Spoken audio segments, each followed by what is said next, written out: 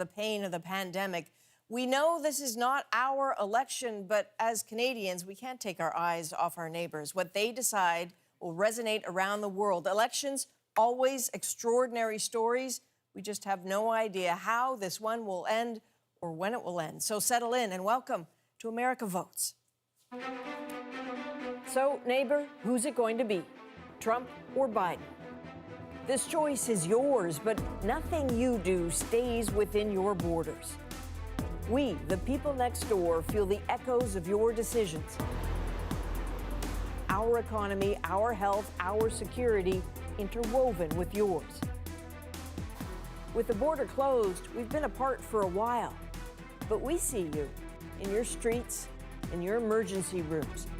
We've heard your rage. Open up! Open up!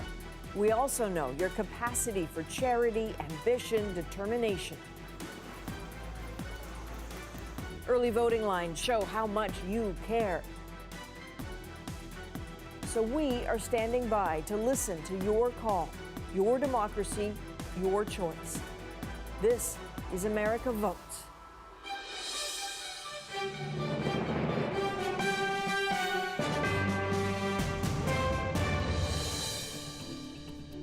And this is the National Studio in Toronto, where we are with you to watch history tonight. Cannot say it often enough. Tonight might turn into days, might turn into weeks, given the record-breaking number of mail-in ballots that need to be counted, unless there is a landslide. Either way, early, we just won't know this evening. So throughout the night, please keep an eye on the numbers at the bottom of your screen. That is the count. That will offer the tally of how the race for the presidency is playing out. Remember, 270 Electoral College votes. That is the magic number for a candidate to hit.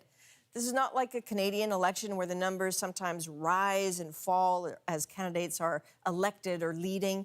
The numbers are there only if and when the candidate has won that state. So let's have a look. Let's begin here. 19 Electoral College votes already for Donald Trump, 6 for Joe Biden. And as for those candidates, keep an eye on that house right there. That is the White House. That is actually where Donald Trump is right now. There was some speculation, at least in the media, of where the president might spend this evening, maybe at the Trump Hotel, but that would have meant violating D.C.'s COVID rules. So he's right there in the People's House, the house he's occupied for 4 years, the house he really wants to hold on to tonight. And if you take a couple hours drive northeast, or maybe a $60 Amtrak ticket away, as Joe Biden would say, that is the Democratic candidate's headquarters at the Chase Center in Wilmington, Delaware. Delaware, that is Joe Biden's home state. It's where he served as a senator for 36 years before becoming Barack Obama's vice president. Tonight, he wants the top job, and he wants to make history with his vice presidential choice, Kamala Harris, and put a woman in the White House for the very first time. So we have you covered tonight, where the leaders are, where the voters are. Our correspondents are across the United States and in Ottawa. Rosemary Barton is watching all of this and what it means for Canada. Our panel of analysts, Republican and Democratic strategists, are standing by. We have a few surprise guests, not going to spoil that. And of course, in studio by my side in a sort of COVID distancing kind of way, Andrew Chang has the pulse of the dynamics, the demographics that are driving votes across the U.S. tonight. And because American elections can be really complicated, mercifully, Ian Hannah-Mansing is here from Vancouver to guide us through the numbers. So why don't we begin right there? That is the most important thing.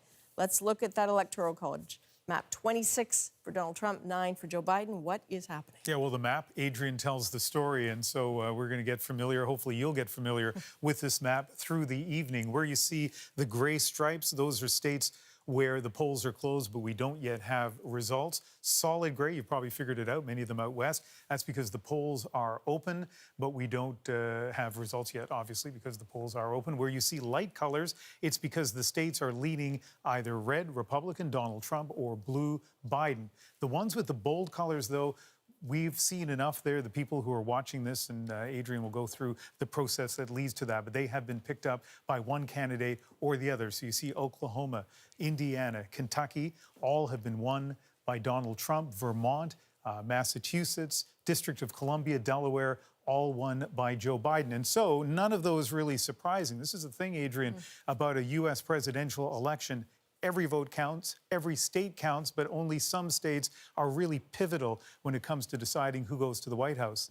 Like Florida. Let's take a look at what's happening in Florida right now. Remember last night on The National, I mentioned Florida is known for a couple of things. We'll get to the second one in a moment, but one is about being close. And 82% of the expected votes have been counted in Florida. A margin, as you can see right in front of you, of, well less than 1 percentage point. But all you need to do is win the state, and you win all the Electoral College votes. Donald Trump won it last time around.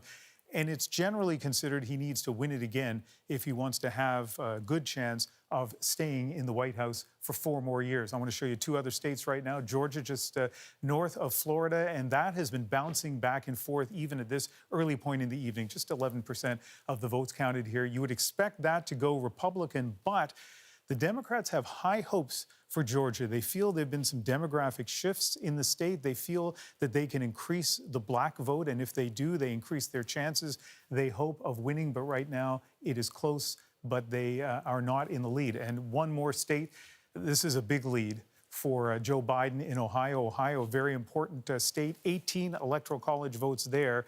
And the thing that you should keep in mind, you're going to hear this caution a lot throughout the evening, Adrienne, is that early results aren't necessarily predictive of what the night's going to be like. For example, what we could be seeing in Ohio, we know that they first count the advance polling and also the mail-in ballots. And in a lot of states, it looks like the mail-in ballots will favor the Democrats based on the registered voters and who's asked for those mail-in ballots. So what we might be looking at there is more a reflection of which votes have been counted as opposed to a predictor of what may happen in Ohio. But Ohio is a really important state here, important to both of these candidates. And right now, it's looking good, Adrienne, for Joe Biden.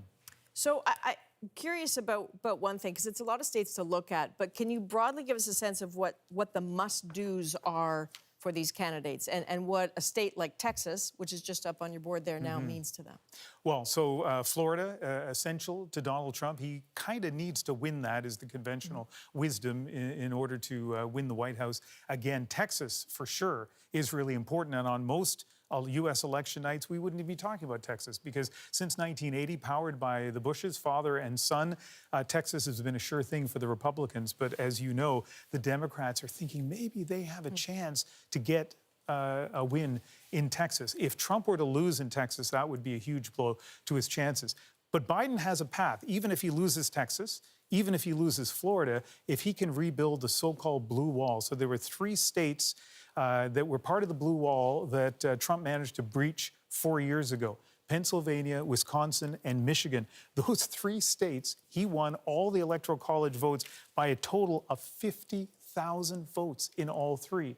If Biden can re-win those 3, if he can regain them, states that used to belong to the Democrats, that would give him his path to the White House. All right, Ian, thanks very much.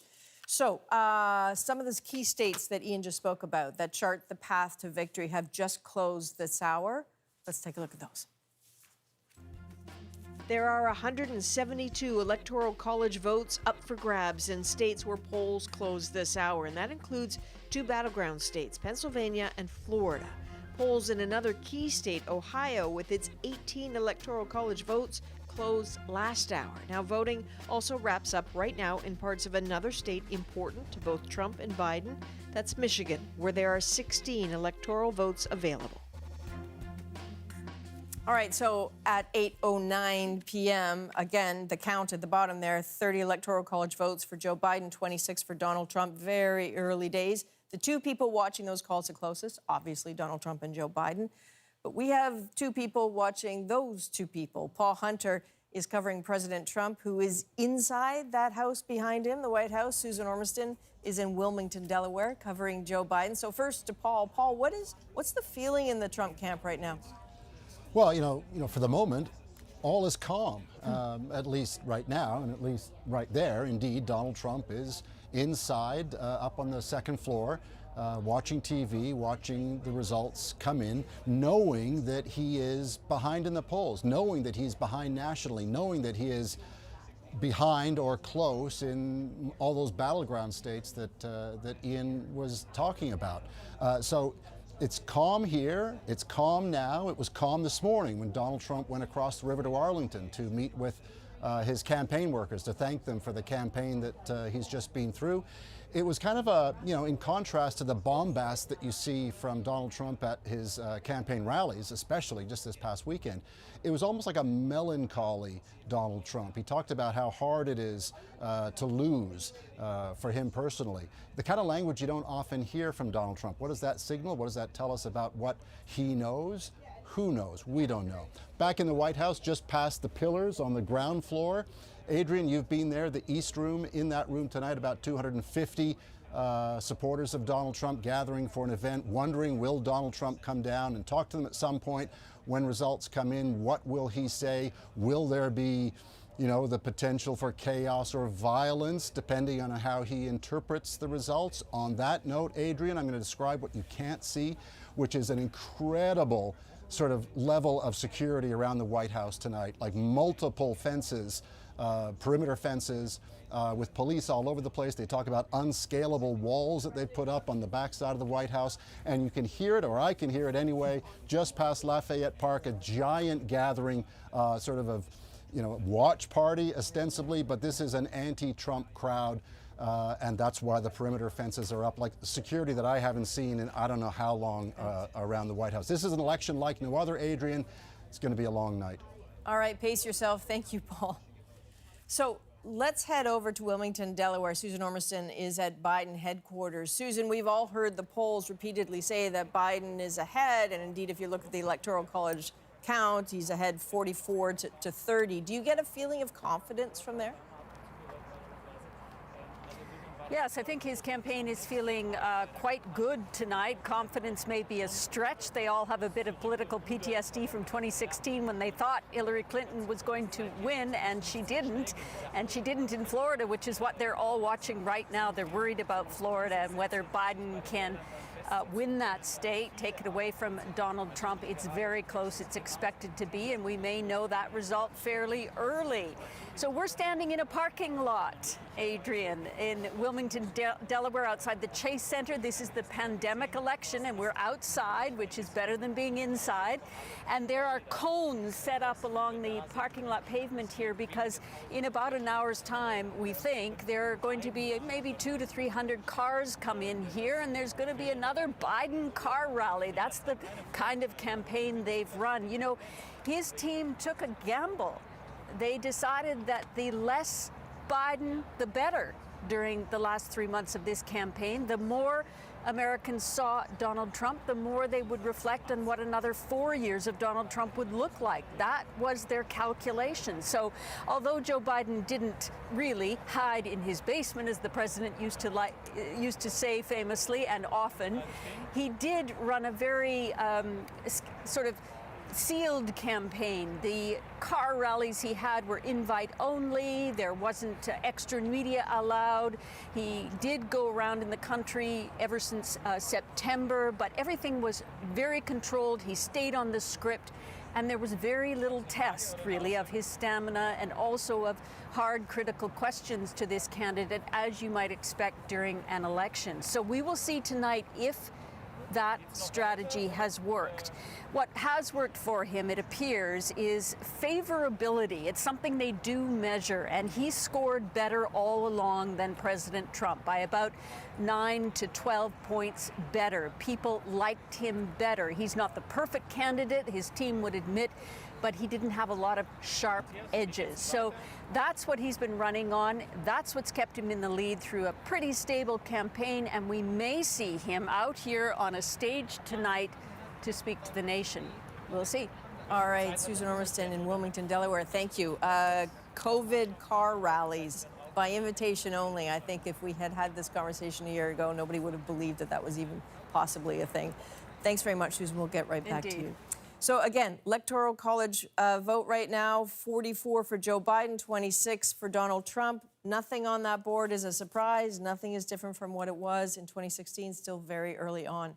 And really, if you think about elections, we've said this before, you're going to get sick of us sick of us saying it again, but one of the most famous phrases of election analysis was 20 years ago.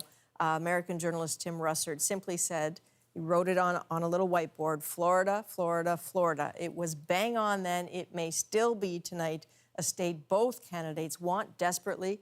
Let's look at why it matters. You can't say U.S. election and not talk Florida. A huge prize with 29 electoral college votes. It's also the ghost of elections past. In 2000, a tight race with faulty ballots in Florida led to 36 days of recounts and lawsuits until the Supreme Court made a final call. George W. Bush became president. Court involvement so rare then and so expected now. Donald Trump finished just 1 percentage point in Florida ahead of Hillary Clinton in 2016, enough to help secure the White House. Okay, so I'm going to age myself here a little bit. 20 years ago, I was in Florida covering the mayhem of that recount. I thought it was the craziest election I would ever see. It is possible. It's about to be eclipsed. No one better to be keeping an eye on the Florida fluctuations than Katie Simpson, who's in Miami-Dade. So, Katie, walk us through what's happening there right now. Adrian, it is really loud here. There is a celebration, even though any official results calling Florida one way or the other. That's not happened yet, but that doesn't matter for these Donald Trump supporters. Take a look here.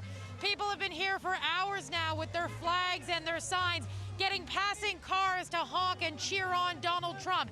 This is just outside a very popular Cuban-American bakery. It's a place where people have traditionally gathered to talk about politics, and tonight is no different. It's really a hub for Donald Trump support. So many people in the Cuban-American community are big Republican supporters. Their big concern is that the Democrats could bring in socialist policies, and many people here in this crowd have told me so far tonight that is their main concern. That is why they went and voted for Donald Trump, and Donald Trump has done a really good job of casting Kamala Harris, Joe Biden's running mate, as someone who is too liberal, someone who endorses socialist policies. And every time you ask, well, why Trump? That is what people here tonight have been telling me. So this party is only expected to get bigger as more results come in. Florida is one of those states where they do count the ballots early, those early results, counting them for the last 5 weeks or so. So there should be a little bit more clarity. But the party is just getting started. If this state goes the way it did in 2016, you can expect this street right here possibly to shut down as people start blasting the music and start dancing. All right, Katie Simpson in Florida. Thank you, Katie. So the pandemic, this has touched every aspect of all of our lives on both sides of the border. Andrew Chang is covering that tonight and so much more. COVID, Andrew, might be the only thing that is preoccupying Americans as much as this election. So how has it tinged everything about the election? Yeah, well, you just have to look at the numbers. So, I mean, the United States, if you look at them globally, largest number of coronavirus cases, largest number of coronavirus deaths. And if you look at the trend line, which I'll show you right here, it shows that the numbers just keep going up. The key thing to take away here is that the United States is closing in on 100,000 confirmed cases per day. Per day. Now look at the trend map. As we look at where those cases are concentrated, you can see in the Midwest and certainly in those traditional Rust Belt states, Michigan, Wisconsin, you see a big concentration of COVID cases. But look down south as well. Look at Florida. Look at Arizona. Look at Texas. All of these states are in play tonight. Now consider how COVID-19 might shape your political views, particularly if you're an American. It will certainly affect the way you see leadership, the way you see government, perhaps the way you see President Trump and the way that he's handled the coronavirus pandemic. Now think about how COVID-19 affects all of these other issues, how it affects the economy, right? How it affects the state and delivery of healthcare. Just think of how politicized the simple wearing of a mask became down in the United States. Now think about how COVID-19 might affect something as granular, as simple, as practical as whether you decide to line up and vote on Election Day, Adrian, because they're always weighing that perceived risk of waiting for hours, potentially, with people you don't know. That's an X factor.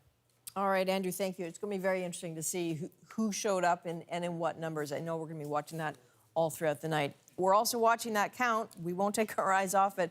44 electoral college votes for Joe Biden, 37 for Donald Trump. Again, nothing on that board is different from what it was in 2016. Nothing has effectively changed. So you might be wondering, How is any of this called? What is the process? Well, in Canadian elections, when votes are tabulated, there's a central clearinghouse, if you will. Elections Canada gets that data. So does the consortium of journalists who then interpret and start to do the math of it. That's not what happens in the United States. There is no central clearinghouse, if you will. But the Associated Press is the oldest, the most methodical, the most storied of organizations that does the math. So AP is in contact with every single precinct office and county clerk in the United States. By phone or in person, they are getting all of those numbers, and they check, and then they double check, and then they start to do the math on it.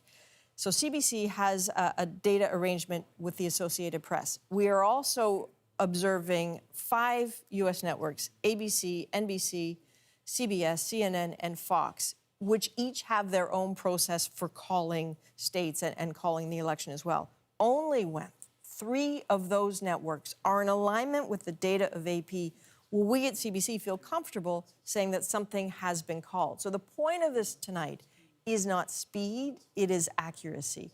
Nobody can afford to get this wrong, and so we're going to take our time and get it right.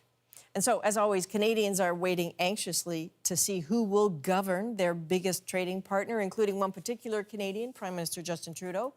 Let's listen to what he has to say.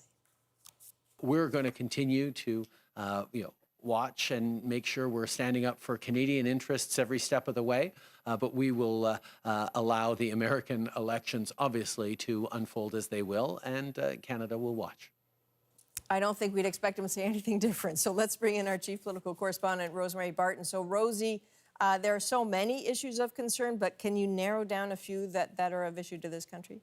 Yeah, I mean, I should tell people that the Prime Minister's watching this at home, that he implied earlier today he probably won't be up as late as you and I will, knowing that the results may take some time to come in. So he's watching all of this as obviously any Prime Minister would do, and anyone that knows how important the United States is to our own existence. And I don't think I'm overstating that in any way. Obviously, our largest trading partner, we've got $2 billion of goods and services that travel across that border every single day, not to mention all of our personal relationships and connections with the United States. So I think the first thing that politicians and that Ottawa is looking at is trade, of course. We are at a difficult moment. We've said it many times already tonight. This pandemic has shut down the border to non-essential travel. That complicates things. But trade needs to be sort of top of mind for the Canadian government moving forward, knowing that there is an element of protectionism that will exist, whether it is President Trump or President Biden. And I would say the second thing is stability. One thing that has maybe consumed the Trudeau government at certain moments over his first mandate anyway, has been dealing with the instability of President Trump, whether it be criticizing partners at the NATO table, whether it be, complicating the world's relationship with China. On and on it goes. And so this has managed to take up an awful lot of time for this government and define a lot of how Justin Trudeau has managed the country for much of his first mandate anyway. So if that sort of instability continues with President Trump, sure, they know how to manage it. But if there's any hope that they could get something slightly more predictable with President Biden, I think that would certainly make their job easier. All right, Rosie, thank you. Hang in. We've got a long way to go. We are going to be back in 2 minutes, but we have a crack team of analysts to help us get through the night. We're also going to hear from Americans throughout this evening about what matters to them. So go get some snacks, but come back in 2 minutes. Hi, my name is Ashley Martin. I just turned 18 years old and I'm a senior in high school. I live in Fort Wayne, Indiana. I'm actually feeling incredibly confident about this upcoming election. I would say my main election issues this year specifically is making abortion illegal, because my views have been developed on this issue based on my Catholic faith and from a moral point of view, and being able to have the right to bear arms. And I think that's really what's important right now, is having strong leaders to uphold those values. I'll be voting for President Donald J. Trump, as I believe he is the best candidate in this election. He truly represents the core values of the Republican Party, and I couldn't be more thankful for everything he's done for the U.S., including the strong economy he built and will build again, and is a true advocate for Americans.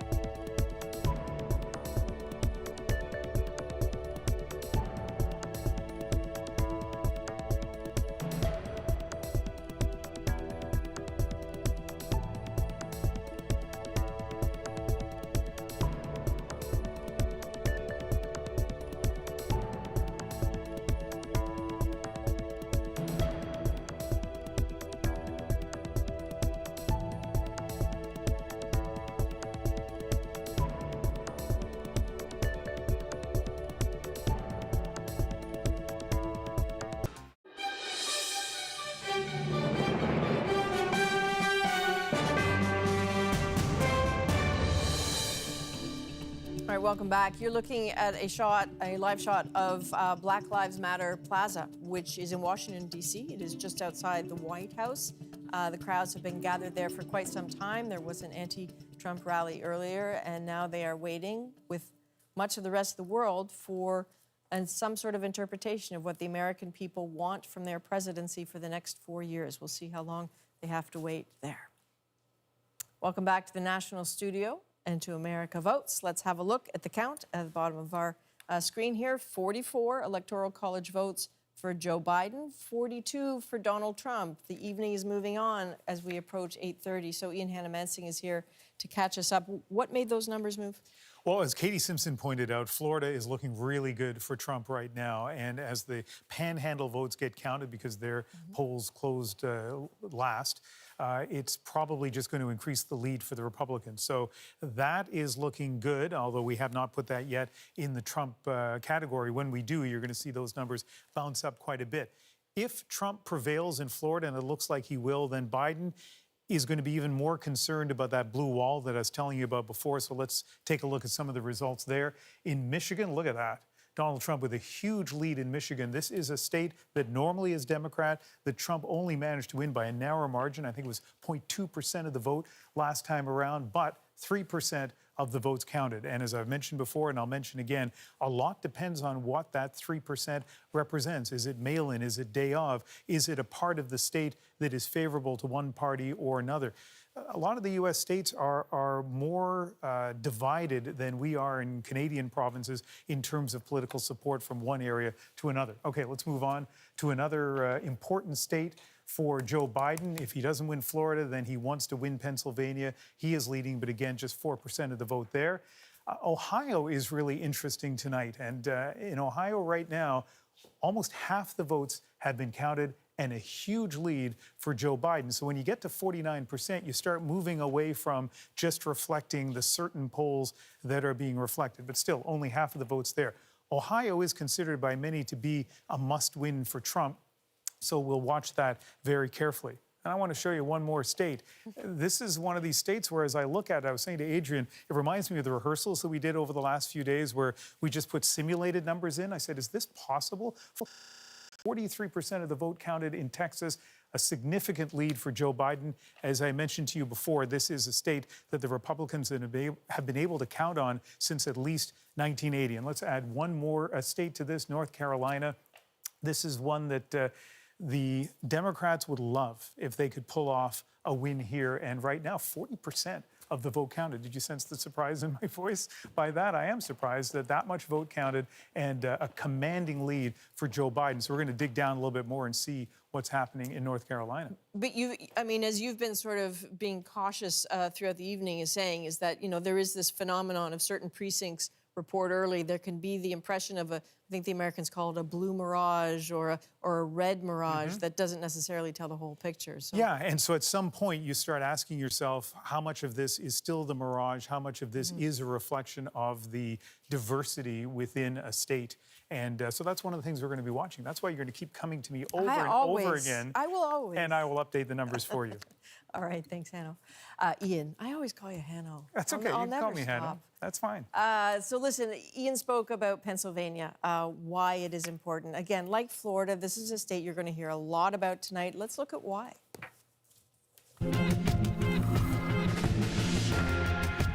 Pennsylvania, it is critical for both Joe Biden and Donald Trump. It holds 20 electoral votes. Now, Trump barely won Pennsylvania in 2016, beating Clinton by less than 1 percentage point. The 6 elections before that, it was Democratic. Biden wants it back. It will take patience to watch Pennsylvania. This is the epicenter for battles over mail-in ballots. And that is why Stephen D'Souza is in Philadelphia tonight. So, Stephen, the biggest issue in Pennsylvania, I suppose, may be how and when they count the vote. Can you tell us about that? That's right. The vote counting has become a major issue in part because the president has been attacking the vote, specifically in places like Philadelphia, saying that there could be cheating, there could be violence in the streets over the vote count. A lot of this unfounded, but perhaps could influence what happens. And that's all because last year, Pennsylvania changed its rules around mail-in ballots to make them available to anyone who wanted it. And then, of course, the pandemic hit, and there was a huge request for mail-in ballots. And so we've been seeing record numbers of mail-in ballots. But unfortunately, in Pennsylvania, unlike Texas and Florida and some of those other states, they haven't been able to count all of those ballots up until this morning at 7 a.m. So that's where places like Philadelphia began counting. And we actually got a look inside the convention center. Massive counting operation that they have going on here. 345,000 mail-in ballots that they started counting this morning. And the controversy is that how those ballots are being counted and the fact that ballots will still be allowed to be accepted up to 3 days after Election Day if they're postmarked, if mail-in ballots are postmarked by today. And so the president has said that could lead to cheating. That's a wrong decision by the courts that made those decisions. And the fear is that you talked about a red and blue mirage, that perhaps the early results in Pennsylvania could show a bit of a red mirage because that's going to focus on more the in-person voting, which is more likely to be Republicans who vote in person, and that the mail-in ballots, which will come in more slowly, will focus more on the Democrats who are more likely to vote by mail-in ballot. And the fear is the president could declare victory prematurely and then cast aspersions and doubt about any votes that come in afterwards. Local officials have been adamant trying to say that, this is something that we're doing without any favor to either candidate. We're going to take as long as it takes. They're working 24 hours here in Philadelphia to count all of these ballots. And so if this election is close, if Donald Trump wins Florida and then suddenly everyone turns to Pennsylvania to see where the Electoral College votes go, we may be waiting for days for the result because some counties aren't even counting those mail-in ballots until tomorrow morning. And so it could be days. And then even when we get the result, then, Adrian, that's when the lawyers could show up. And so, you said you covered Bush Gore back in 2000. A lot of lawyers are already in court today arguing over smaller things, but it could get ugly here if it stays close and if the result is in doubt.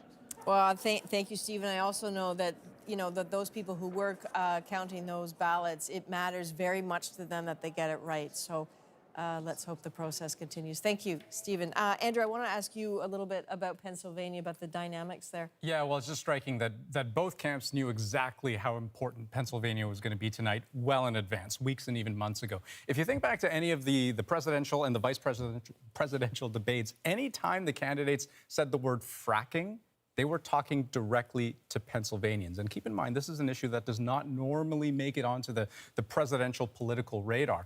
But Pennsylvania is home to one of the largest natural gas reserves in the Western Hemisphere. Biden and Harris have talked about how they want to transition away from oil and gas, and Trump has sort of turned that into a kind of accusation saying that Joe Biden wants to ban fracking. Now, there's no indication that that is actually the case. Biden has denied that vehemently, but it's worth mentioning that if Pennsylvania were to ban fracking, the oil and gas industry would wither and die. So this is a very important issue. And Adrian, we know 20 electoral college votes in play in Pennsylvania. This is considered a must-win on both sides. Okay, Andrew, thanks very much. Right now and then throughout the evening, we're going to be seeking the help of our analysts. We have an amazing team here. David Frum, senior writer for The Atlantic. Aisha Mills, Democratic strategist. Kelly Torrance, a conservative and a Canadian who is on the editorial board for the New York Post. And Governor Howard Dean, former governor of Vermont, the only man in the crowd here who actually ran for president. I know you're all watching for slightly different things, and I'm curious what it is. David, let's start with you. Well, I have been worried for a long time about the stability of the United States coming out of this election. We're watching state by state. I don't think there's much doubt that Joe Biden is going to come away with a huge advantage in total votes cast, much bigger than even Hillary Clinton's 3 million vote advantage in 2016. If you feed that big popular vote advantage into the American Electoral College and get a result at variance with what the American people as a people are wishing, what happens next? That is very much on my mind. So I hear you on curiosity about volume in particular, but Aisha, I'm curious about the demographics of the turnout. I suspect you're probably looking very carefully at who exactly is showing up. Absolutely. So to that point about the high density places here in the United States, they also tend to be urban areas with significant people of color who matter deeply to the base of the Democratic Party and the Democratic vote. And then certainly their turnout could make all the difference in places like what we tend to call the blue wall, the 3 states that Hillary Clinton lost that Democrats generally do well in, which made all the difference, which are Michigan, Wisconsin, and Pennsylvania. If you look at Philadelphia and Milwaukee and Detroit, the key cities in those states, you're going to be eyeing black voter turnout to see which way folks are coming out. And if black people are showing up at the polls, the Democrat is winning. And so demographically, that matters. It also matters that younger people are able to really participate in a way that maybe they hadn't since Barack Obama. And through the historic early vote totals that we saw huge youth engagement. And that's also a real good sign for Biden. And Kelly, how are you interpreting the turnout conversation? I suspect you see it a little differently. Yeah, Adrian. My understanding is Democrats have been a bit worried going into Election Day because turnout didn't look so good among blacks and Hispanics, which, as Aisha said, are usually strong signs of support for the Democrats. But, I think things could be very different this time around, possibly with Hispanics. A lot of people think that's a traditional Democratic-based demographic, but they have been increasingly going for Donald Trump. And I think we're going to see his support amongst that group increase this time. He's not going to win them, of course. Republicans are going to always have a tough time doing that, but I think he will increase the support, and that could hurt Democrats a lot in some of these key states. Of course, Donald Trump did not do very well amongst blacks. Republicans rarely do, but he's really made a push for that group.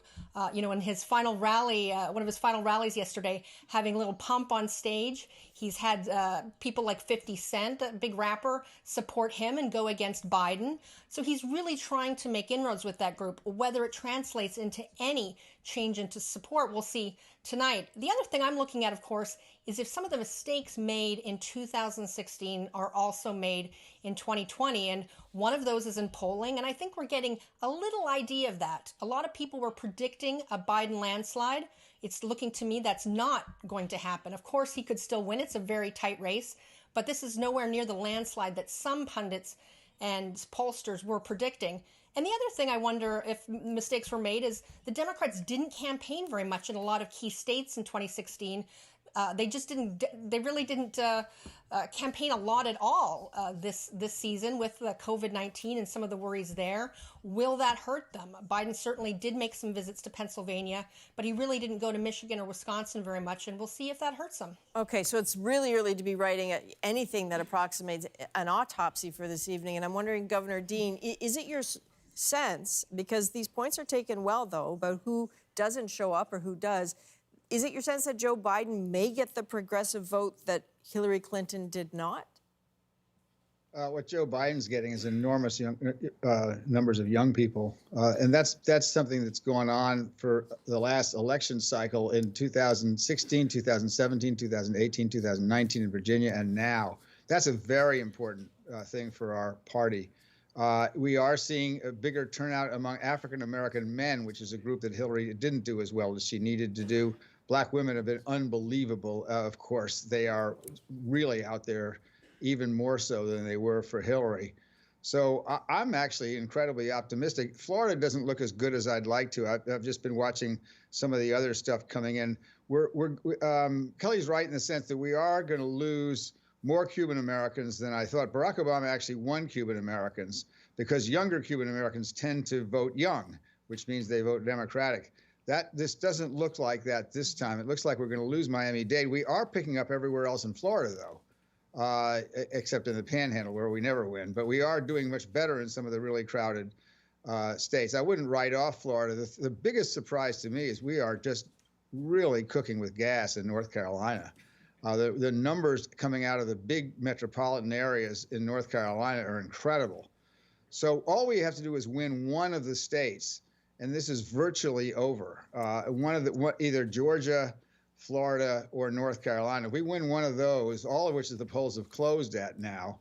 Unfortunately, Georgia just had a water main break in the vote counting place in the largest county in the state, which is Fulton County. So no matter what happens in Georgia, we're not going to know about it until whenever they fix the water main and resume counting. Wow, okay. So that's where we are right this moment, and I don't expect any breakthroughs for the next couple of hours. No, and no more water main breaks, let's hope. Listen, thanks so much. Please. We will come back to you throughout the evening. You're handy for the breaking news. Hang in there. Yeah. All right, so there is lots of interest in this country, obviously. Rosie Barton, our chief political correspondent, here to fill us in on that, and you have a guest. I sure do. Kirsten Hillman is the ambassador of Canada to the United States. Good to see you again, Ambassador. Thanks for making the time. Thanks so much. Good to see you. So we talked on Sunday. I'm not sure if your thinking has completely been upended since Sunday, but we do have some results now, and it does seem that the race is just about as tight as we would have expected. What do you make of how close it is so far? Well, I mean, it is early time still. We have a lot of time to go tonight, and there's some polls that continue to be open here in the U.S. So obviously we're going to watch that and see how it plays out. I think, we're still prepared for a very long night and perhaps a result that isn't clear even by the end of tonight. But as I think probably some of your commentators have said, that's not uncommon. We've seen that before, and we will just be watching until there's a final result that we can know that is announced. You had a conversation with the Prime Minister last week, along with your consul generals in the United States. Was that to sort of give him your sense of what was on the ground? I don't know if you can give me a sort of a general notion of what you told him. Yeah, absolutely. I mean, our network of consuls general and our team here at the embassy, we follow the elections. We've been following the races for months now, not just, of course, the race for the White House, but there are all of the members of the House of Representatives are up for re-election and about a third of the Senate. And all those relationships are very important to Canada. We have really important work that we do with all of these elected officials. So we were, giving him a sense of some of those races, the issues at stake, some of the partnerships that we have, and preparing for, moving forward after the election. You know, this is probably only second to our federal and provincial elections in this country, the most important election for Canada in some ways. Why, if you were going to explain it to Canadians, why would you tell them it does matter so much for us to pay attention to this? Well, it matters because the Canada-US relationship matters. And one of the things that has really become clear to me since I've been here that I don't think I fully appreciated before, even though I spent, my summers about 10 kilometers from the US border with my grandparents. But one of the things I didn't fully appreciate was literally the tens of thousands of interactions that Canadians have with Americans every day, whether it's our border services, our law enforcement services, our militaries, obviously business and economic, but families, travelers, it's enormous. So we have a huge economic relationship. We share an environment. We share a common border. We share a history. And we have all of these various fibers that are tying us together every day. And so what happens matters on so many different levels. And I think that's why it's important to pay attention. In 20 seconds, Ambassador, do you think you'll speak to the Prime Minister tonight? Perhaps. Perhaps. That's less than 20, but perhaps. All right, Ambassador, thank you for making the time for us. Appreciate it very much. Thank you. Thanks That's Ambassador. Bye-bye. Thanks. That's Ambassador Kirsten Hillman, our ambassador to the United States. And with that, I'll toss it back to you, Adrienne. All right, thank you, Rosie. I just wanted to go back and speak with Ian for a moment about something Governor Howard Dean said. He seems very enchanted by what's happening in North Carolina. What is happening there? Well, first of all, Howard Dean said that the Democrats are cooking with gas in North Carolina, an expression my dad uses. Do you use that expression? No, but I might now. Yeah, so what it means is that things are going well for the Democrats in North Carolina. Let's take a look at the numbers for them. This is a state that Barack Obama won by a very narrow margin. I think it was one of the closest races in the country when he first went to the White House. Donald Trump won it by a fairly small margin, I think about 3% 4 years ago. Look at that lead now, and 69% of the votes counted. If the Democrats win in North Carolina, well, Howard Dean would say that's it for Trump's path to the White House. Might be a little more complicated than that, but that still would be a huge win for the Democrats if they can hold on in this state. And with North Carolina comes one of the Senate seats. We'll talk more about the Senate later on in the evening, but the Senate's important in the United States. It's a different body than it is in Canada. It actually has influence on the way policy is made in that country. The Democrats are hoping to pick up 3 Senate seats to get control of the Senate if Biden wins, 4 if he doesn't win. This was an interesting race because Cal Cunningham looked like he was in the lead for a while, got caught in a sex scandal, had to admit publicly to an affair. And people wondered how that would play out in a fairly conservative state. But as you can see right now, he is in a commanding lead in that Senate race. All right, thank you. 2 other states you're keeping an eye on. Ohio is one of them, I believe. Yeah, so listen, Ohio is considered to be a must-win state for Donald Trump. And right now, he is not in a position to win it. Now, 47%, almost half the votes still to be counted. But still, that is a big lead for Joe Biden. You know, the map giveth and the map taketh away. And right now, it giveth to the Republicans in Florida. But they also need to get Ohio. That is part of the Donald Trump plan to try to get back to the White House. So that's really interesting. And I want to show you one more important state at this point. And this is where, again, a place where at one point, like North Carolina, the Democrats hoped that they could maybe make a breakthrough. But right now, that's not happening. Only a quarter of the votes in Georgia, but a pretty commanding lead at this point for Donald Trump. All right, Ian, thanks very much. So these are good questions about Georgia and Ohio, what's happening. Good time to bring in senior Washington editor Lindsay Duncombe. So, Lindsay, can you talk to us about these 2 states? What's going on there? Well, it's really interesting because, you know, a lot of the focus from some of these groups of Republicans who have decided to campaign against Donald Trump and for Joe Biden just this once has been focused or have been focused on Ohio. And the reason for that is they're looking at these voters, the segment of voters that would be Obama-Trump voters, people that didn't want to vote for Hillary Clinton, that really liked Donald Trump's message of bringing back more manufacturing jobs to the Rust Belt and took a chance, took a flyer on Donald Trump. So a lot of that effort in terms of finding those voters and getting them to the polls and convincing them to vote for Joe Biden has been focused on Ohio. Remember, it was Ohio where Donald Trump said to auto workers in Lordstown, don't sell your house, we'll keep the factories. Well, that didn't happen, and a lot of people are still, stuck with houses that they can't sell in some of those areas. The manufacturing numbers promised by Donald Trump, although there have been some bright spots, have simply not lived up to the promises. So what we're seeing in Ohio is that middle-class Joe, the way that Joe Biden has portrayed himself as being the guy from Scranton, is how he campaigned in Ohio. It's what we saw with his visits there, and at least at this early stage, and there's still a lot to come back in. Certainly we could see the strong support for Donald Trump come as more and more precincts report, but we can see perhaps some of the fruits of that effort in Ohio. And I know that you had talked about with Ian there that the idea that Georgia was in play would be disappointing with the numbers that we're seeing in Georgia. But just imagine, Adrian, we wouldn't have thought about talking about Georgia being competitive at all back 4 years ago. No kidding. All right, Lindsay, thanks very much. Again, we will get back to you repeatedly tonight, I promise you. So, a quick look at the count again. 44 Electoral College votes for Joe Biden, 42 for Donald Trump. So far, nothing on the map that is different from what it was 4 years ago, although the night is marching on and counts are coming in a little bit faster than I think some had anticipated, so that might indeed change.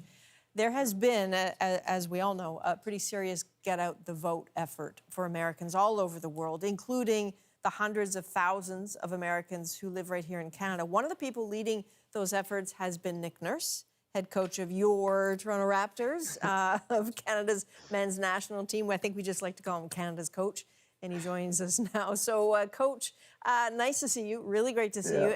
And I'm wondering why the decision to get political, because you're kind of busy enough already. Well, I tell you what, most of the head coaches around the league were pushing to people to get out and vote. We were trying to figure out what we could do, and we realized there was 650,000 United States citizens living up here in Canada, and we wanted to get them to fill in their absentee ballots and vote. So we decided that was our best route we could promote Get Out the Vote campaign. So your pandemic political project, I guess, and what I'm kind of curious about is we often see people beginning something like this, but we don't really know what happens. So can you paint a picture for us? Do you have any sense of whether it's working? Have you heard any stories that it has connected? Well, we've got a couple of good indicators. Let me just tell you this, that incredibly only 5% of the United States citizens living in Canada voted in 2016. Just over 35,000 of those 650,000. It's really mind-boggling to think that few voted. FVAP.gov, who we worked with very closely to register people, said they had 3 times the traffic this year.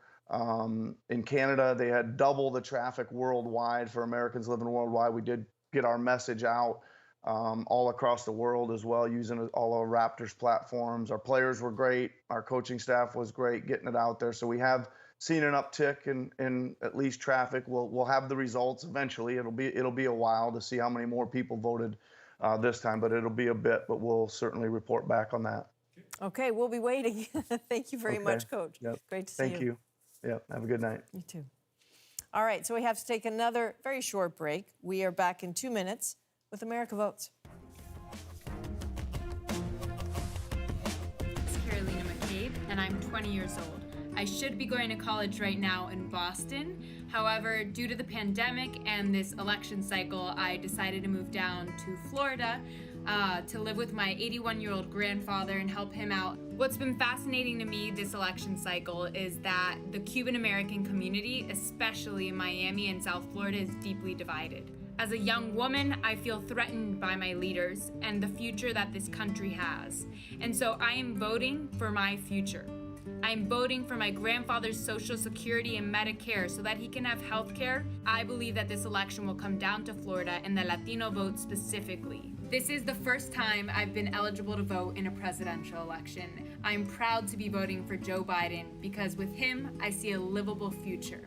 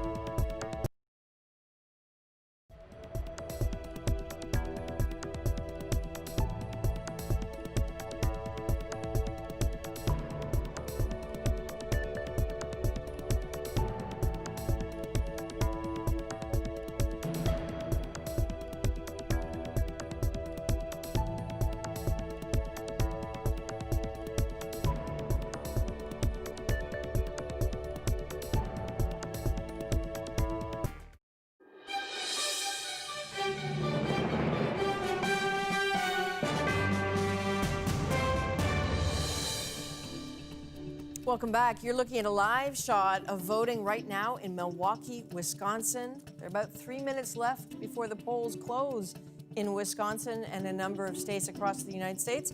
Right now, the count still sits on the Electoral College voter board at 44 for Joe Biden, 42 for Donald Trump.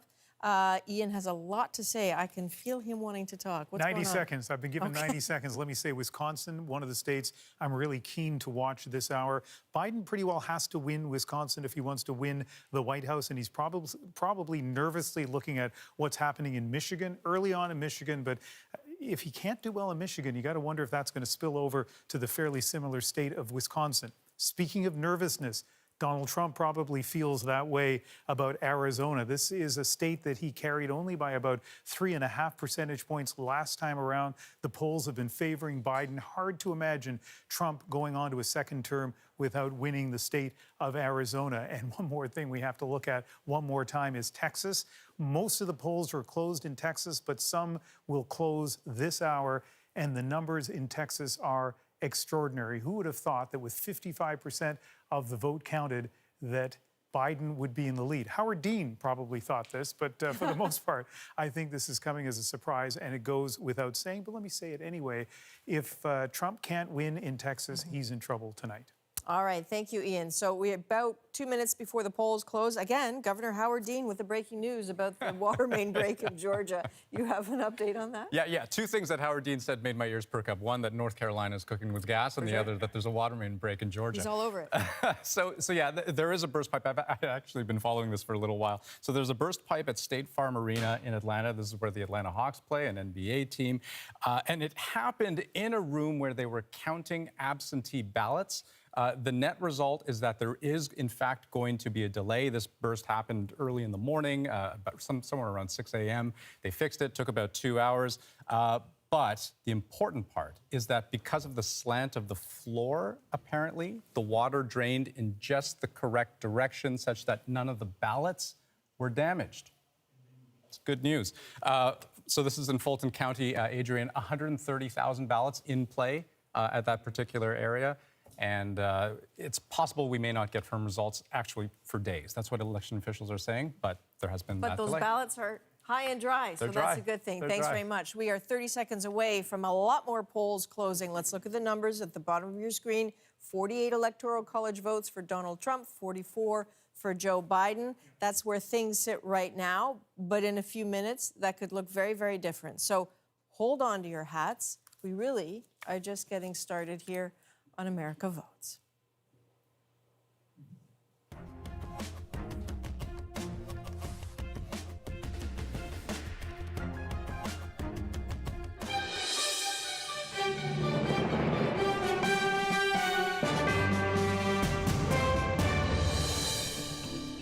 It is 9 p.m. Eastern here in the National Studio in Toronto. We have our eyes to the south as more polls have just closed in this unusual presidential election in a year like no other. Take a look. There are 156 Electoral College votes available in states where the polls close this hour. That includes Texas, Minnesota, Wisconsin, and Arizona. Now, Arizona is one state to watch very closely. It used to be a Republican stronghold, but its demographics are changing, and now it's up for grabs. Keep an eye on Wisconsin, too. Joe Biden is hoping to win it back for the Democrats after Trump narrowly edged out Hillary Clinton there in 2016. All right, so one quick look at the board. 48 Electoral College votes for Donald Trump, 44 for Joe Biden. Ian, there are some huge states to watch this hour. Yeah, so let's start with Florida, the state that is often very close and often very important, and often the candidate that wins in Florida ends up winning the White House. And as you can see, Donald Trump is in a pretty big lead by Florida standards there with 90% of the vote counted. If Donald Trump wins in Florida, it puts increasing pressure on Joe Biden to win back some of the industrial states that Hillary Clinton lost to Trump in 2016. States, for example, like Michigan. Let's see if we can take a look at the numbers in Michigan. There you go. And Trump in a commanding lead, just 14% of the vote. And if you've just joined us, we have been cautioning that when you see relatively small percentages of the vote counted, it could reflect for example, in-person ballots today as opposed to advanced ballots, certain parts of the state that may favor one party over the other. So 14% is too early to predict a trend for the whole state, but I can predict this. The Joe Biden camp is watching Michigan, and they are nervous. At the same time, look at another of the industrial states. This one, Pennsylvania, is really important to both candidates. You probably have seen in the last couple of days how often they have visited Pennsylvania. Joe Biden likes to call himself a son of Scranton, and he was there today with some extended family members, and he is in the lead right now. But again, it's really early, right? 9%. The one we have to show you, though, because it is so tantalizing to Democrats, we keep talking about it, but man, Texas is... I think it's got to be considered a surprise to a lot of people. And like I said just before the top of the hour, if the Democrats could hang on here, that would be the end, an abrupt end to the Trump path to the White House, unless there's some scenario that we haven't imagined. And in 2016, we found out there were some scenarios that we couldn't have imagined. But really, all kidding aside, Texas... it's hard to imagine that at this point in the evening, with 56% of the vote counted, that the Democrats aren't just in the lead, but in a pretty significant lead. But that's where we are right now. All right, tantalizing Texas. I knew you were going to say it. I guess the Democrats still think of it as toss-up Texas. Thank you, Ian. So party leaders in Texas, as Ian has been saying, both think they have a shot at the state. It's important to understand why it matters. There are 38 Electoral College votes up for grabs in Texas. That's the most of any state besides California. For 40 years, Texas has been a slam dunk for Republicans. It certainly was for Donald Trump. But this year, in recent weeks, Texas has turned into a toss-up. A growing and diversifying population might have a lot to do with that. And that is why David Common is in Houston, Texas. So, David, you've been there for a stretch now. How serious do you think is the suggestion that Texas is in play? Well, absolutely. It is a toss-up. And you see that outside the polling stations. You see it in the streets. You hear it in the big cities. So here we are in Houston, places like Dallas and Austin. Demographics have been changing over a number of years, and that has shifted the dynamic more towards the blue, more towards the Democratic Party. And we are seeing it now in these results. It's still unfathomable to some people that this state could be anything but red. I'm talking to you from actually a place where the ballots come in. So if you look here, these cars are coming in from some of the 800 polling stations in this one county. They get unloaded, supposed to be as contactless as possible. You see right in front of us here, those are actually ballots that are being unloaded. And if we take a peek just down the road here a little bit, those are ballots now being wheeled slowly back into the counting center where they'll get certified. Here's another golf cart. Better get out of the way for that. It's going to be moving in ballots, presumably. They've been coming over the last hour. 58% of people in this state, Adrian, voted in advance polls. Now, that was record-breaking in and of itself, but we could be looking tonight at the largest turnout in Texas history. We're certainly on track for that. And the expectation from the Democrats was that if there is a very large turnout, then it's something that's going to advantage them. We'll be certainly watching for that in this state that you really couldn't have guessed we'd be where we were tonight, not thinking about that a few years ago, and yet here we are now. Democrats will be excited. Okay, so David, two things. One, you're kind of in the way of a cart there, so let's not get run over on camera. The paperwork would be, terrible. But also, the seriousness with which people who work at elections counting the ballots is kind of an amazing thing to behold. And I'm wondering if you can tell me, have you had a chance to sort of observe the process yourself a little bit? Like how for all the people who are saying, is there going to be voter fraud, how carefully are these ballots being handled? So it certainly depends on where you are, because there is not a central authority across this country as there is. You've been talking about that. There is no Elections Canada in the U.S., and so it really is run county by county. In this county, they went from a $4 million budget up to a $33 million one just to manage the increased demands of COVID, adding in extra, I'm going to get out of the way of a golf cart here, adding in extra support for all sorts of other things. This one is really tight, Adrian. There goes some more ballots making their way inside. There, it's just about a centimeter to go. But look, yes, absolutely. The care with which they take here, you're seeing it. We know that polls stayed open at least an hour later in other parts of Texas because of some problems earlier. But inside this building, we'll try to show it to you a little later. It's kind of remarkable. They have like a 1980s dot matrix printer. It's never been connected to the internet, and that's intentional. It's their vote calculator. It's the thing they use and have used for, what, 40 years or something like that now, to be able to count the votes. It looks like a blast from the past, Adrienne, but quite something. This is a new Texas, and I think a lot of people here are recognizing that. All right, David, thanks very much. Please be careful. We will get back to you a little bit later. So that jump on the count that you see right now, 73 Electoral College votes for Joe Biden, 48 for Donald Trump, that is because New York has just reported. That is not a surprise that is in the Biden tally there, but just so you know. Texas, though, still key to that magic number you keep hearing about, this 270. Here's a primer on why that number is what it is and why it's so important. So the key to victory for any candidate is the Electoral College. When Americans cast their ballots for president, they're actually voting for an elector appointed by the parties in each state who then votes for the president. They make up the Electoral College.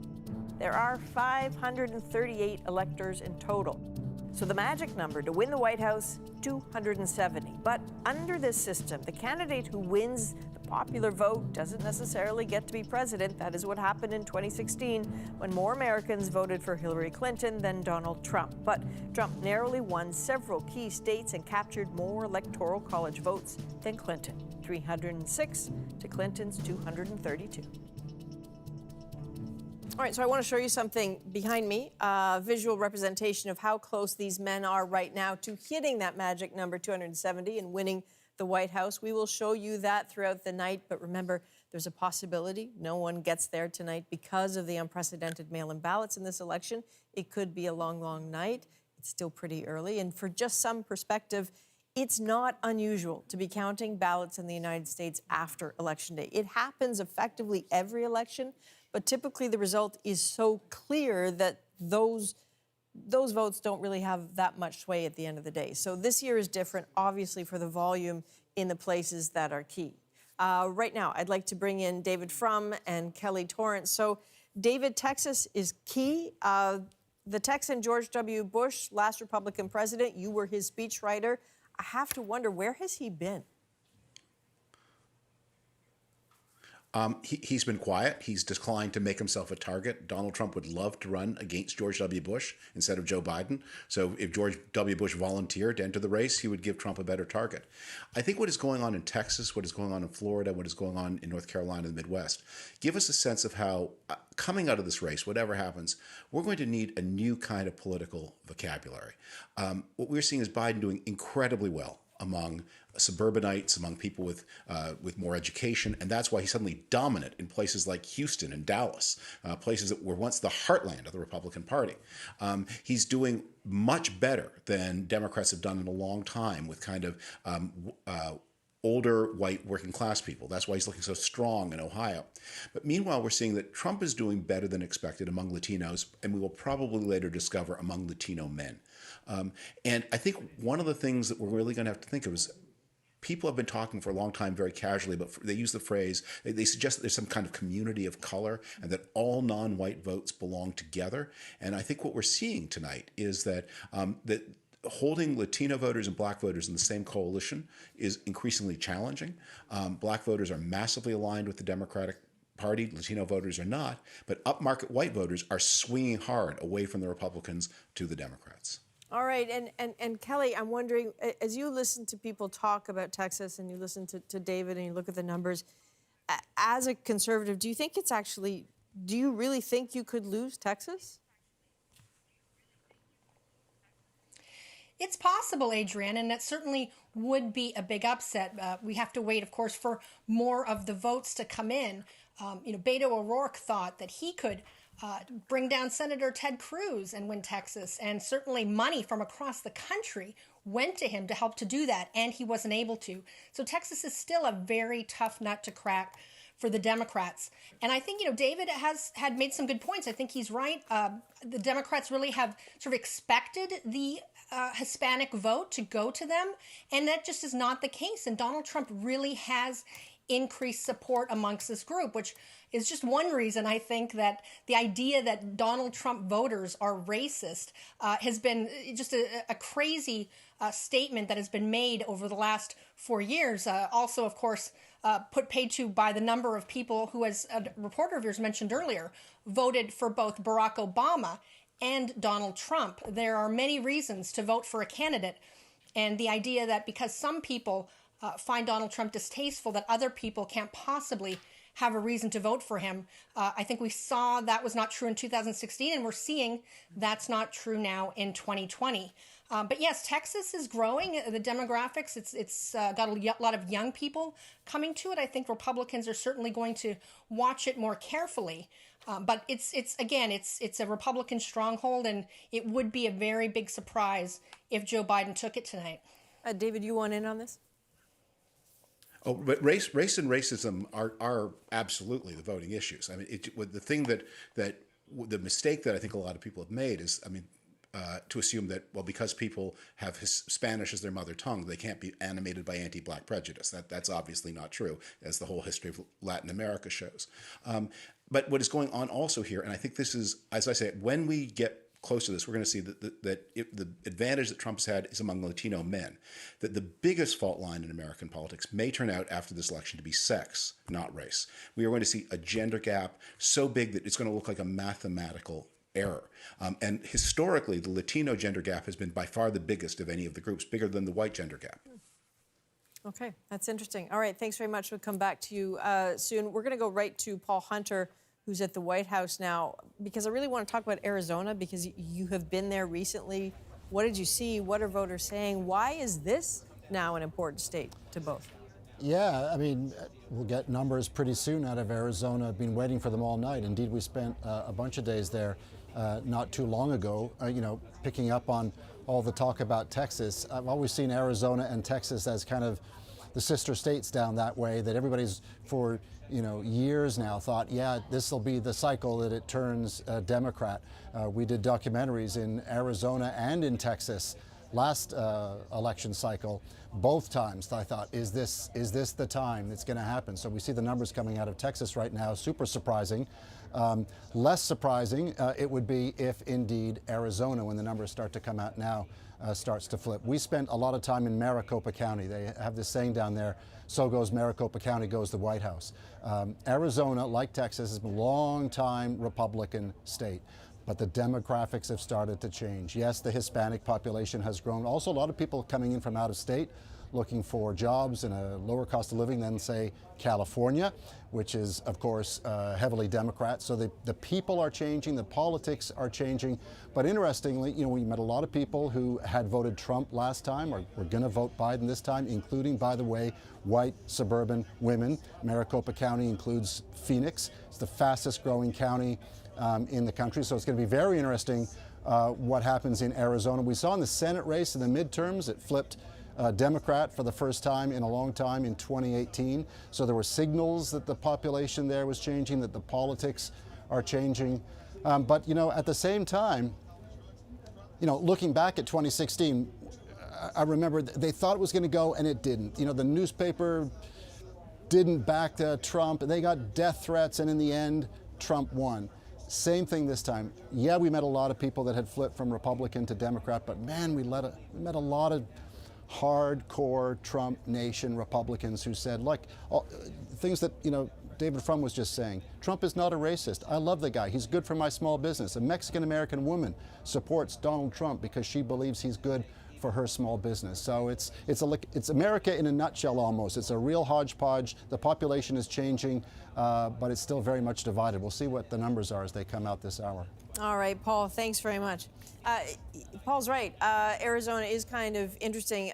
Canadians will recognize a city like London, Ontario as a test market that companies will try out a new hamburger, for example, at a place like London, Ontario. They do that in the United States in Phoenix, Arizona. It's considered a test market corporately.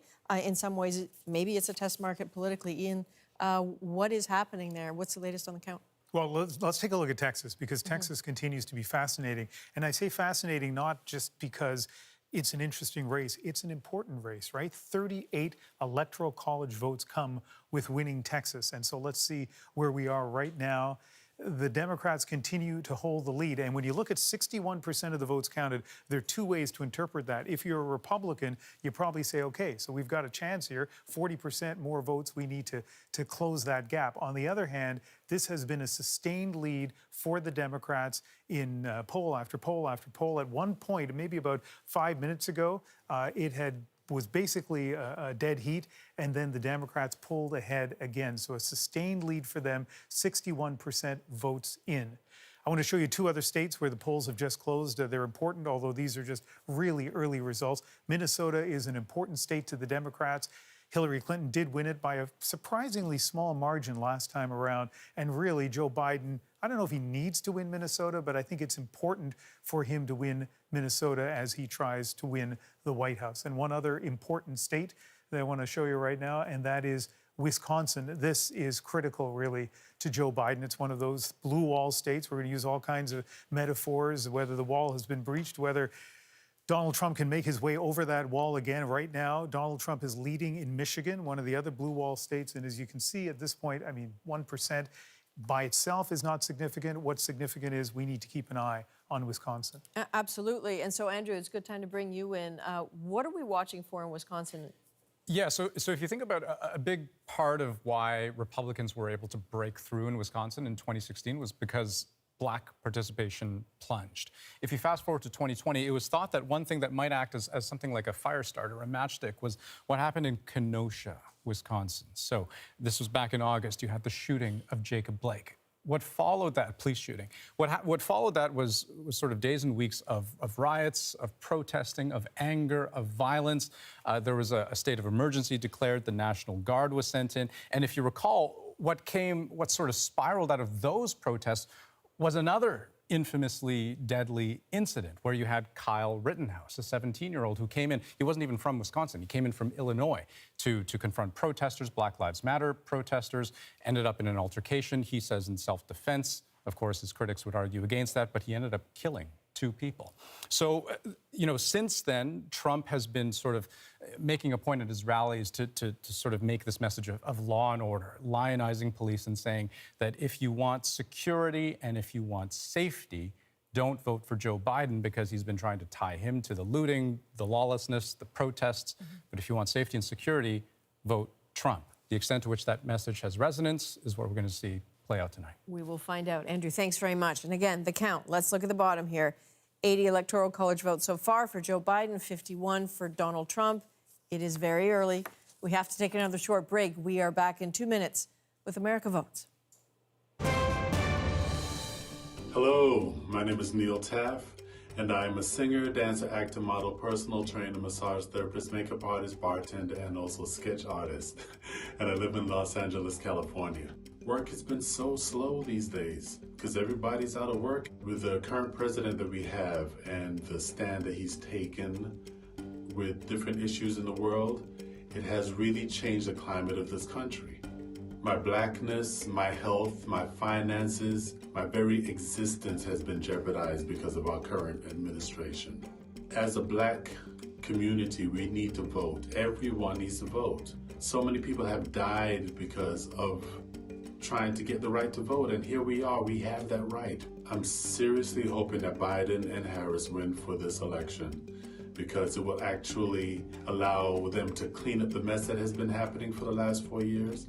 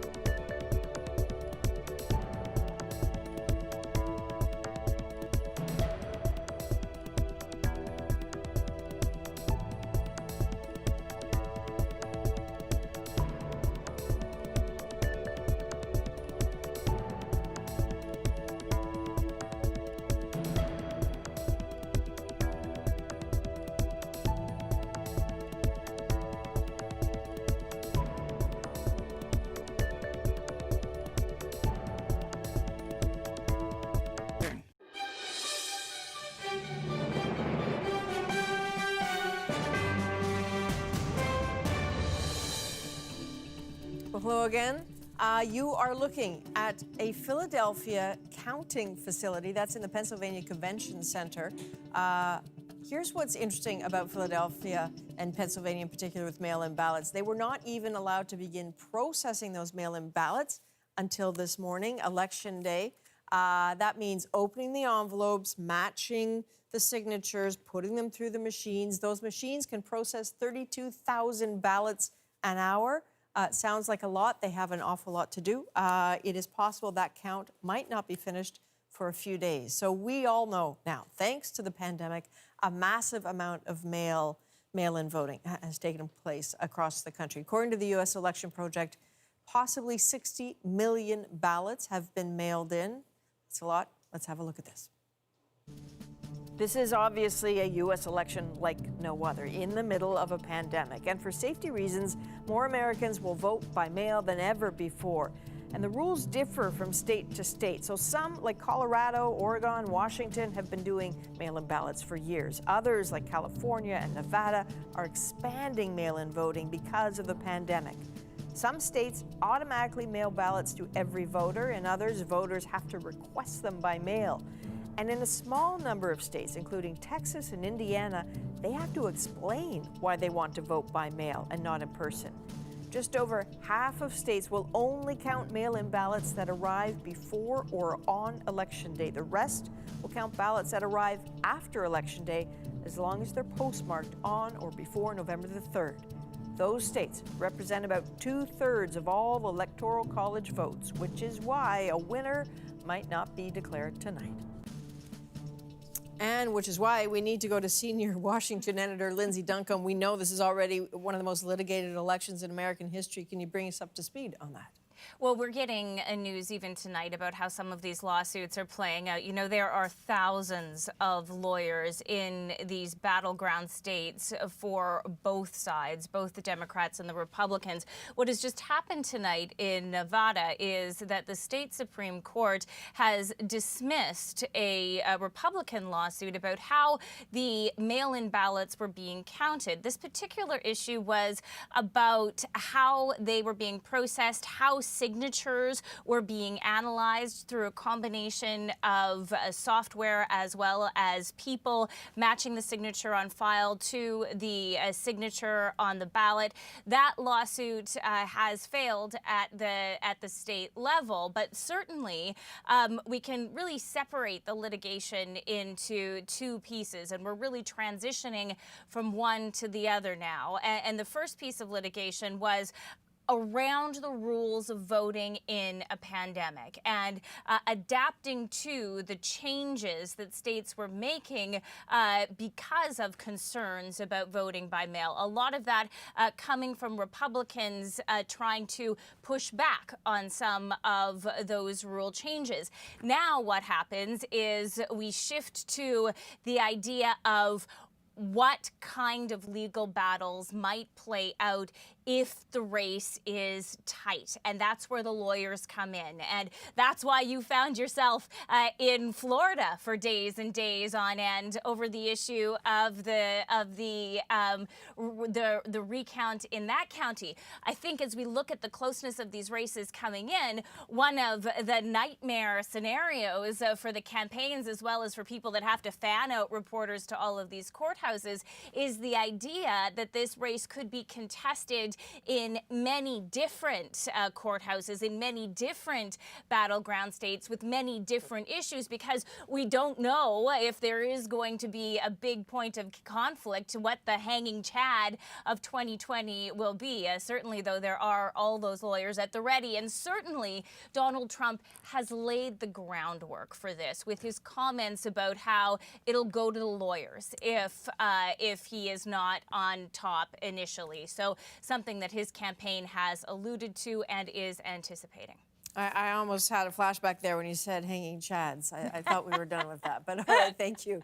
Thank you, Lindsay. We'll keep checking in with you. A little bit of a jump in the count, 89 Electoral College votes for Joe Biden, 63 for Donald Trump. So, Ian, What's going on there? Well, with every result that comes in, the map looks a little bit different, and the path to the White House for each of the candidates looks a little bit different. We've talked about Wisconsin, we've talked about Michigan. Let's take a look at the big map for a moment. Both of those are red, not bold red, but that means they're leaning towards Donald Trump. So if, let's say, and it's still early in those two states, but if Donald Trump were able to win Wisconsin and Michigan once again, what would a possible path be for Joe Biden to get to the White House? Well, it would go through, first of all, Ohio, and there you see a lead, not as big as it has been in some parts of the evening, but 65% of the votes counted.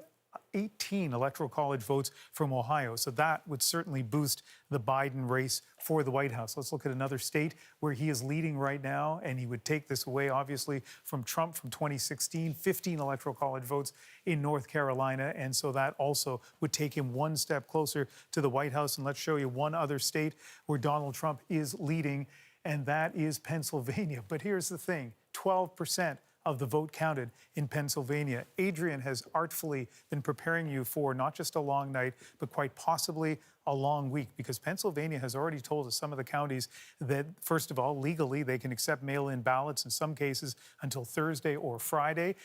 And so if this is a close race and if things turn on Pennsylvania, then Adrian, I'll be back in Vancouver, but Adrian will be here Thursday with Andrew Thursday and Friday. And Florida, by the way, look at that. Donald Trump, and by Florida standards, this is considered a landslide. This is a big lead in Florida. And sure, 9% of the vote has yet to be counted, but think how that vote would have to break, that remaining 9%, in order for Donald Trump to lose in that state. Seems pretty unlikely. So pretty solid lead there.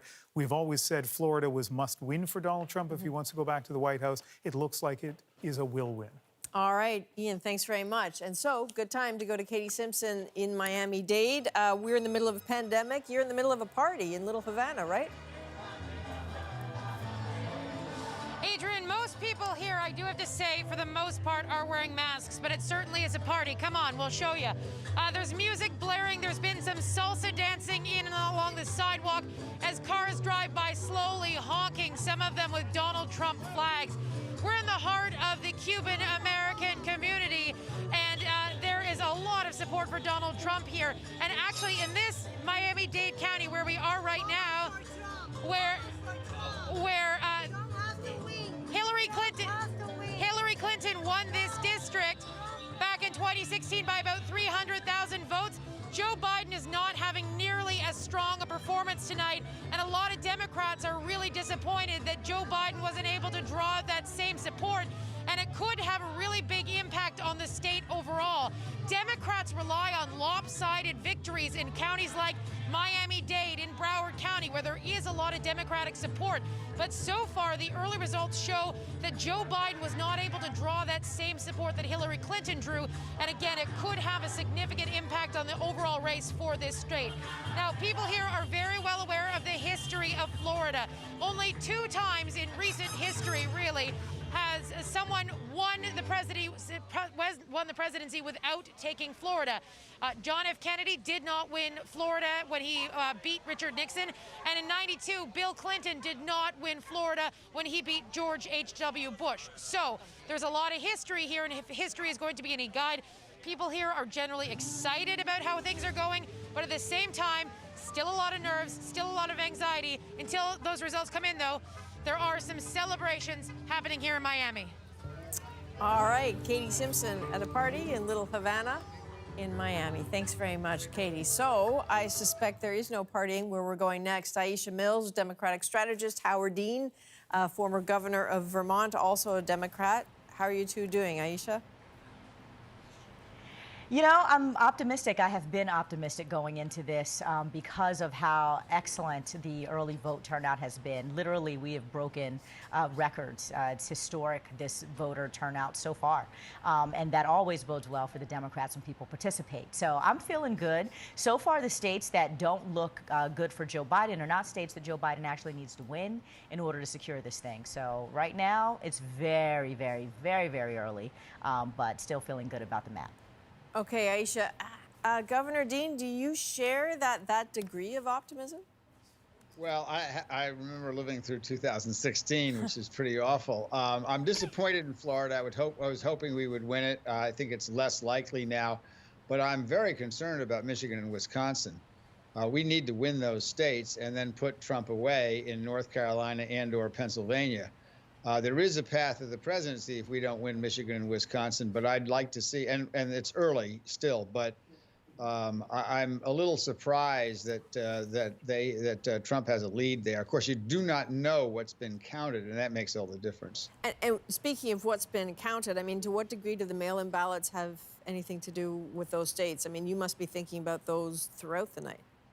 Well, the mail-in ballots should help us because the polling mostly showed around the country that the people who mailed in the ballots were more inclined to be Democrats than not, and the people who showed up today are more likely to be Republicans than the usual percentage, and they generally count the votes of the day before they get around to the absent ballots.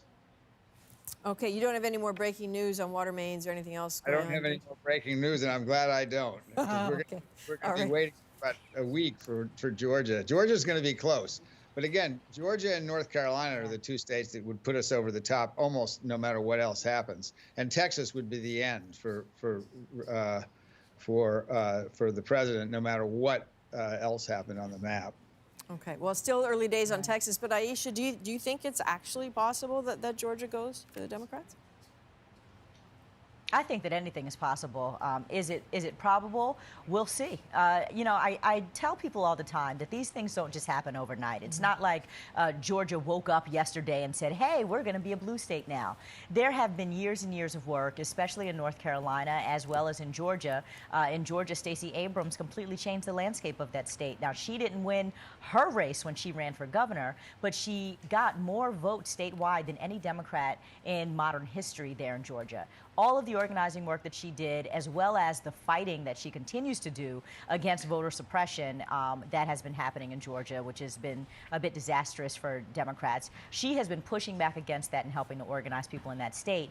We've also seen what we call a remigration of so many urban dwellers, largely African American, who have moved from the northern part of the United States back down to the southern part of the United States and have landed in Atlanta. And so that is also changing the demographic makeup of that state, where we see it becoming a little bit more blue.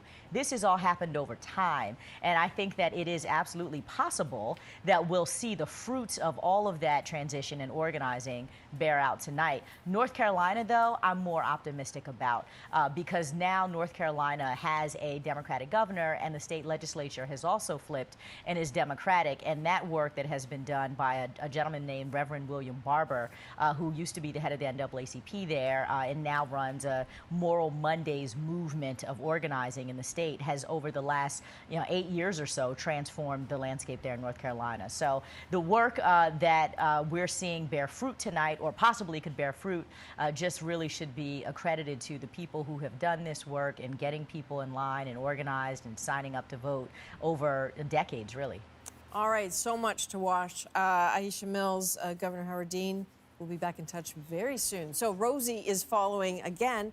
The Canadian perspective on this is why we are here. So, Rosie, let's talk about that. Yeah, so this is someone I'm going to introduce you to that knows Canada, loves Canada, but also knows the United States and the candidate pretty well as well. That is Bruce Heyman. He is the former United States ambassador to Canada. Ambassador, good to see you again. Good to see you as well. So you know the Democratic Party, you know the landscape, you know, of course, President Obama and Vice President Biden. What do you think the Democrats are looking at right now as they see some very close races in some key states? I think early on they thought there were some concerns with Florida. So we had messaging most of today that was basically, look, we don't need to win Florida and Pennsylvania to win the presidency. Remember, it's all about getting to 270. So I think they're looking at North Carolina. They're looking at Ohio. They're looking at Texas with a little bit of, wow, that is beyond expectations, but it looks like it's still in the game. And they're looking at Arizona. Now that is just, these are all bonuses. What they really need is Wisconsin and Michigan and Pennsylvania, and he's president. And so everything else really, is pile on. David Frum said something interesting earlier to Adrian about how it's almost as though the electorate is changing in a very fundamental way to make Texas, for instance, even be possible. Is that about Joe Biden? Is that about Donald Trump? What do you think is going on there? It's about diversity. It's about the change of the demographics of the state over time. It's also about how the Republican Party has left behind people of color, people of different minorities, especially the comments the president has been making for a long period of time about Mexicans. And there's a lot of Mexican Americans living in Texas. And so I think all of this has implications to turning Texas blue, as well as Arizona. Let me bring up some of your Canadian expertise too now, if I can, Ambassador. I mean, obviously Canada has figured out how to manage President Trump to some extent. Do you think that President Biden would offer more? Would it be easier for Canada, given that there are some problems? There are going to be some potential problems. Keystone XL is one. American protectionism is another. So First, let me say that I think the Trudeau government has done as good a job as any of our allies in the world in how to deal with this well, I'll be kind, this president and, his behaviors. That all being said, there are a lot of things that we're not working well together on, and that is climate change. We're not working together as well on the border and the issues around the border. Why is that? That's because of the pandemic. And so this is a great opportunity to work together on shared opportunities for vaccines, therapies, but also standards so that we can get comfortable in opening the darn border for non-essential travel, which some of us consider essential. And then, of course, we have to work very carefully on the issues that affect both of our countries that are geopolitical, like China.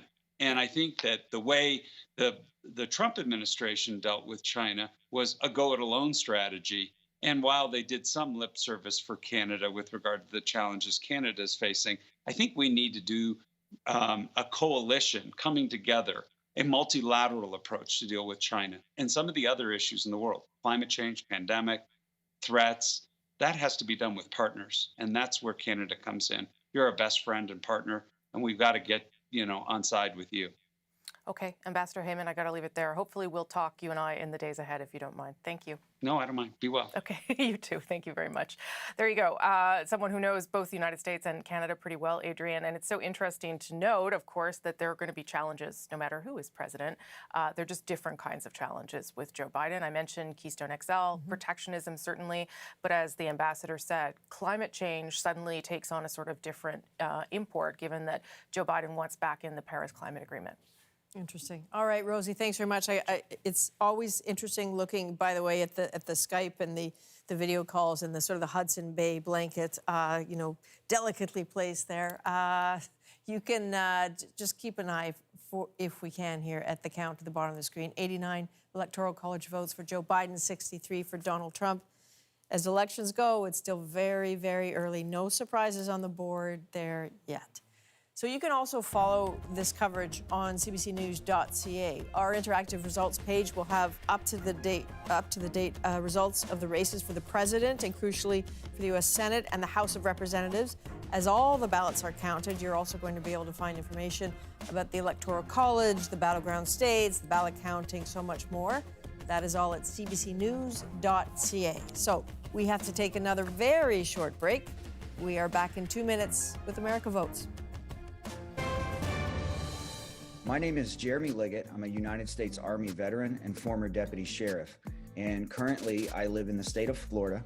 I registered to vote in this election. Previously, I wasn't registered to vote. I did so because I feel like if I don't vote in this election, I could lose my American dream.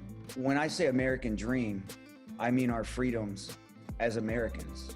And there's a lot of different issues right now going on in our country, and a lot of the issues directly relate to our safety, our security, our legacy. I'm voting for President Trump. I'm 110% without a doubt voting for Trump. And the reason why I'm voting for Trump is because I believe that my vote will help Americans secure that American dream.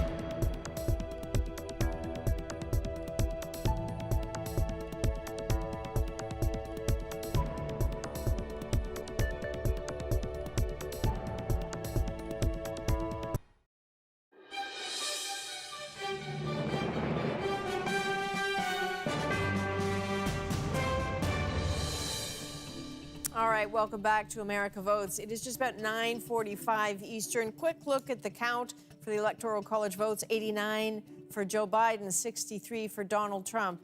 As we have been saying all along, as everybody knows, COVID, the pandemic, has changed everything about what we do, and it infiltrates every aspect of this political race.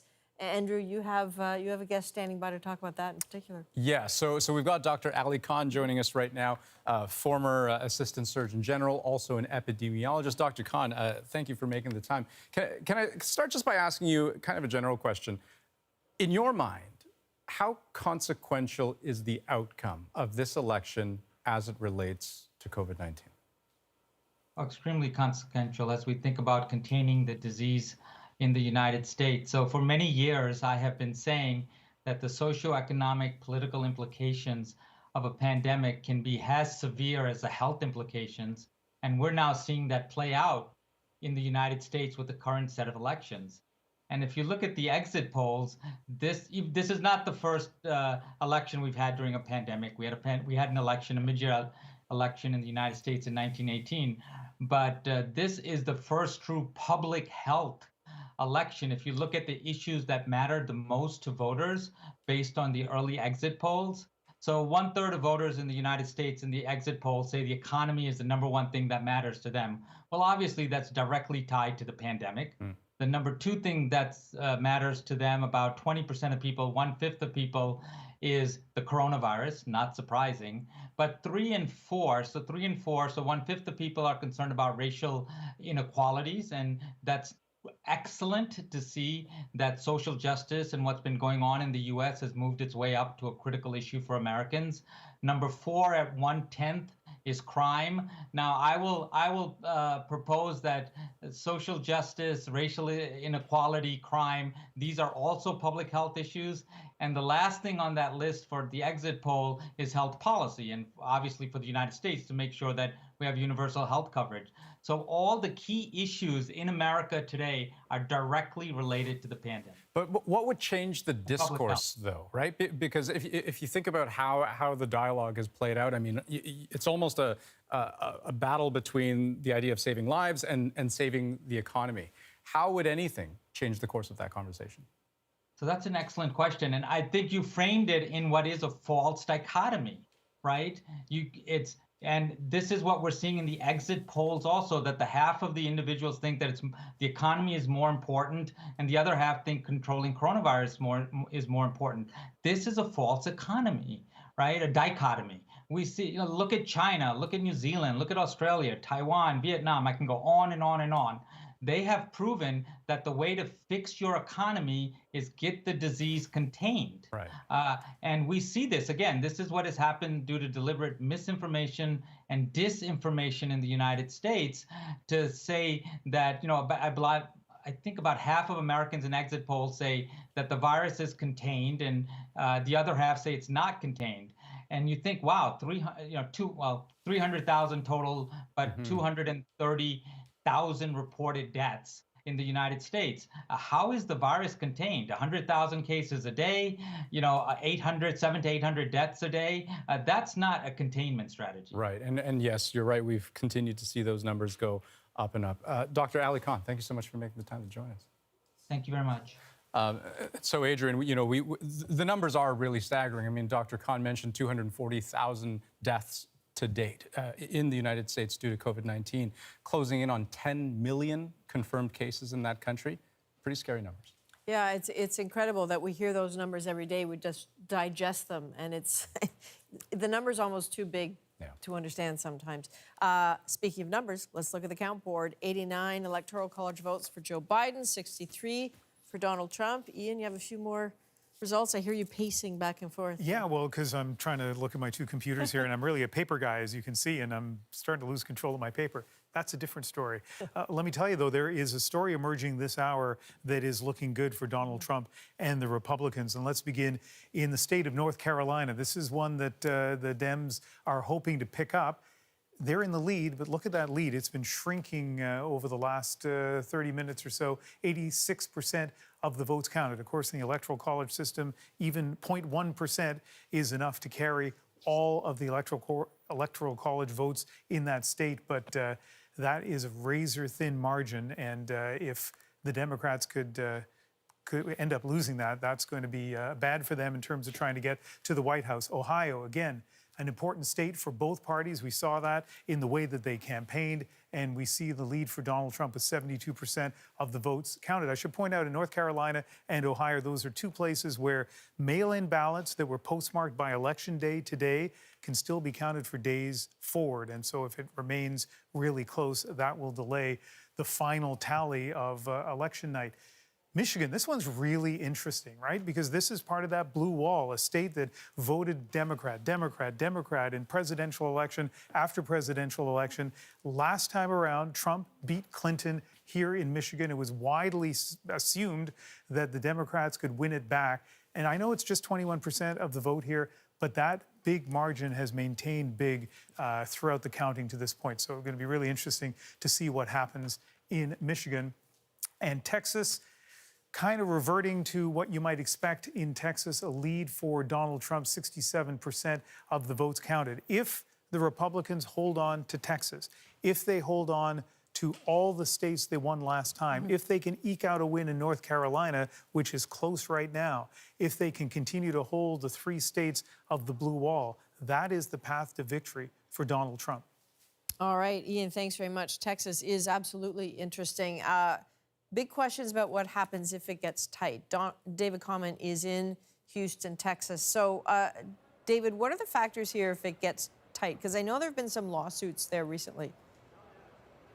Yeah, absolutely. And, you know, as we look at these numbers, sometimes just separated by a couple of tens of thousands, it's important to note what's happening in this county, Harris County, the Houston area, Democratic-leaning area. There are ongoing legal challenges right now, largely by the Republicans, who are arguing that the 127,000 votes that were done in advance through drive-through shouldn't be allowed, should be invalidated. They argue that the law says only drive-through could only be used in cases where someone has a disability, and that wasn't the case. It was done this time because of COVID. There have been legal fights, legal challenges, and thus far they have been defeated 3-4 times actually in court, but it does seem quite clear, and the Republicans have indicated they would see it go to the Supreme Court. This becomes very critical if the race stays as tight as it is right now in this state. And so, you know, when you think about the legal challenges that have happened in the past, the legal challenges that have happened in the recent past, just in the past few days, this is a key factor. One other thing, Adrienne, I talked to you a little earlier and told you about how the system here works. I just want to point out, if we can get a shot of it, because it's well in the distance, there is a dot matrix printer computer way down there. That's the one that's never been connected to the internet. It's from the 1980s. And they haul it out every couple of years for an election to do the counting.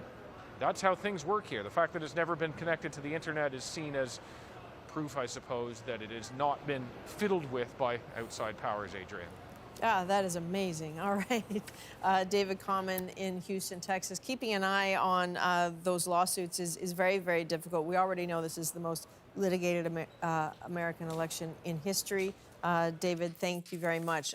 Andrew, I'm curious. You hear about, you know, people were allowed to vote through a drive-through. This was a rule. This wasn't someone just making up this decision. This was allowed. 127,000 people did it. Those votes could get thrown out. How hard is it to vote in Texas? Well, just to pick up on what you were just saying, lots of things were allowed in Texas, but that has sort of changed through litigation. So if you think about how hard, you know, it is to vote in a state like Texas, normally leading up to an election, voters would have an option, for example, to drop off their ballots early in person at a location. This would be if they, you know, for COVID reasons, if they don't feel safe going on election day and lining up with you know, potentially hundreds of other people, or maybe because they don't trust the mail-in ballot system. So they just want to be able to drop off their ballots early. Harris County, where David Common was just a few moments ago there, it serves 2.4 million eligible voters. And at one time, there were 12 satellite offices set up, locations where people could drop off those ballots, which sort of makes sense, except the Republican governor, Greg Abbott, moved to limit the number of drop-off locations to just 1 per county. This was litigated. This was upheld in the Texas Supreme Court. And at that point, you might have the question, okay, well, could you vote by mail? Is that another option in Texas? It is and it isn't. This is one of the sort of tightest, the states with the tightest restrictions, I would say, around mail-in ballots. You have to either be 65 or over, or have a disability that would have otherwise prevented you from going to a live polling location, or you have to be in jail or out of state. Those are essentially the reasons why you could sort of get the justification to do a mail-in ballot. So this has been a sort of constant cause for concern, Adrian, I would say, that Democrats have been talking a lot about. The litigation certainly doesn't help. And it's interesting to see to what extent that litigation might continue even beyond Election Day, right? Well, that is a very good point. And I think people might be alarmed to hear something like David Commons say what could go to the Supreme Court. That was unprecedented in 2000. It is almost expected now in 2020. And it is unusual. In 20 years, that has become something that it's not ordinary, but it is sort of expected at this moment. Good time to bring in David Frum. I'm wondering what you're thinking about all this litigation talk already, and what you think of what kind of night this is turning out to be for the Democrats. Well, I said at the very beginning of the evening that my great dread was that the American popular vote is not going to be represented by the American political system, and that you're going to have a situation where the American people voted one way and the American system of government produced a different result. I'm not predicting that could happen, but it looks a lot likelier today than it did if we looked at the polls 24 hours ago. Biden continues to gain more votes, and probably by the time California reports, will have massively more votes than Donald Trump. But Trump is doing well in many states, and so you're going to have a result where the people voted one way, the system did something else. And that's why markets are nervous. That's why they're putting up hoarding on the shops in Washington, D.C. and New York, because what happens in an America where millions of people vote but are unable to remove a president they've repudiated because the system delivers a result contrary to the popular wish? So we don't know, as you said, what the popular vote will be yet. But if it is indeed the case that Democrats seem good at getting votes, what is it that Republicans are good at that keeps getting them the White House? They're good at preventing people from voting, and they're good at writing the rules of the system in a way that some people's votes matter much more than other people's do. Where we have a real possibility that what happens by the time we all go to bed tomorrow morning is that we'll have important pieces of the chessboard missing, places like Pennsylvania, and the Trump lawyers will then try to tie them up in litigation to prevent ballots from being counted. And so this election will be decided not by the people, but by the courts, where of course Republicans dominate, and where they now have a 6-3 advantage on the Supreme Court because of the judge they crammed through at the last minute, and because of voting rules that they've written in their favor because of their advantage in state legislatures. So it is not a formula for political stability, and that was the first thing I said tonight, and I worry about it even more tonight, even more at this hour than I did in our first hour. All right, David, thanks very much. We are about 90 seconds away from 10 o'clock and more polls closing, so this is a good time to dip into Washington, and senior Washington editor Lindsay Duncombe. Can you pull back for us? Big picture question for you. This does not look like it's going to be a quick, decisive night. The only way this was going to be a quick night was for a decisive early result in those southern states for Joe Biden in Florida. Democrats are nervous about what they're seeing in Florida, Georgia, and North Carolina. What that does is it puts increasing importance on that blue wall. And if those states do remain close, we can expect the potential of more litigation. What we're seeing right now, like David was talking about, was this idea of an incredibly divided country that will remain so regardless of who wins this race. All right, Lindsay Duncombe in Washington, thank you very much. Quick look at the board, the count: 89 for Joe Biden, 72 for Donald Trump. We are about 30 seconds away from the top of the clock, 10 p.m. Eastern. We know that that is a point at which many more polls start to close, and as you start to see some states leaning one way or another, we're not going to call them until we are absolutely certain that those states have gone a particular direction, and it is entirely possible that is days away. So we are heading into 10 o'clock.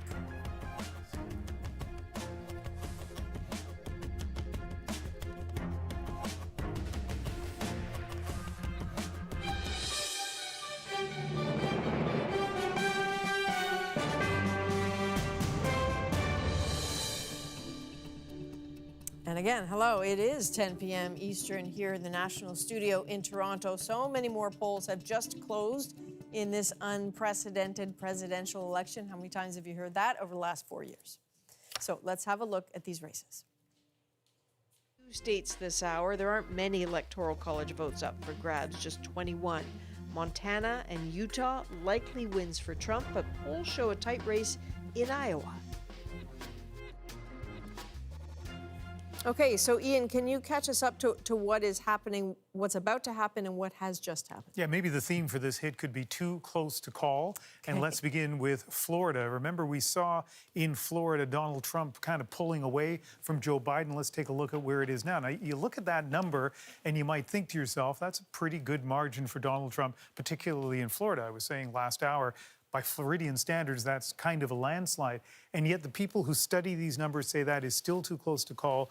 We have 9% of the vote to be counted. And if that 9% reflects heavily one side or the other, then that, in this case, if it reflected heavily votes for Joe Biden, that could change things around. So officially right now, Florida too close to call. When it finally is called, 29 electoral college votes will end up in one of those categories, either for Biden or Trump. Let me show you 2 states that even you and I pretty well can tell are too close to call. North Carolina, 0.2 of a percentage point. A few years ago when Barack Obama was first running for president, he won North Carolina, and I'll look up the exact number, but I'm pretty sure it was a tiny margin. It might have been the smallest or second smallest margin in the country, and you can see we may be headed to that again. And one other that is really too close to call at this point is Pennsylvania with its 20 electoral college votes, and 0.7 of 1 percentage points is all that separates the two of them, but only 25% of the vote counted. And if you've just joined us, we've been warning people that Pennsylvania is a state where the count could continue. It literally could continue for days. It might not be till Friday that some of the counties have finally done the final count of their ballot. And this is where the cautions from earlier on come back in, this notion of a mirage, right? Like there could be a red mirage or a blue mirage that you just have to be very, very careful. And no one is going to be jumping to any conclusions. I know you want in on this conversation, too, about Pennsylvania in particular. Yeah, so Pennsylvania is really interesting, not just because of all of the intrigue and suspense built into the race this time around, but also because it is this kind of perfect prototypical battleground, right, where you have almost equal parts rural, urban, suburban. And this is the state where, you know, you'll probably remember if you've been following the campaign over the last few weeks, where Trump infamously said, "Suburban women, please like me." This is something that both campaigns, I think, understand very intimately, that suburban white women were disproportionately responsible for the victories that Democrats saw in 2018, flipping control of the House. And so we've seen, you know, particularly Trump, I would say, being pretty explicitly clear about his desire to win over that particular demographic. There have been some missteps, I would say, over the last little while, certainly ones that white suburban women have been picking up on. You know, one thing, he's referred sometimes to them as suburban housewives, which is admittedly a pretty narrow way to cast that demographic. But he's also been pretty clear that if you vote for Biden, then you might as well kiss your suburbs goodbye, because they will transform under, and that conversation is a bit longer because it goes back to an Obama-era rule about affordable housing and zoning. But the point there being that if you look at local Facebook groups of suburban women, moms, parents, housewives, to use a Trump term, there are lots of instances of suburban women sort of openly memeing, mocking the president over this approach. So leading up to this moment, Adrienne, I would say it's been hard to try to figure out, okay, in which direction does this war for the suburbs actually go? It's hard to read. I suppose the proof will come later. Maybe not tonight, though. Eventually, slowly. Okay, so again, the count.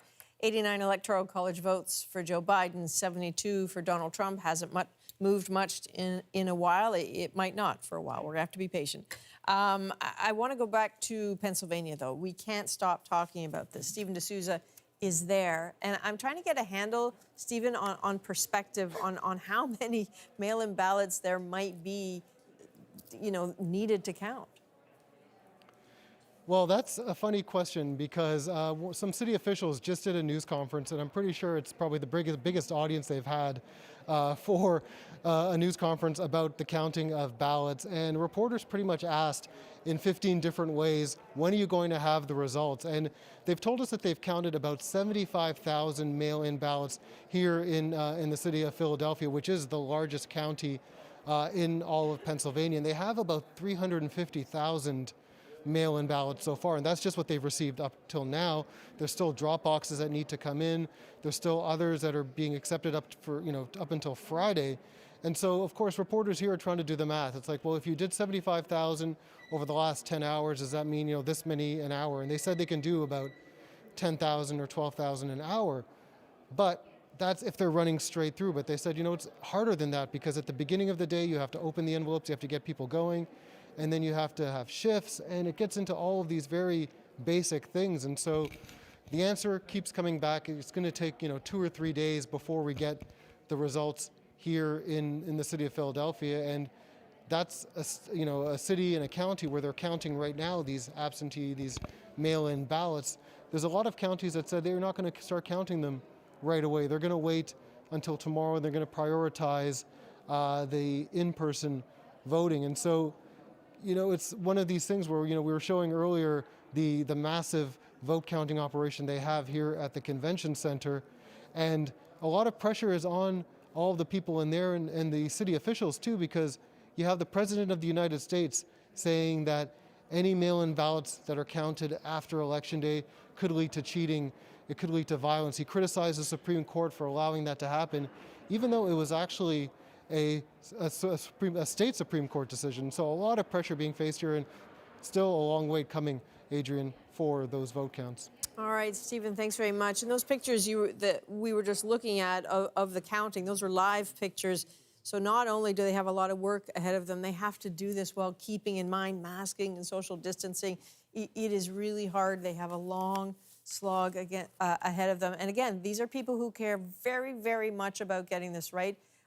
You have to wonder what it feels like to hear people suggest that something nefarious is about to happen with their voting. So, Electoral College vote right now, 89 still for Joe Biden, 72 for Donald Trump. Ian, where are they at?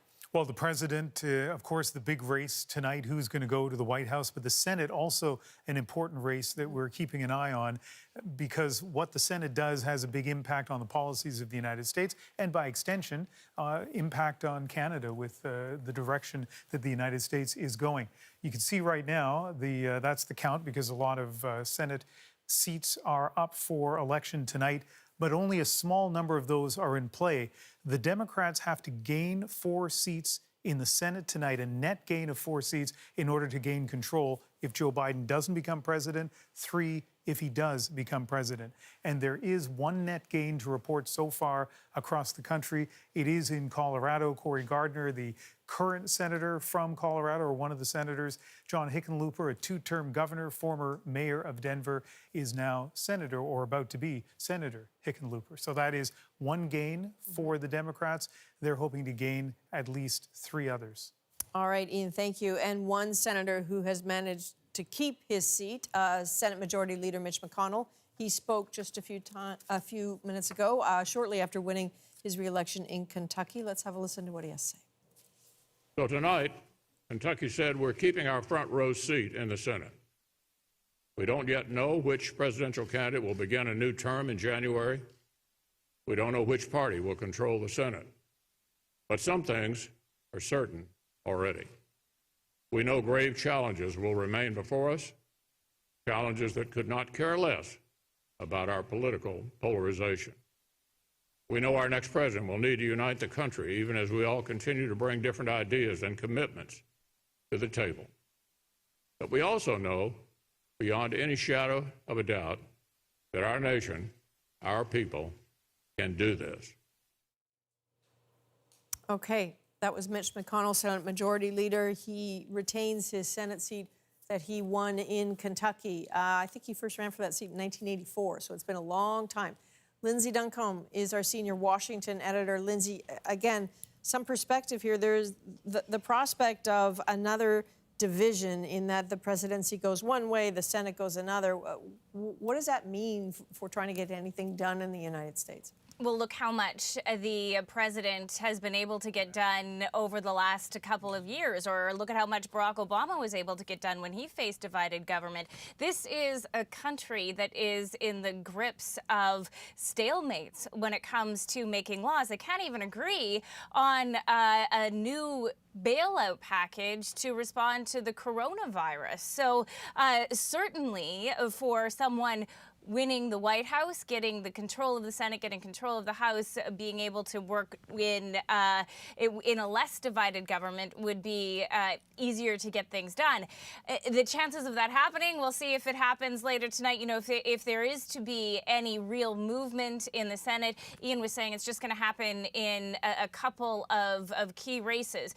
Democrats are vulnerable in a couple of places. One of those seats is in Alabama. Remember the name Doug Jones? He was a Democrat who won in Alabama. How did that happen? Well, he was running against Roy Moore, a very controversial person with all of these allegations that came up about sexual impropriety. And now he's up again. Tough fight for him. He may well lose his seat. In Michigan, Peters may be in for a tough fight. Polling sort of narrowed there in the past couple of weeks. Democrats have really identified the places where they think they can defeat some Republicans as well, too. One of those seats to watch as we get further west is the Arizona, and that is where an astronaut is running. We have astronaut politicians in Canada. Now the United States has them too. This is someone who, Mark Kelly, and he is married to Gabrielle Giffords. He's a moderate. He is running in a state that it has this independent sort of vibe to it that Paul Hunter has talked about. And then there are also some really interesting races. One of them that looked like it might be tight, maybe not so much anymore, is in Iowa with Joni Ernst. And the reason, Adrian, that I like this race is because Joni Ernst got into a bit of trouble at one of their debates. The reason why? She made this major gaffe. What she didn't know was the price of soybeans. So for a prairie girl, knowing that that's the kind of information that voters in this country and in that state want to know from their elected officials, that's real-time politics for you. Okay. All right, Lindsay, listen, we understand the importance of the top ticket, understand the importance of the Senate. Not naive question here, not hearing a lot of people talk about the House. Why is that? Because there's not expected to be a change in the leadership in the House. The Democrats are some talk of them expanding their majority, but certainly it's expected that Democrats under Speaker Nancy Pelosi will maintain their majority in the House. All right, Lindsay Duncombe in Washington, thank you. Let's bring the panel back here. David Frum, senior writer for The Atlantic, Aisha Mills, Democratic strategist, Kelly Torrance, the conservative with editorial board for the New York Post. So things are not moving that quickly, but they are certainly suggestive of a bit of a trend. If you're there, everybody, let's start with you, Howard Dean, if you can hear me. I think I'm there. I think you're there too. If you can hear me, Great. Governor Dean. Just give us a moment here. He can't hear us. This is COVID times. I think we all get this. Aisha Mills, I suspect you can hear me though. And if you can, I can. Yeah. walk us through how you are feeling right now, and what, you know, for those of us who live in Canada, what do you think we should be keeping an eye on in particular? Right. So the first thing that I want you all to know is that this is going to be an extremely long night. So do not feel compelled to try to sit up with all of us until 4 or 5 in the morning, as many of us in the States will be doing even after this broadcast ends, because we do anticipate that there's going to be a lot of counting that needs to happen. Listen, we had record turnout in early vote and in mail-in ballots. And what that means is something like 9 to 10 times more people voted early than ever before. 72% of the 2016 electorate voted before today. So that means you've got all of these jurisdictions in various states that are backed up still counting those votes and really kind of in earnest trying to count those as well as the ones that are coming in today. It's going to take a little bit of time. So I would say that as a Democrat, I am in no way dissuaded by the pace of what's happening. We expect that Joe Biden is going to win this thing. He's not going to sweep it in the first 3 hours of the night. It's going to take some time for those votes to come in, but at the end of the day, I am expecting that Biden pulls this through. The last thing I'll say to watch for, as much as folks like me expect there to be a referendum on Donald Trump in a way that Americans just throw him out of the White House, and that visually we would hope for the map to reflect the disdain that the public opinion reflects. But the truth is that the way that our electoral college is set up, the way that the states are broken down, just the hyper-partisanship of the way the country is divided, don't expect to see a huge dramatic sweep for Joe Biden. I would expect this to be methodical and to take some time, but still the Democrats are gonna turn it out. All right. I mean, it's such a good point to keep reminding people of. Either you get a landslide or you get lengthy, a length of time and possibly litigation. And Governor Dean, if you're back, I'm just curious. I think people anticipate a pushback from either party in terms of the mail-in ballots. What's the risk to that if, for example, it might not just be a Republican phenomenon, but if the Republicans do push back against the mail-in ballots, what do you think the risk is of that? You mean if they try to get them disqualified after the fact? Yeah. I think the country's going to be ungovernable. I mean, Trump's openly talked about voter suppression, and the Republicans have not had a majority in a presidential race in 5 out of the last 6 presidential elections. So when the minority oppresses the majority, it gets to be a problem in a democracy. And so we'll see. I mean, I am optimistic. I'm very cautiously optimistic. But I still think the numbers continue to look good. We are going to have to take Pennsylvania, Michigan, and Wisconsin, though. Not just because that's the balance that Trump won by last time, but because if we can't win in those states, it means we failed to put together the kind of coalition we need to. I am heartened by how well we're doing in Texas and Georgia and North Carolina, because we hadn't taken those states for a very, very long time. This is going to be a long movement to rebuild this country in the image of the people, of the majority of the people in it. But the next 4 years would be, I think, pretty ghastly and lead to a tremendous loss of influence. It would be very bad for Canada for Trump to win again, because he's so unreasonable, and you have a 3,000-mile border with us. So we'll see. I remain optimistic. I think there will be some attempt to play around. I mean, Roberts is a conservative, but he's also a smart politician. He knows that his court already lacks a fair amount of legitimacy in the eyes of the American people because of things like Citizens United and other things that don't represent where the American people are at all. So we'll see. I think we still have a long night. Of course, I was hoping that we would win Florida, North Carolina, Texas, and Georgia. That would be the end of the evening, but it doesn't look like that's going to happen. And I still stand by my original prediction that we will probably find out what's happened in about 4 days after Pennsylvania finishes counting.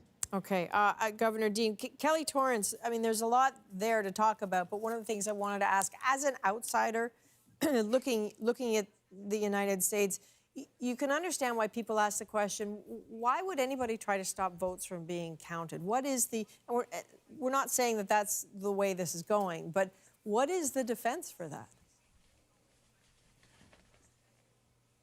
Yeah, I don't think Republicans are really trying to stop, legitimate votes from being counted. There is a worry, and maybe it's overstated, but I think it's a real one in some cases of really problems with things like mail-in voting. There is a little bit more likelihood of fraud. Here in New York, where I live, there were a number of instances, for example, of dead people requesting absentee ballots. It's not a huge number or anything, but it's real. It exists. And so, I also think that this is a close race, and both sides are going to try whatever legal maneuvers they need to do afterwards to try to win the presidency. We saw that in 2000. Both sides hired very good, very expensive lawyers, and we know that both sides have already have lawyers lined up. So you'd hope this won't get ugly. You hope it won't get too litigious, but if it's a close race, that's just going to happen. But I have to say, it's interesting to me that most of the Biden supporters I've been talking to over the last week were really sure of if not a Biden landslide, certainly a very quick, easy victory. And we're seeing tonight that is simply not the case. It's not way too soon to tell who is going to win, but I think it's clear it's not going to be Biden by an easy victory. And so you're going to see a little bit more scrutiny on some of those votes. But the idea that the Republicans are trying to stop legitimate votes from being counted, I don't think that's quite fair. I don't think that's quite accurate. And certainly the idea that there's voter suppression in America, we're seeing record turnout this year, record voting. Yes, we've seen long lines all over the place. But today, apparently, lines were shorter because so many people in America voted early. I think people really wanted to have their say in this election. It's a crucial election, and they were worried about long lines on voting day. All right, Kelly, Aisha, I saw you shaking your head a little bit there to some of that. I know you want to get in, but I'd really like to hear what David has to say, if I may, first. What do you make of what Kelly just said there, in particular about, going after mail-in ballots? Well, look, the Republican system of minority rule is a very complicated and elaborate one. I wrote about this in the last issue of The Atlantic. You have states like Wisconsin, where in 2018 the Republicans got less than 45% of the vote. They got 65% of the seats in the state legislature, and they got 5 out of 8 seats in the House of Representatives. That didn't happen by accident. Same thing is true in North Carolina, Texas, and Georgia. So there's a combination of state politicians rewriting maps to favor Republican power, barriers that make it difficult or costly or expensive for people to get registered and then to vote. And all of this is...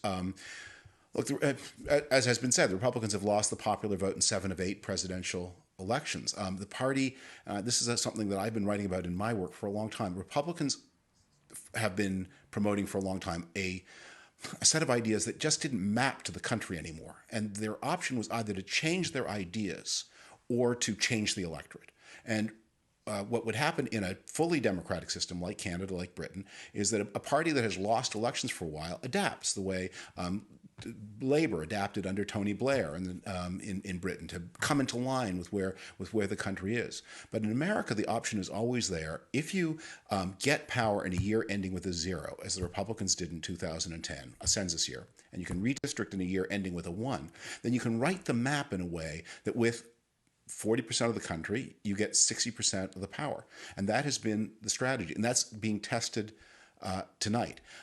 One of the things as we look at the popular vote, just remember California has not been heard from yet, the largest state in the union. So there's going to be a gigantic load of popular votes that are going to come the Democrats' way. And this whole system that you are watching tonight is a project to prevent Californians or as Americans from anybody else having their votes count equally with those of people in states like Wyoming. All right, Aisha, last word on this go-around to you. David is absolutely right. And the other thing that I would just add is remember how we got here. Donald Trump attempted to delegitimize mail-in voting, first of all. He also attempted to manipulate the United States Postal Service as a way to kind of hold up the process so that those ballots that people were trying to send in the wake of COVID, remember we're still in a pandemic, that process wouldn't work well because that's just one of many egregious voter suppression efforts. But because Republicans, as David alluded to, work best and win when the minority, when they are in the minority and when the minority of people participate. So it is not advantageous ever for Republicans to actually have significant turnout, which is why the playbook, the strategy that has been published, and Republicans have had to admit it over the last, since the beginning of time, but certainly the last 50 years, has been one of keeping people from the polls and suppressing black votes. So it is just not true to suggest that Republicans are trying to keep people from voting or keep votes from being counted, because it is fundamental to their strategy of how they win. Okay, all right. All of you, thank you very much. We do have to take another short break. We're pacing ourselves here, everybody. We are back in 2 minutes with America Votes. Hi, my name is Adjo Avinla. I'm 18 and I'm a first-time voter from Germantown, Maryland. I am a full-time student on a full tuition scholarship majoring in business. Heading into the 2020 elections, I feel empowered that I finally get to use my voice to cast a vote. I'm passionate about a myriad of things, but I would say my top 2 issues is climate change and racism. I am voting for Biden and Harris in this upcoming election because I do not want another 4 years of Trump, simply put. When he was first elected into office and I saw his tweets, I thought it was a meme page and I thought it was a joke. I couldn't believe that, our president was talking like this and people were just letting it fly. Trump has found a way to target every marginalized group in America in some way, shape, or form, and it's disgusting.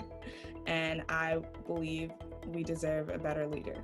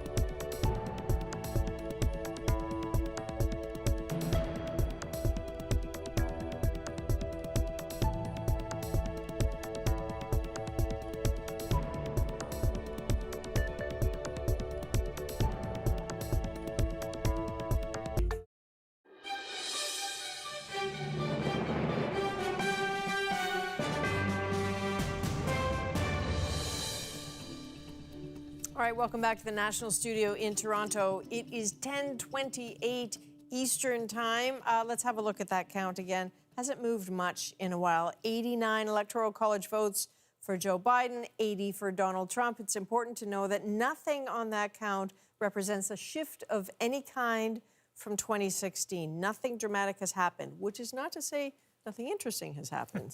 Ian? Well, you remember about a half an hour ago, I was saying that at that point, there was a path that was emerging for Donald Trump that was looking good if you're in his camp. I want to look at something now that might be more promising for Joe Biden, and it begins in Arizona. So right now in Arizona, 73% of the votes have been counted and a commanding lead for Joe Biden.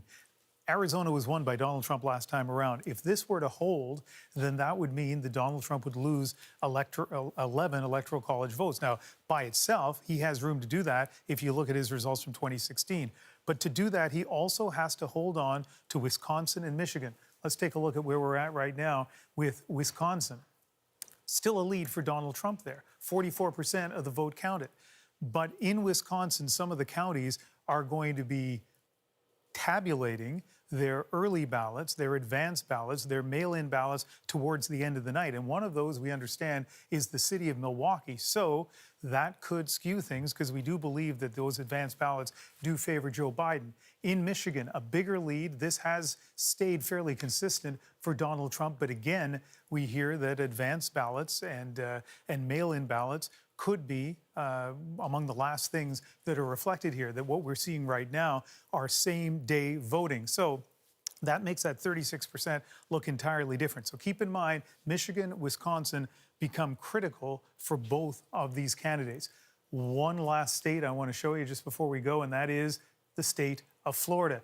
And what's interesting here is that number, 91% of the expected votes counted, you might recognize that number because it has been stuck there for, I would say, at least an hour. What's going on in Florida? Why is that happening? And the experts say that state is too close to call, and it continues to be too close to call. What is going on in Florida, I think, is basically the one-liner you need about American elections until the end of time. So let's check in with Katie Simpson, mercifully, who is in Florida. You're at it looks like a sort of a Trump celebration there, and I think you have a guest, right? We do.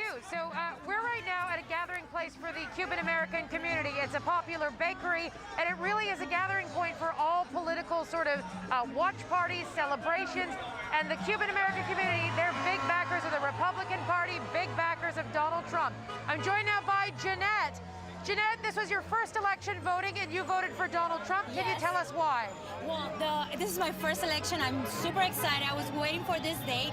I voted the first day, October 19th, and then I voted for Donald Trump because I love the way he is, his values. America first, and then I read a lot of books about him. I always encourage everybody to choose knowledge over opinions. So always check different sources, always check different videos, different things. So I voted for Donald Trump first because American first. He loves our country. If you love your country, there's no way you cannot feel this endless emotion about this moment. And also, well, his values, he's always, like what he says, he does it right away. And then his promises, just kept them. And then also he's done for our countries and for communities that were forgotten. He's done so much, like little things that people don't say aloud, but they're very important. For our economy, that's a lot of people that have seen changes in our economy in their pockets. So that's really good for families. And then Donald Trump always supports like a country where democracy is the most important thing, democracy and freedom, and you have choices, and you have a great country, and then he stands for a great country, and this is the greatest country in the world. This is the best country in the world. Now, can I ask you, Donald Trump is seen by some as a very controversial figure, making statements that some see as divisive. He has a record of not necessarily telling the truth on time. Was any of that a factor in your what you thought about who you're going to vote for? Well, I'm going to tell you about that point. I'm exactly the same like Donald Trump. Like, it's a controversial person in the sense that if I don't like it, I would say it. If I don't agree, I would say it. And sometimes in a political scenario, that is not very good because you're supposed to say what everybody's supposed to hear. So Donald Trump has said so many things that it is the way it is. And other things, for political reasons, he's probably lied, probably some numbers, or probably things that you cannot prove he's done, but it's probably shown as a lie. But I think all politicians has lied every time in their life, so I don't consider himself a liar. No, that's not a characteristic of Donald Trump. No. All right. Thank you so much for your time today. I'll let you get back to the celebration here. And so a loudspeaker just came out. The salsa dancing is happening. You can see right there. Cars drive by. People are very excited. Again, the Cuban-American community, big backers of the Republican Party, big backers of Donald Trump. And as you just heard from Jeanette there, some of the reasons why there's been so much support for Donald Trump in this particular community. One last thing I want to mention, back in 2016, Hillary Clinton won Miami-Dade County, where we are right now, by about 300,000 votes.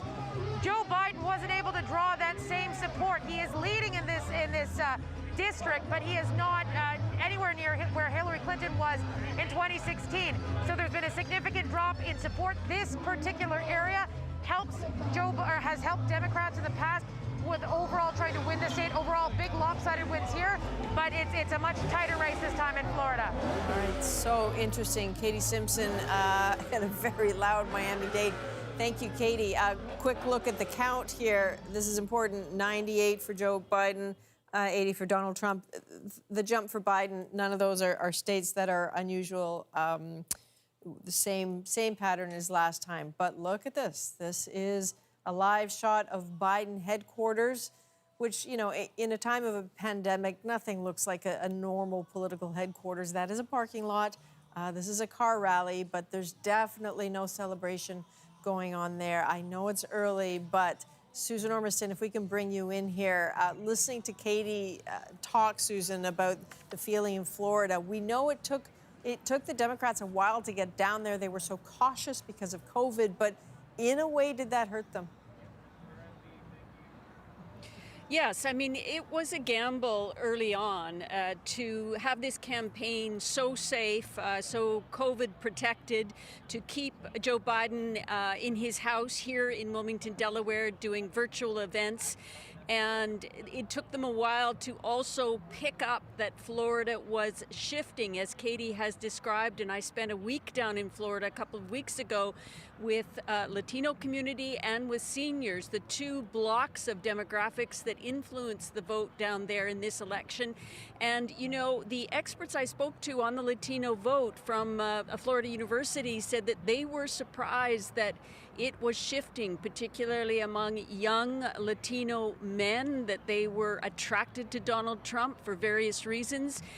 We heard a lot from Latinos in Florida, South Florida particularly, that Joe Biden was a socialist and Kamala Harris was a communist. And this was a very virulent and strong message for that community, and it was sent in there regularly. There was also a very strong disinformation campaign in the Spanish language media going on in Florida, which was having an effect. We spoke to Democrat organizers who said they were trying to fight back against it with fact-checking and finally asking Joe Biden to come down and say to camera and at an event that he was not a socialist, for actually Floridians to hear that message. So it may have been too late, and I think Democrat organizers would agree that it was a little too late to try to storm that state. They sent Joe Biden down there. They sent Jill Biden, Dr. Jill Biden down, his wife, and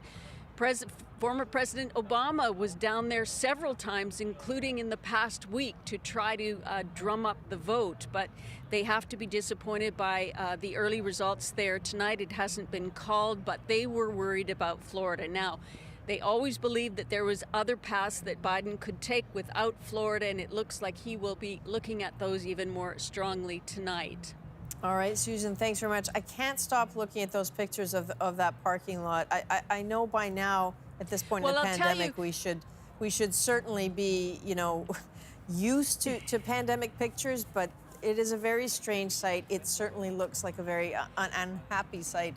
No honking horns there. Yeah, but Adrienne, I will say that, you know, you have been saying that not much has happened in the battleground states in terms of movement and calls yet, but we are seeing something happen here. I mean, it may not look like it to you, but there are cars coming into the parking lot now, just in the last 20 minutes. They have been called, and they are now arriving for something at some point, so they're coming in one by one. They're lining up, and they're going to have a car rally no matter what happens here tonight. They are here to hang out their car doors and hopefully see Joe Biden come out tonight, but I don't think it's going to be soon. No, he is expected to speak tonight, win or lose, we understand, and we'll keep everybody up to speed on when that's likely to happen. Susan in Wilmington, thanks very much. So Rosie is following the Canada-U.S. angle, always. That's the one that matters to all of us the most. Rosie? Yeah, so many things that affect us, right, as an outcome of this election, regardless of who wins, certainly. And one of the people who had to help manage a lot of how this government responded to Donald Trump is the former principal secretary to Justin Trudeau. He's now the vice chairman and senior advisor at Eurasia Group. Gerald Butts, nice to see you again. Good to see you, Rosie.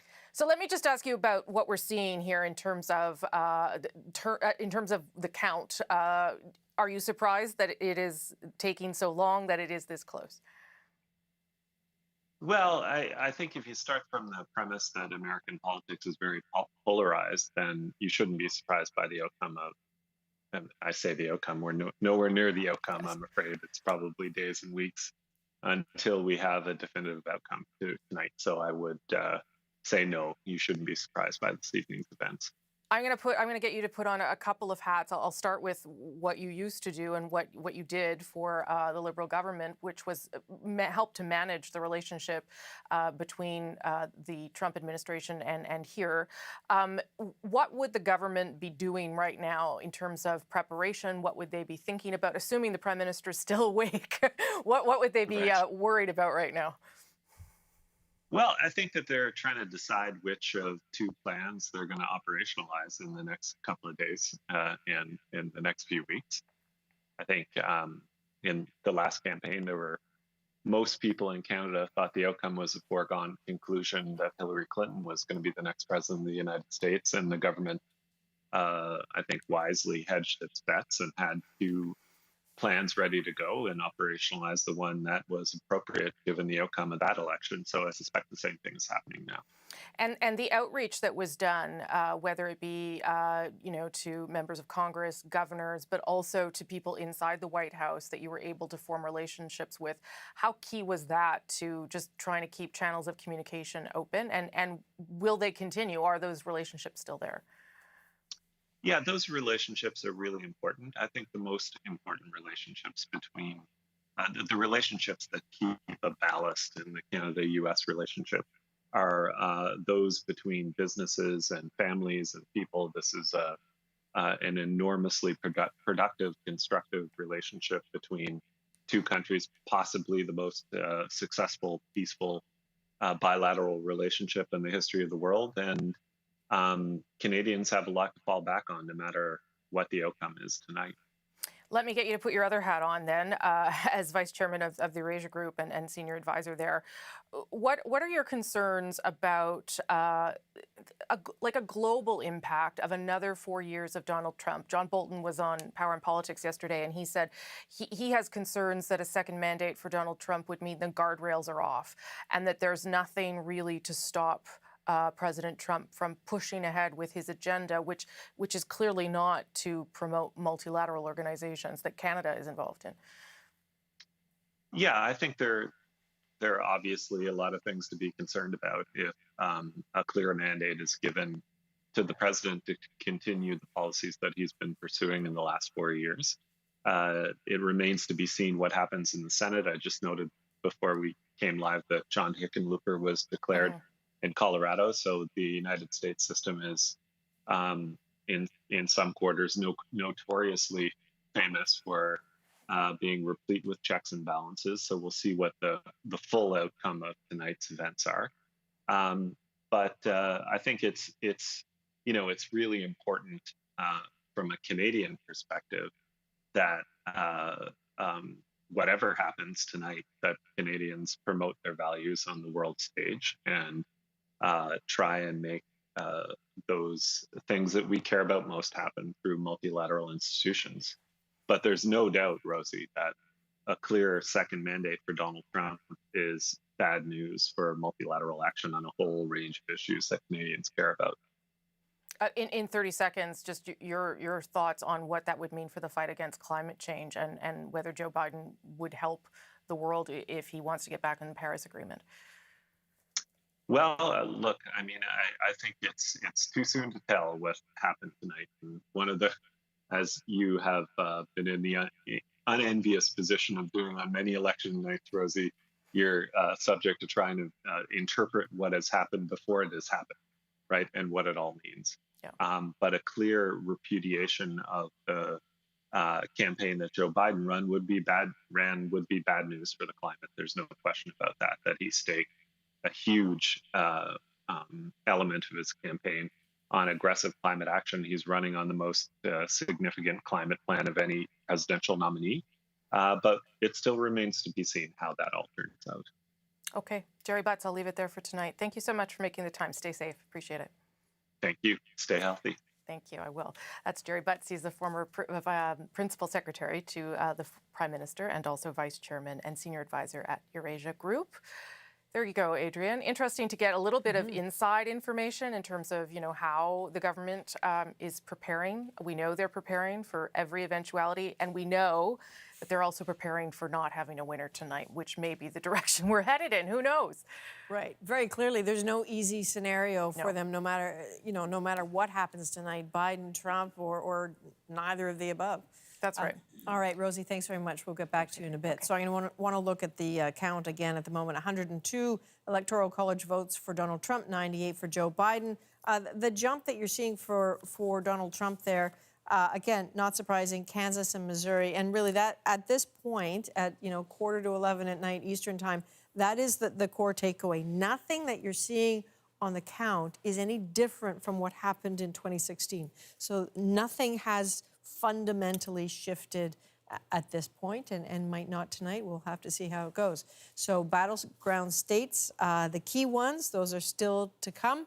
Some of those states we're going to be looking at them right after the break, but we do have to take another short break. We will be back in 2 minutes with America Votes. Hi, my name is Dana. I live in Idaho. I hike, I walk a lot. I have dogs, a garden, and outdoor quite a bit. So the mountain life is the best. I am voting because it's my duty as an American citizen. The economy is my main issue.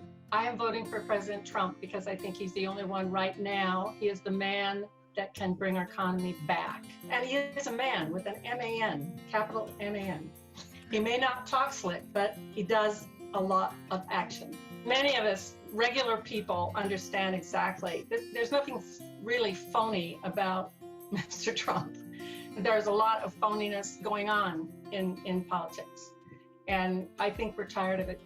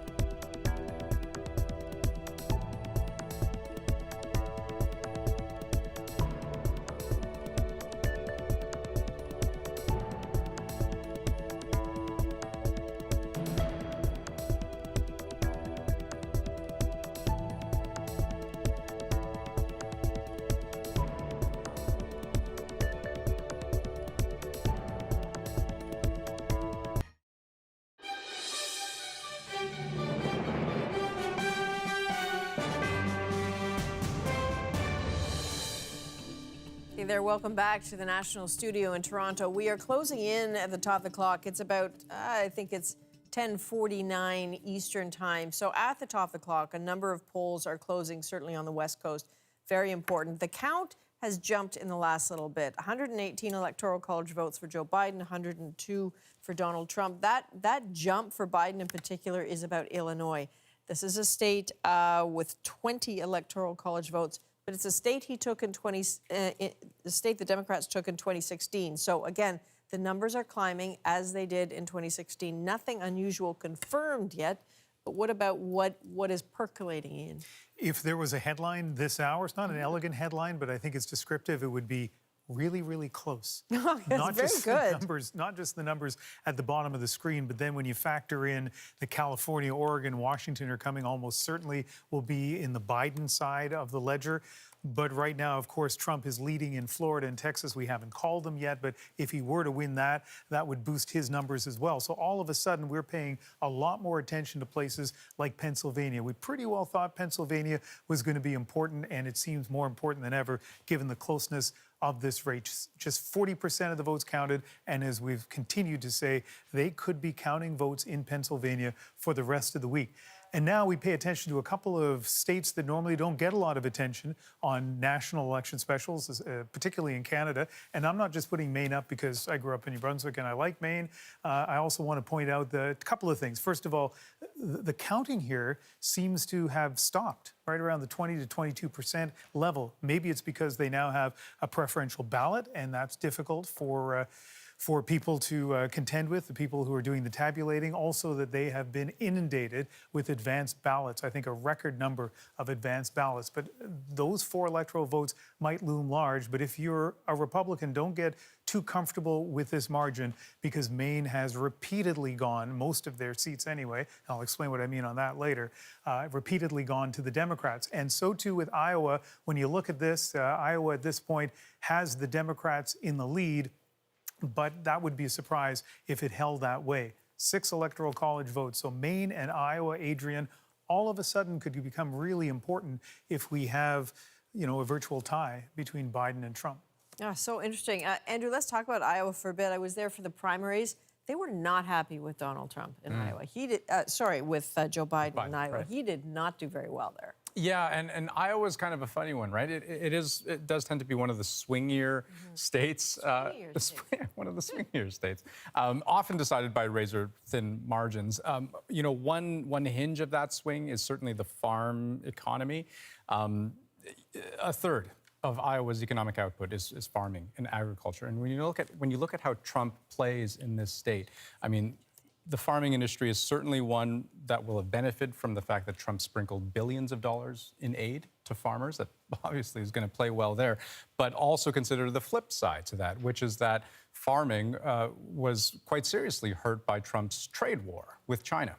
Another hinge of the swing, COVID-19. This is a state with about 3 million people, so pretty small, about a 12th or 13th of Canada's population, except they've got 120,000 confirmed COVID-19 cases. That's about half of Canada's total caseload. Hospitalizations, that's a hard word to say, have been going up. The positivity rate pushing 20%, if you can believe that. But here's a third hinge that I think is worth considering when it comes to Iowa. Just the simple fact that Joe Biden polls better among older white men, Adrian, than Hillary Clinton did in 2016. This was not a close race in 2016. But the reason why things may be flipping may be very contingent on some of the hinges I just outlined. We will see what happens. I think this is a pretty good time to get some help from Governor Howard Dean and David Frum, both veterans of your respective parties. And I'm curious at this, you've seen a lot of campaigns, you two. I'm wondering if you think the parties ever imagined that they'd be where they are right now. Let's start with you, Governor Dean. Well, I think there was a lot of imagination that the parties were going to be right where they are, and I agreed with something that was, I think David said earlier. We're going to be counting in Pennsylvania on Friday, so we've got a long way to go. I am a little concerned about Wisconsin and Michigan. The other thing that you didn't talk about, which is interesting, and as long as this is going to be this close, could have a bearing. 2 states split their electoral votes. Nebraska has a somewhat Democratic-leaning district in Omaha that has a separate electoral vote from the rest of the state. Maine has a slightly conservative-leaning district in the north, which has its own electoral vote. So if this gets to, if somebody has 268 or 269, we're going to be paying a lot of attention to Maine and Nebraska. Which is not something I think anybody thought they would be doing. Did you, David? Well, when you said, did the parties have a plan? President Trump actually did have a plan for this contingency, and he's going to have an opportunity to execute it. We're probably all going to go to bed with big question marks over the key votes from Pennsylvania, Michigan, maybe one or two other places as well, maybe North Carolina, where there are troves of votes that are not yet counted because of the huge use of mail-in ballots. President Trump's plan was to let everybody go to bed on election night with that uncertainty, and then use the courts, use lawyers to try to shut down the vote early and to lock in the Republican advantage among people who vote in person and freeze out Democratic advantages among people who vote by mail. So I think if all the votes out there strongly still point to a Biden victory based on, as Ian said, his strength among older voters, older white voters in the Midwest. But President Trump has a strategy for preventing that victory in the courts. And that is what we are going to be talking about very likely tomorrow.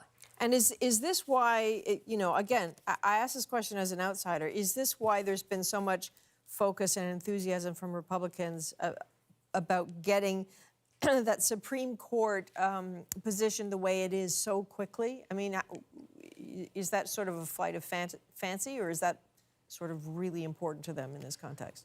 No. One of the things that is sort of fair-minded about President Trump is he doesn't keep his plans secret. He tells you why he's doing it. He tells you, I want Amy Barrett on the court so that she can rule in my favor if questions go to the Supreme Court. He said that out loud. And I think what happens is, because he says it out loud, I mean, if you found it hidden in some email that they tried to keep secret, it would be a gigantic scandal. But because he says it on television, then it's just part of the normal chatter of life and people aren't shocked by it.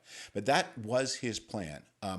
Count on uncertainty on election night, count on there being a lot of votes out there, and then go to the courts to stop them in the days after voting day, or after the end of voting tonight. Governor Dean, I know you have to go shortly, and you've been very patient with us. So one last, unless you've got some more breaking news, one last thought from you on what we should be looking for tonight, sir. Arizona, which looks like it's going to go for Biden, which would be put a little more pressure on the president, would help make up if we lose an unsuspecting state, or a state we haven't suspected. But I think this is going to be a long slog, as many of us thought it would be. I am a little interested once again in how the polling could have been as far off as it apparently has been, especially in some of these swing states.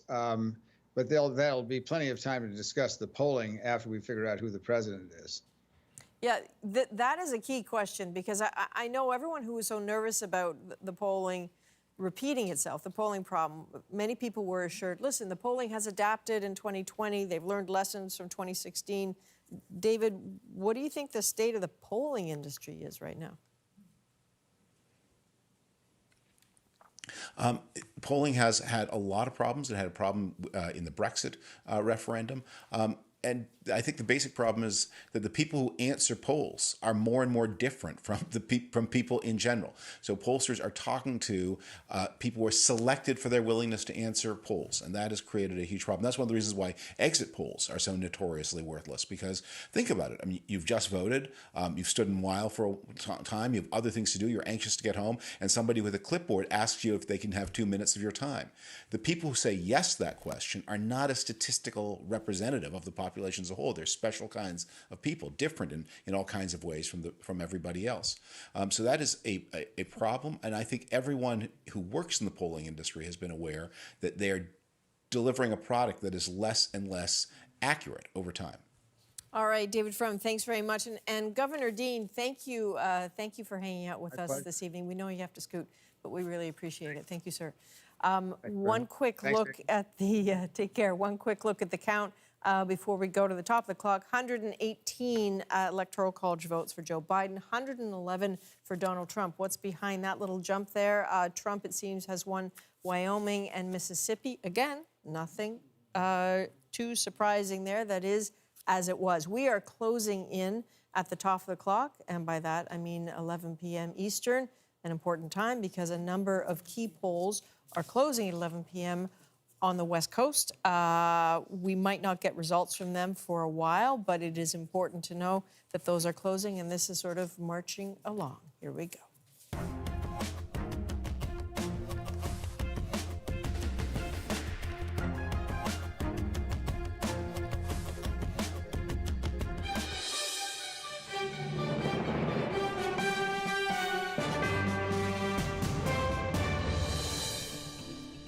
And right on the nose, it is 11 p.m. Eastern time here in the National Studio in Toronto, 8 p.m. Pacific. Why is that relevant? Well, that's because of the polls that are closing there right now. We are going to take a quick live look. Polls close in 5 states this hour. Okay. With 82 Electoral College votes available, should be a good showing for Joe Biden. Most of these states are solidly Democratic, including California, which holds a whopping 55 Electoral College votes, more than any other state. Okay, so live look at the White House tonight. Nothing appears to be happening there on the outside. It's very interesting what's going on the inside. This is, of course, Trump headquarters for this evening. It's a place he'd certainly like to call his headquarters for the next 4 years. And so why don't we then take a look at, okay, this is Wilmington, Delaware. This is Joe Biden's headquarters. Lots more cars there than there were in the last half hour or so. As Susan Ormiston has been telling us, people have been invited to come to sort of, I don't know if they're expecting someone to speak or if this is just a bit of a car rally, an attempt to show some support on a night that so far does not appear to be going in the way Joe Biden certainly wants it to go. What is the latest, Ian? Well, Adrian, let's take a look at the map. And you can see, as you pointed out, the West Coast states are now, their polls are closed. We're going to start seeing those numbers up in a second. And so you can pretty well assume already Oregon leaning towards the Democrats. But by the end of the night, Washington State, Oregon, California will be solid blue. That's a total of 69 Electoral College votes. So if you add that to the number at the bottom of the screen and you're a Democrat, you might think, well, that's something worth celebrating. But you have to consider there are some big electoral vote-rich states that have yet to be called, and one of them is Texas. We have seen this story from Texas for at least an hour now. A fairly significant lead for Donald Trump. Remember early on when the Democrats were in the lead? Well, it hasn't been like that for a while. Still only 73% of the votes counted, but Texas has 38 Electoral College votes. Florida, which has not been called yet, but Donald Trump is in the lead, has 29. So that's 67.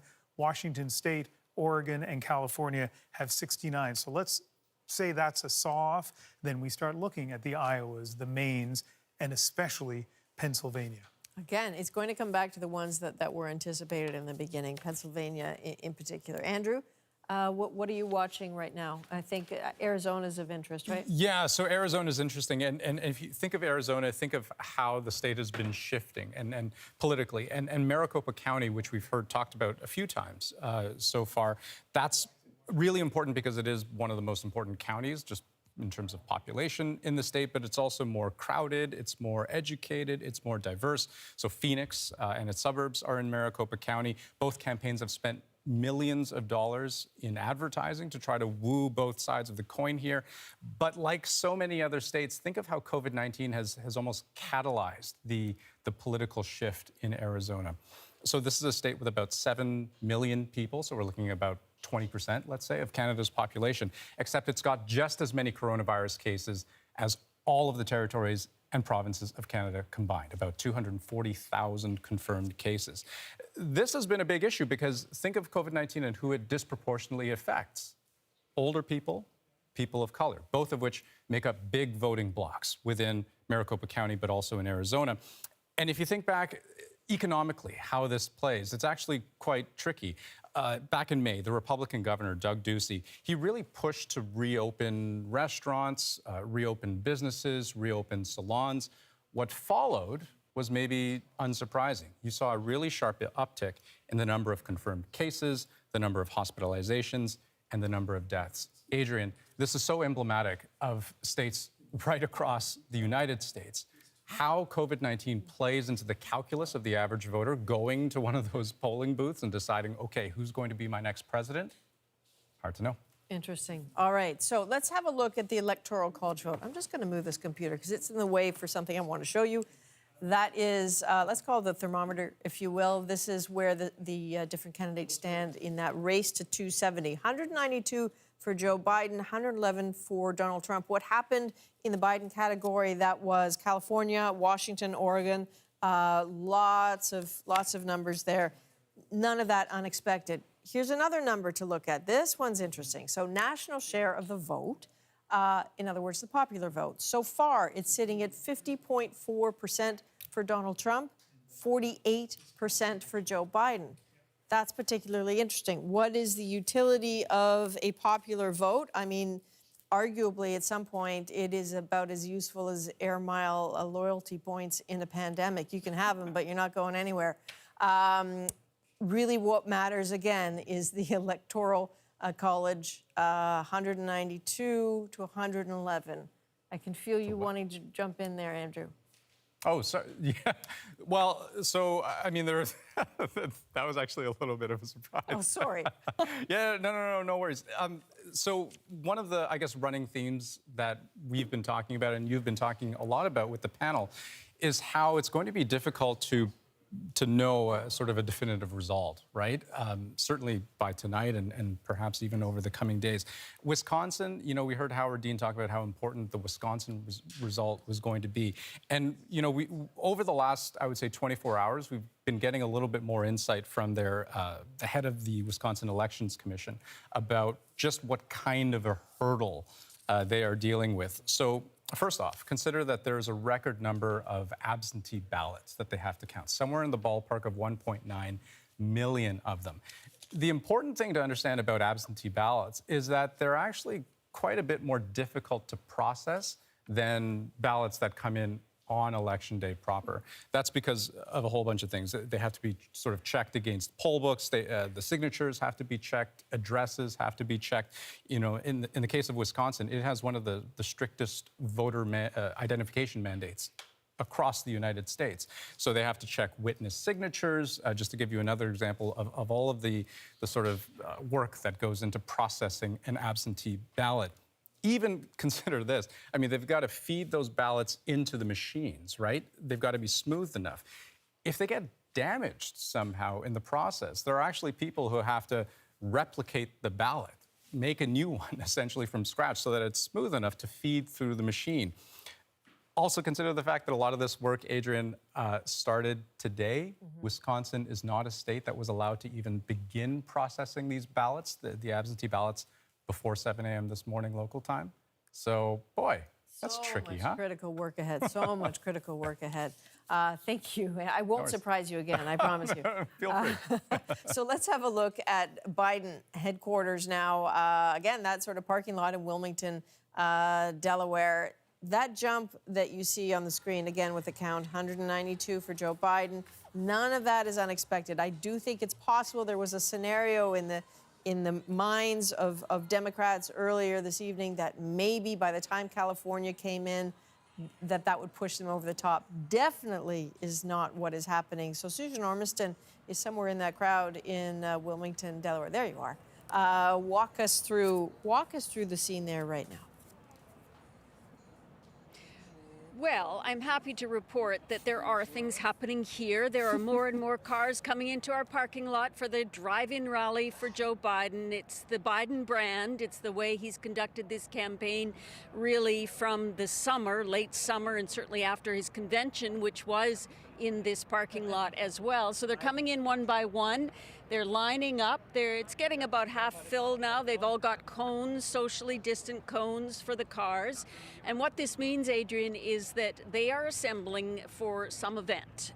We had been told that Joe Biden would speak to the nation possibly tonight at some point. I don't expect it's going to be soon. But the fact that they are coming, they've been invited to take part in this event, indicates something is going to happen at some point. I want to talk a little bit about what you all have been talking about tonight, that blue wall, because those states are so important to his strategy. And, you know, they're very much in question tonight. We don't know why. Trump is up in some of them, Michigan, Pennsylvania, Wisconsin, but this clearly is a question of which ballots have been counted first, whether the absentee or early ballots have been counted or the walk-in first. And what we can all agree on based on these results now is that this is going to be a very long night. I also want to point to one of the key things we saw in this campaign in the late summer, early fall, and that was law and order. You know, Donald Trump made a big deal about law and order. He ran ads saying jobs, not mobs, with pictures of flaming cities like Kenosha, where we were the week that Donald Trump and Joe Biden both came to that city after Jacob Blake was shot there. And this was described by Democrats as the Democrat campaign as one of the weaker times for Joe Biden, because Donald Trump was making headway in forcing him to come out and say that he did not condone violence, but he was walking a very fine line, saying that he supported peaceful protests and the painful protests for racial justice. And the Trump campaign was really making some headway that he wasn't being clear and strong enough on law and order. So we have no idea whether that will in fact sway votes tonight, but that was one of the key things happening in some of those states in that blue wall over the early fall. All right, my friend, hang in there. It's going to be a long one. Susan Ormiston in Willington, It's Delaware. a bit chilly out here. It looks it a little bit. So again, 192 hasn't moved for Joe Biden, 111 for Donald Trump. Nothing there surprising, nothing that is different from what was happening in 2016. But again, it's percolating along, Ian, right? Those numbers are absolutely correct, and they are absolutely misleading, right? Because we still have Florida, we still have Texas to be counted. That could all of a sudden change those numbers, especially if Donald Trump maintains the leads that he has right now. But I want to show you 4 states the Democrats are looking at with fingers crossed and high hopes. The first one is Arizona. They are in the lead there with 73%. Last time around, Donald Trump won Arizona. 11 electoral college votes. The Democrats would love to add that to their ledger. Let's move on now to, I think, Iowa is our next one. And the thing about Iowa is that even though Donald Trump won this last time around, the Democrats won it, I think, 6 of 7 elections before then. They were kind of hoping that they could get it back. You heard Andrew talking earlier about the reasons why they might. And now with 63% of the vote, they are in a fairly substantial lead. These are the 2 tricky and critical states for the Democrats right now, Wisconsin, and the next one is going to be Michigan, 2 of the so-called blue wall states, industrial states that the Democrats could count on until 2016. They thought they could count on them this time. They're behind, but remember what I said about an hour ago. It's possible that the ballots that have not yet been counted will make a big difference. Now, math is not my thing. I'm about to do some math without a license. Might be wrong. Andrew probably should check this I'm for bracing me. myself. But if we start with Donald Trump's 306 from 4 years ago, and we take away Arizona, and we take away Iowa, that's 11 and 6. We take away Wisconsin and Michigan. Those are 2 big ifs right now. But if you take away all 4 of those states, you bring Trump down to 263 electoral college votes. Right. So, I mean, a lot of things are in play, but my point is, you know, we were talking about paths to the White House or paths that don't allow you to get to the White House. Well, in that case, that very specific, you know, series of circumstances, a lot of ifs in there, but it does lead to a scenario where Trump wouldn't have enough votes, enough electoral college votes to win the presidency. Interesting. Okay, so those are the numbers that matter the most in terms of getting the big job. But I just want to point you again to the popular vote. Again, this is far from being done. I mean, we are probably at least a week from knowing the true number here. But eventually this is going to matter. As David Frum was suggesting earlier, Democrats have won 7 out of 8 in the last elections in terms of the popular vote. They certainly didn't win all of the actual elections, though. And so the wider that gap is between the popular vote and whoever takes the White House, the presidency, it certainly suggests the potential for discord on the streets, and you get an unhappy electorate because they say, hey, how come X millions of people voted for this candidate, but that one's in the White House, and it leads to so much strife. If it becomes the case that this trend holds and Donald Trump not only, secures the popular vote, but potentially the White House, that's a suggestion that there's no mistake. This is what Americans wanted. Let's talk about Michigan, though, with you, Andrew. Yeah, just to pick up on what Ian was saying, I mean, there are all kinds of very, very smart reasons why we shouldn't read too much into the results so far right now. But I will say this. Democrats were terrified that the result that you see on the screen when we were looking at the board there with Ian, that's what would happen. Because, you look at recent polling, or actually, you know what? Let me take you back to 2016. The reason Trump won in 2016 was because Trump voters turned out and Clinton voters did not in the numbers that they were expecting. Fast forward to 2020, Joe Biden and his supporters have been looking at recent polls with abject dread, because despite the fact that those polls leading up to tonight were very much in Biden's favor, very much in favor of the idea of Michigan potentially turning blue once again, sort of restoring that brick of the blue wall, they were saying, no, look, our supporters, our voters, please don't get overconfident, because that's how you lose elections. You know what? I'll throw things back, again, hearkening what Ian was saying, that you cannot look too much into the results as they stand right now, maybe not even by the end of the night. But all of these scenarios swirling around in everyone's heads. It is too much math for me. I'm with Ian on this. I'd like to hear at this point, we're going to go to Dina Bass-Williams, because Dina, you're a Republican consultant supporting Donald Trump. I'm curious, is this how you saw this night developing? This is how I saw this night developing. I must say that I am, like everyone, certainly in America and possibly around the globe, and I'm not a mathlete either, but I have been doing the math, trying to figure out, with my sister who's here with me, and she also is not a mathlete, but we have been doing everything that we can to see what 270 looks like, and the president does have a narrow path, but if we can secure Texas, which I feel like the counties, if you drill down and look at the counties that are remaining, I think Texas will be safe. We cannot lose North Carolina. We've drilled down on some of those counties in North Carolina. I spent a great deal of my time as a student in the Carolinas, in North Carolina, and looking at those counties. We feel comfortable about those counties. We were born and raised in Georgia girls, and we can't lose Georgia. So those are kind of strongholds that we as Republicans have to keep, and we feel comfortable about it. We will be up all night. We have the coffee pot brewing, so. But it will, we did not expect this to end early. No, I guess not. Jay Shabria, you are a longtime friend of the National. We always need your insight. And you were a senior advisor to the Ohio Governor John Kasich. You're a Republican strategist as well. I'm wondering, at this point, do you think, if you look at the way Joe Biden has said, I need to respect the pandemic, I need to hold back. We're not going to hold these big events. And Donald Trump barged through and held these in-person events. Is it starting to look like a really smart thing politically that Trump did?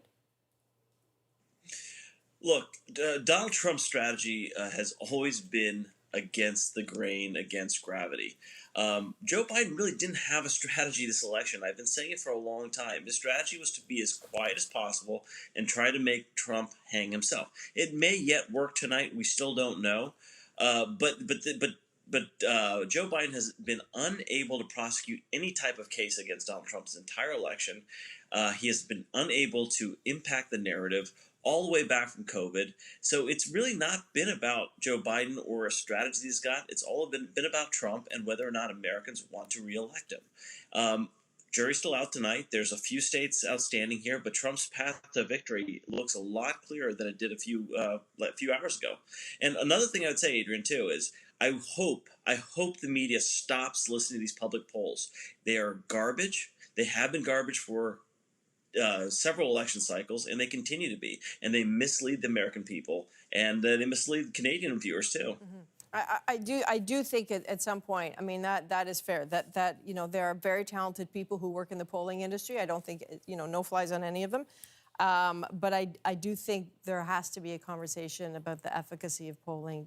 You know, we don't know how this night is going to go, but we do have to look at that. I do wonder, both Jay and Deanna, no matter what happens tonight or the end of the week or the month or whatever, I'm wondering how the United States has been changed by the presidency of Donald Trump. What is going to stay regardless of who gets that House?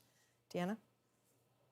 You know, I believe that that President Trump he certainly has broken the mold. I agree with my colleague about the way we will now view polls based on this candidate. But I also think that, you know, the way he has really challenged the media and taken his message directly to the people when social media will allow him to do that, right? So I think that this president has, in some cases, made the media irrelevant. And as a communications professional, I think that is actually refreshing. I think that we are, like, I'm an opinion maker. I'm not a journalist. And I think that he has raised a great deal of awareness about what it means to actually be a credible journalist. We need journalists. And so the fact that he, unlike some politicians, he will not cower in the corner because of a bad headline. He'll actually plant his feet and give it right back to journalists. I actually think that is amazing and wonderful.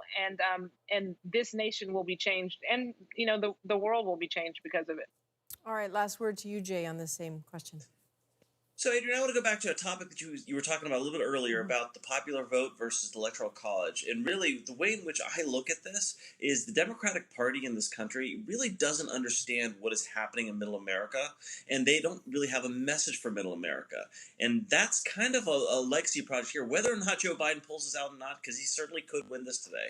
But it's not this expansion of the map that they were talking about, and that's because they don't truly understand what Middle Americans are thinking and what they really want to know.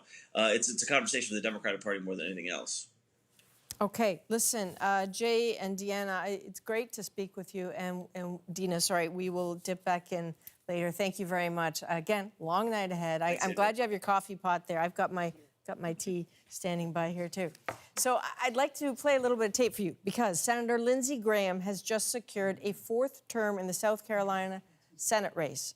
He defeated Democrat Jamie Harrison, and this is interesting, despite record-breaking fundraising for Harrison. Graham says he just had a phone call with President Trump, and here's what Lindsey Graham had to say about their call. I've had 2 calls already, one from President Trump. He's going to win. He is going to win. To all the pollsters out there, you have no idea what you're doing. And to all the liberals in California and New York, you wasted a lot of money. This is the worst return on investment in politics. All right, that was Senator Lindsey Graham in South Carolina. He has just won, he retains his Senate seat after a fight that the Democrats threw more money at. I think close to $100 million was raised for his competitor. As he says, it was a terrible return on investment. Let's go now down to Houston, Texas. That is where David Common is, where they continue to count those ballots. David, are you still in the way of those golf carts? You okay? Yes, I am. I'm out of the way of the golf carts. The golf carts, well, they've taken over to the road now, maybe because I was getting in their way before. They moved on to these other kind of just push carts instead. But, you know, the thing to point out here is that here in the largest county in Texas, the votes are still arriving. The ballots are being unloaded. You see lines of cars, and it goes straight down here, all the way down there. And you continue to see people who are, you know, right in front of us here, loading these ballots onto carts where they're then being moved in to get counted. So, you know, I look at the spread here in Texas right now. You know, it keeps going up and down, about 500,000 votes separating the 2 candidates. But a good reminder that votes are still being counted. This has long been Republican territory, and it was a tough slog, but it is quite something already just to see how narrow that gap has now become. You know, President Trump won this in 2016 by 9%. It's a much smaller gap than that right now. And as I say, the night is still ongoing. All of those cars are still coming in polling stations. Many polling stations had to stay open late, either because there were still people in line or because of judicial orders that they stay open at least 1 hour later because of technical problems they'd had earlier in the day. There are other instances where a judge here has demanded that the U.S. Postal Service go searching around its entire facility, trying to find mail-in ballots that may not have got back to the official count facilities.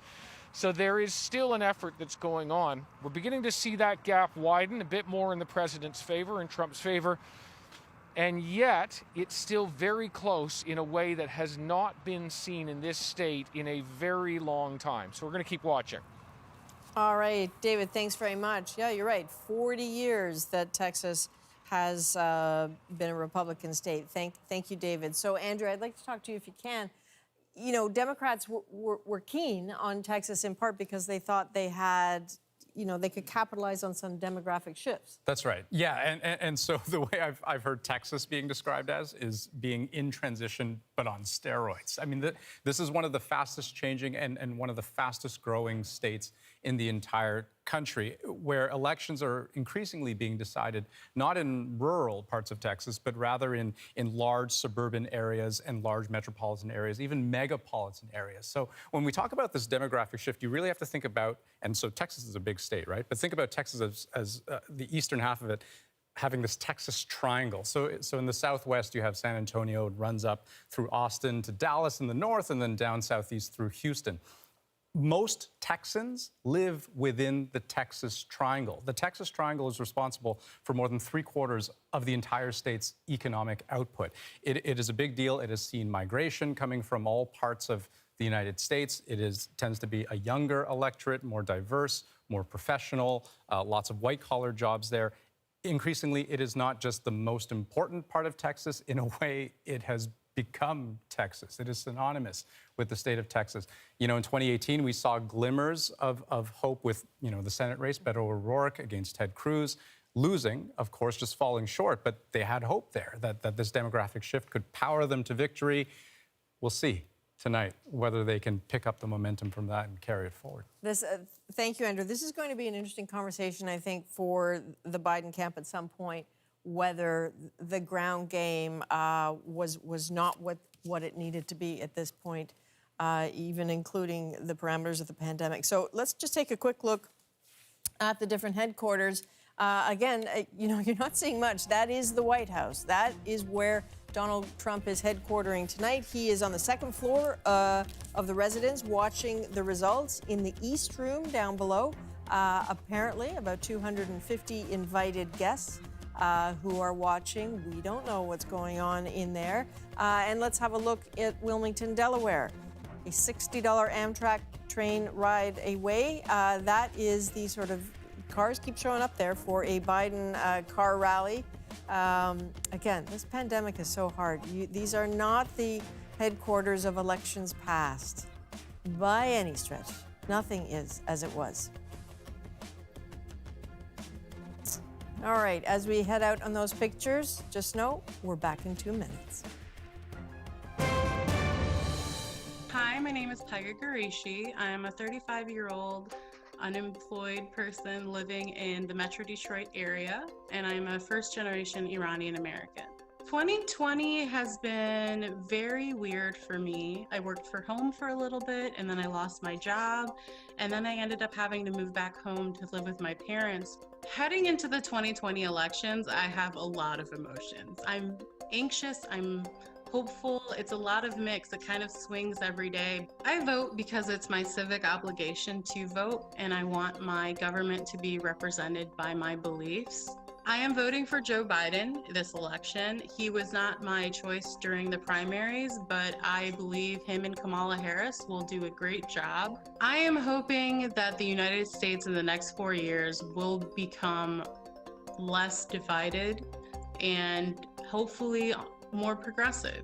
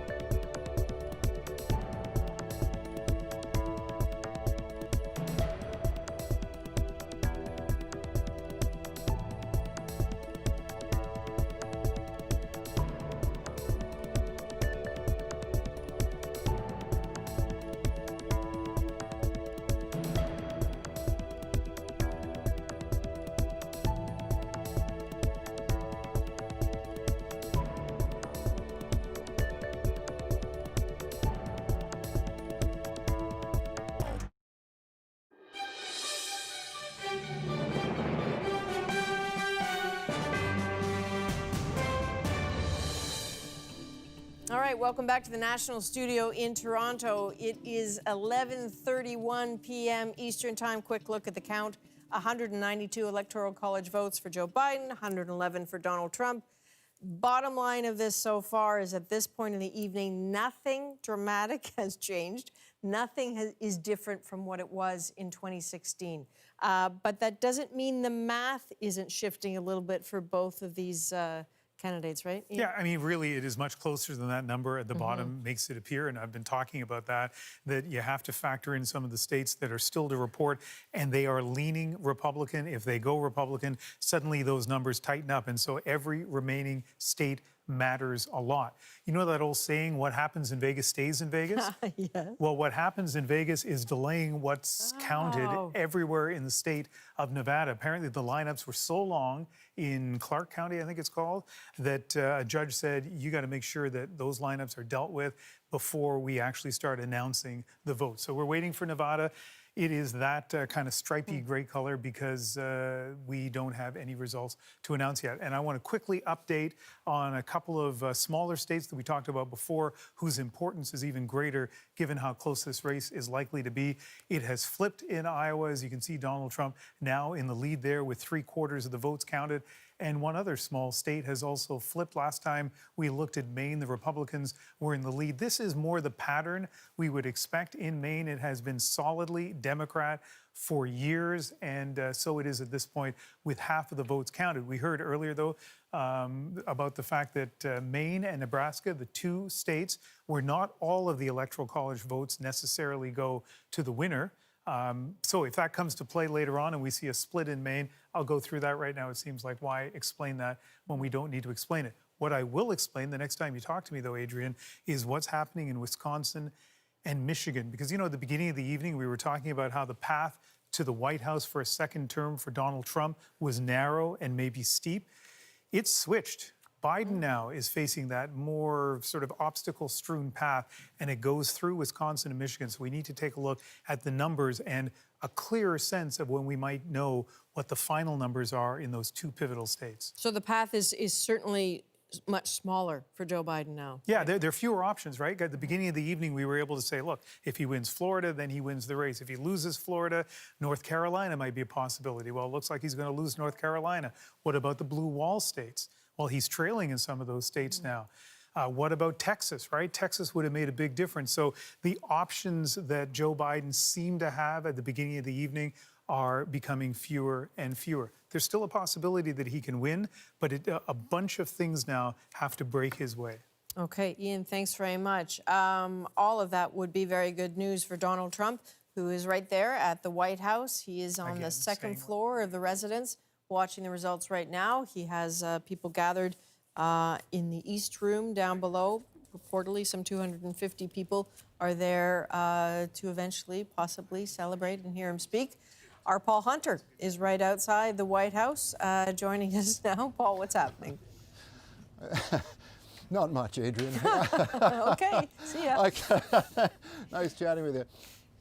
But I'm not kidding. I mean, literally nothing has happened for most of the evening here, but that doesn't mean I don't have stuff to say and to show you. I want to show you a little bit of history, if I can get this going here.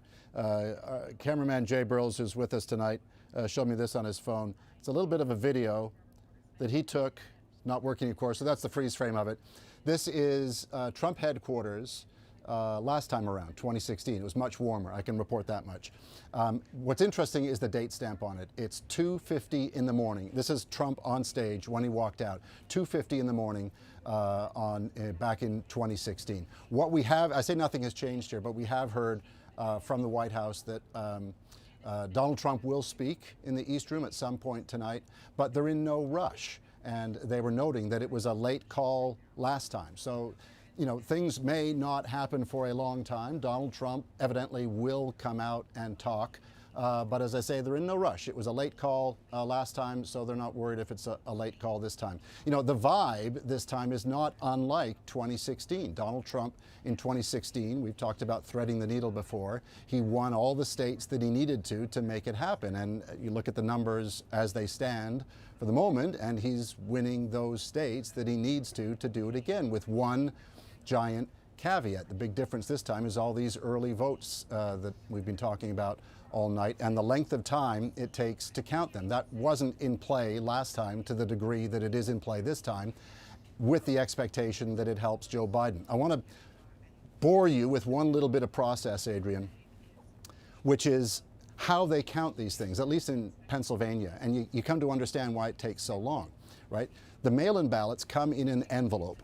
Surprise, surprise. But in that envelope is another envelope called the secrecy envelope, and in that envelope is the ballot, right? So you take the first, the volunteers have to take the first ballot, put it in a machine. The machine opens it. Then you take the secrecy ballot out, put it in a machine. The machine opens it. Then you take the ballot out. The ballot has to be unfolded by the machine.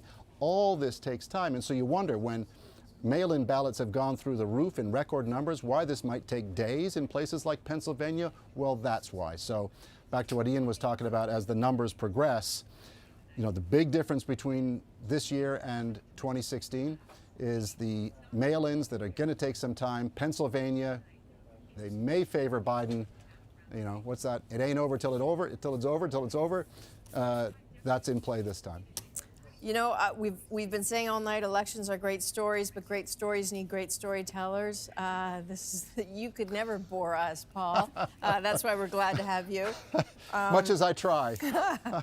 And thank you for the scarring flashback about 2:50 a.m. because I was where you were that night. I know you were in an exciting place, at Trump headquarters. I was there on the lawn on that chilly night when people started climbing the trees just outside. Oh, yeah, I remember that. I remember that. That was nuts. We heard about that in New York.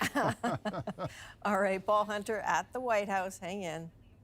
All right, so we've been talking about the top ticket, obviously, and the Senate, but important to know that Democrats have retained control of the House for 2 more years, that House being led by Speaker Nancy Pelosi. She spoke with reporters just a few moments ago about how she's viewing these results. Take a listen.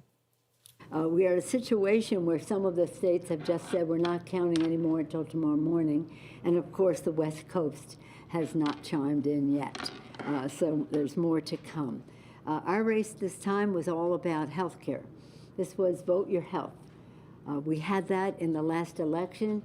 Our For the People agenda was we're going to lower health care costs by lowering the cost of prescription drugs, preserving pre-existing conditions. It became the issue of the 2018 election under the leadership of the policy committee that that Madam Chair was a co-chair of then, carrying that message into this election because it is of concern to the American people. It is amplified by the coronavirus. So our purpose in this race was to win so that we could protect the Affordable Care Act and that we could crush the virus. All right, that was Speaker Nancy Pelosi there talking about capturing the House and watching the results. Lindsay Duncombe, senior Washington editor. So now the battle for the White House and the Senate are still up for grabs. House was expected, no?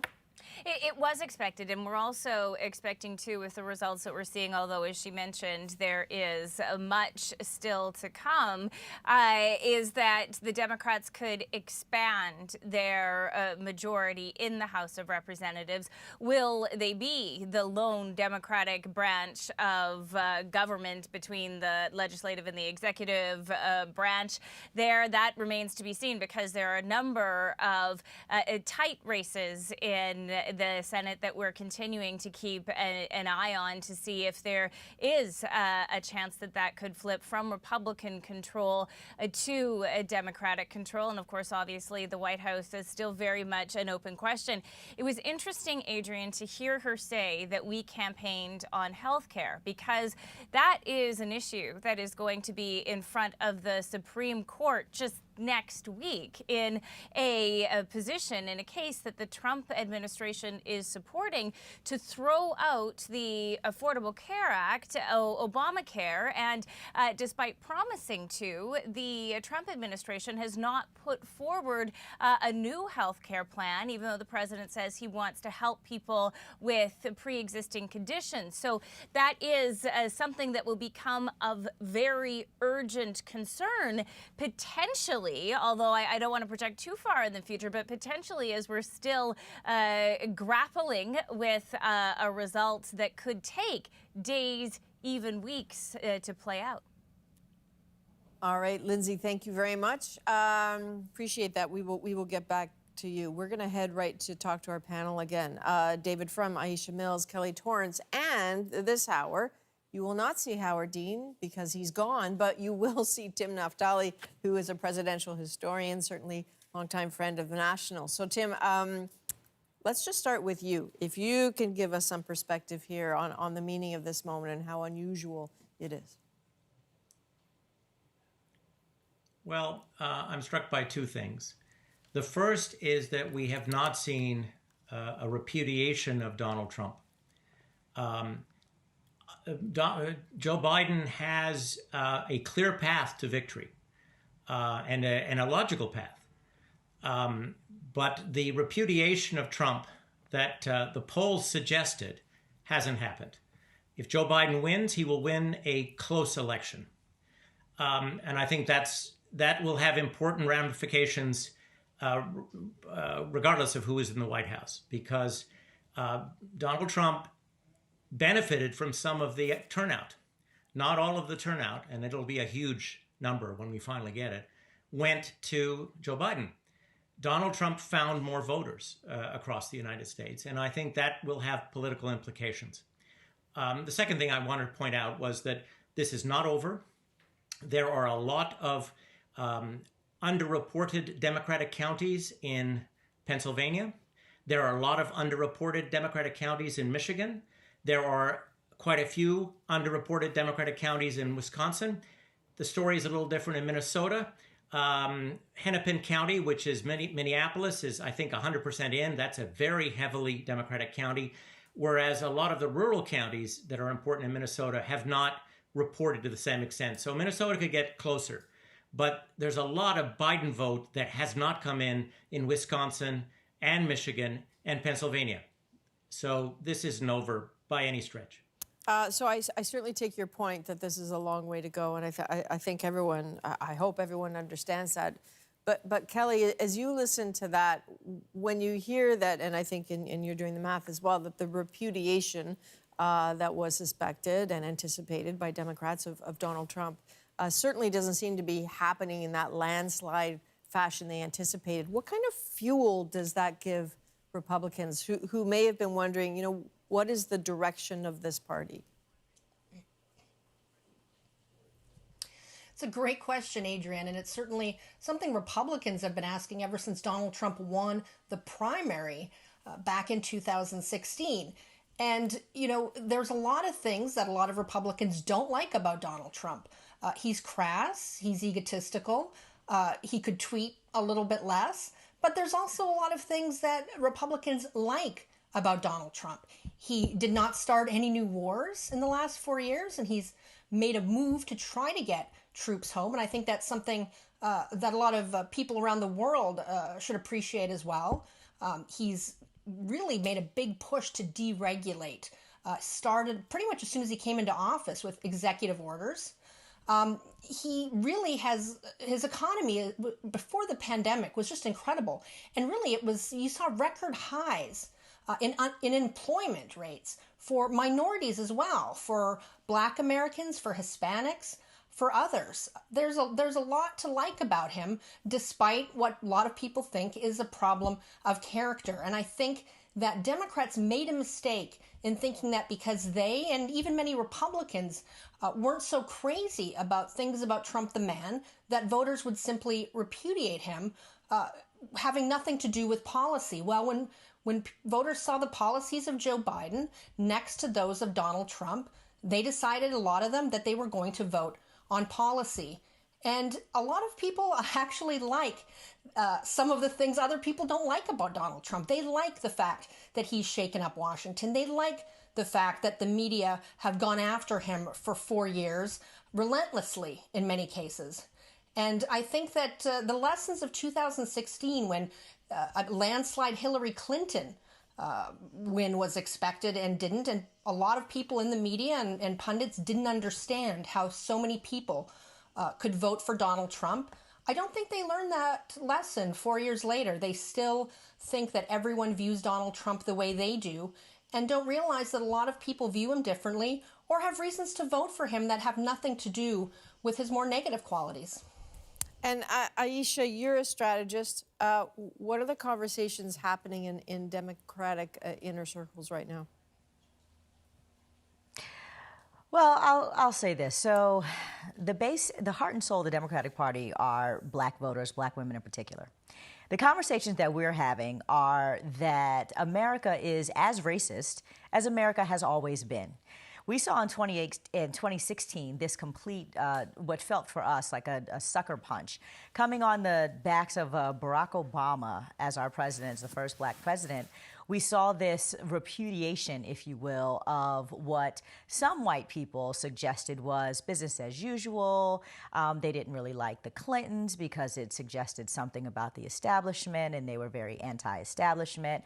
And then there was a lot of fodder around quote-unquote economic insecurity and jobs and whatever that turned into an immigration witch hunt. And at the end of the day, what all that was really about, and we're seeing this play out again, was about this white anxiety that has very little to do with the economics and more to do with the browning of America and the demographic shift that we see underway. It is not surprising that the first Trump election and then his subsequent presidency has really dug up this nasty underbelly of white nationalism and white supremacy in this country that has exacerbated all of the activism that has been happening around Black Lives Matter, that has been against police brutality, and really turned it into all of the Americans who just are against white nationalism, which is manifest in police brutality. The Trump voter is very keen to this and very much watching this, and I think emboldened by the fact that they're able to vote their heart and their conscience in a way that there is a guy out there who represents their ideals, and they don't have to say what used to be unpopular to say out in public, that so much of this has to do with animus between groups and with regards to people, and not about the economics and blah, blah, blah, because it is the poor people in Appalachia whose jobs in the coal mines aren't coming back. It is people who never were the ones who were farm workers or domestic workers that are still voting for this guy. And, you know, it's interesting for us as Democrats to really truth tell and to be honest with ourselves about the divides that exist in America that are really about the founding of America. And we see that play out in our politics all the time. And the country, the last thing I'll just share with you all about this for Canadians who don't know this, is that this country has not elected a Democratic president with the majority of the white vote since Lyndon Johnson, which was in the 60s. There's a political realignment that happened in America decades ago where no Democratic president has won with the majority of the white vote. Okay. That is telling, and that is foundational to what's playing out today. Just say, if I can just... Okay, briefly there, Kelly. Just say, the idea that all Trump voters are racist, the idea that all Trump voters are racist, I don't think is fair. You know, as I mentioned earlier, Trump has seen an increase in support among Hispanics. And again, people are voting for Trump for various reasons, some economic, some because they like his anti-war stance. I don't believe that people are voting for Trump simply because most of Americans are white supremacists. Okay, David, if I may, tomorrow, if you can look ahead to tomorrow, if it appears that there's not going to be an answer tonight, as a Canadian, and there's actually only one American on the here. I think, Aisha, you're the only one who isn't partially or completely Canadian here. But as a Canadian, what should we be watching for south of the border tomorrow? It's hard to know how to read the streets if there isn't an answer tonight.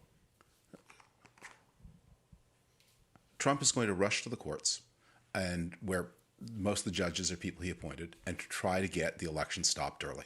That's going to be his plan tomorrow. That's why this is so dangerous. I think what remains true tonight, as has been true throughout this campaign, if everyone who was legally entitled to vote and wanted to vote were allowed to vote, if every legal vote were cast, if every legal vote were counted, Trump would lose. And Trump has understood that better than anybody. So his strategy has been from the start to prevent that from happening. And that fight really begins tomorrow. And it will be fought in the courts, and it will be fought in the courts before judges, most of whom he appointed, on the way to a Supreme Court where very conservative judges and Trump-loyal judges have a big majority. You ask what this means for the party, and I will say this as someone who spent most of his life in the Republican Party.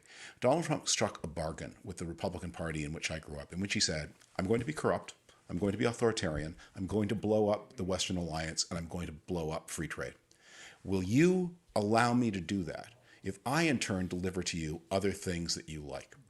And many of us hope the answer would be surely not, that a party that's, has historically stood for clean government against many, Tammany Hall, would never tolerate the most corrupt administration of all time. But they did.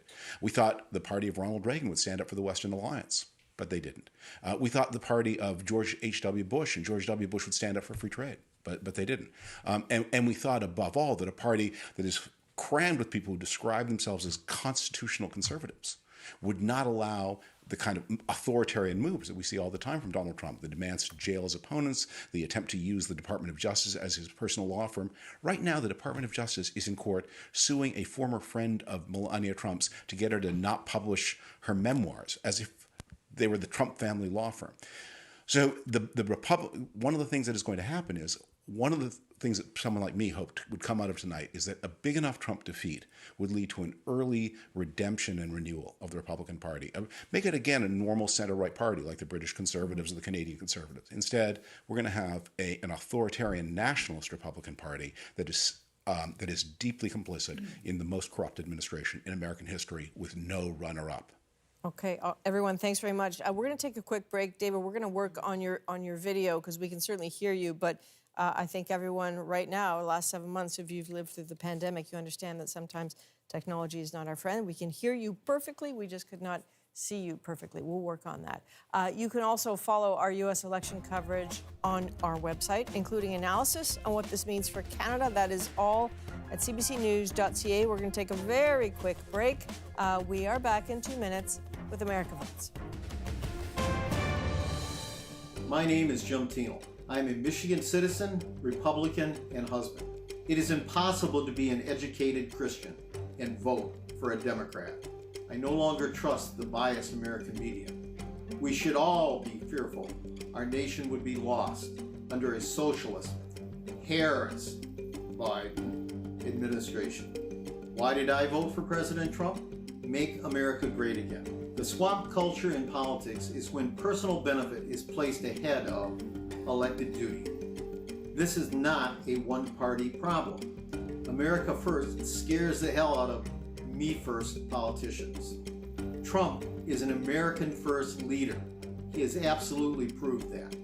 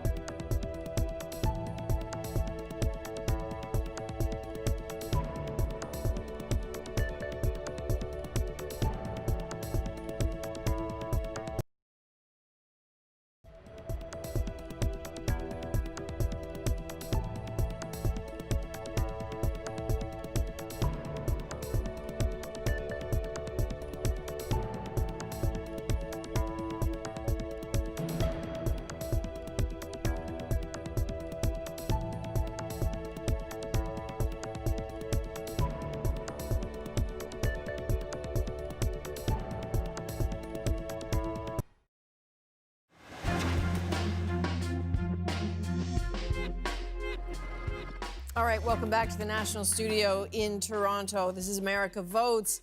It is 11:57 p.m. Eastern Time. Quick look at the count. 192 Electoral College votes for Joe Biden, 111 for Donald Trump. That has not moved in a while, and crucially, in a way that hasn't moved since 2016. Nothing unusual is happening in the count at this point that is dramatic from last time. So academically, we've all been talking a lot about be patient, you won't get results possibly for several days. It's one thing to have that be an academic, intellectual conversation, but this is where the rubber's starting to meet the road because we are approaching midnight. There is a strong possibility that there really won't be an answer by tomorrow morning. So how does a country like this one work with a country like that one when there isn't a president-elect? There is still a president. There will be. Donald Trump will remain president until 11 a.m. on January 20th, Inauguration Day. But there isn't a president-elect, or there might not be tomorrow morning when people in Ottawa wake up. Lucky for us, Rosie Barton is still awake, our chief political correspondent. So walk us through. For now. Yep. What are the mechanics for the Government of Canada in dealing with a neighbor that is maybe so uncertain? Yeah, I mean, I think the first rule of thumb that they are playing by is keep your mouth shut, frankly, and keep off Twitter and make sure nobody responds to any questions about it. That has been at times the strategy to deal with Donald Trump overall, to make sure you don't provoke him. But in this case, where we may not have results until tomorrow, maybe Friday, if things are getting into the courts and it becomes contested, then the worst thing Canada could do would be to proclaim some sort of victory for someone. The world will watch what Canada does at a moment like this. And the Prime Minister's been asked about this multiple times now at various press conferences. He points to 2000, of course, the infamous Bush-Gore election. And I would point out in that election, again, Canada just waited. They just waited until it played out in the courts. And in fact, wasn't until December that then Prime Minister Jean Chrétien actually called George Bush. So that'll be the strategy. Maybe go to bed early, or maybe go to bed now, wake up tomorrow and see how you need to plan the days ahead. But certainly they will not be making any statement until things are perfectly clear. And that will help, obviously, the Canadian government in its days and weeks ahead in terms of its relationship with the U.S. All right, Rosie, thank you very much. I know, we'll see what happens. We're getting very close to midnight. We know that some polls will close at midnight. We might start getting some more results. Quick look at the count. 192 Electoral College votes for Joe Biden, 111 for Donald Trump. This has not moved in a quite long time, but there are some key races yet to come. Watch the clock. We're 3 seconds away from midnight.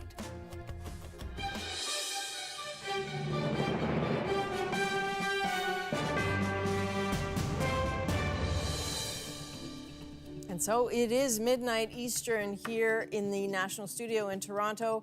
Here are the polls closing right now. Polls have been closed in most parts of the U.S. now for several hours. Only Alaska is still open with its 3 Electoral College votes. Most polls in the state close right now, but a few will remain open to voters for another hour. Aha, so just when you think nothing's going to change because the count hasn't changed, 192 Electoral College votes for Joe Biden, 111 for Trump, keep in mind that there are some very important swing states that are counting and possibly getting close. Ian? So first of all, Adrienne, we need to keep pointing out that this race is much closer than the number at the bottom of the TV screen suggests. There are a series of big states where Donald Trump is in the lead, leaning heavily towards a win. And if they fall in his favor, all of a sudden you'll see those numbers evening up. If you think back to even before we went on the air, but certainly the beginning of this special, we talked about various paths that Joe Biden had. And one was if he lost Florida, if he lost Texas, then if he could rebuild the so-called blue wall, the industrial states that the Democrats had gotten used to winning, but lost 3 of them in 2016, if he could rebuild that, he could take that process and end up going to the White House. So 3 key states are involved in that. One of them is Wisconsin. Well, you'll notice that Donald Trump is in the lead. Let's go on to the next one, Michigan. Also it's a lead for Donald Trump. This would appear to be bad news for the Democrats, but there's a twist in this narrative in just a moment. But let's look at the third state here of this blue wall, or at least where the blue wall got breached in 2016, Pennsylvania, still a Donald Trump lead. So what is the promise here for the Democrats? Well, if there's any promise at all, it's that in all three of those states, the advance voting, the mail-in ballots are going to be the last to be tabulated. And there is a belief that they could skew heavily in Joe Biden's favor. So even if that's true, when do we get those results?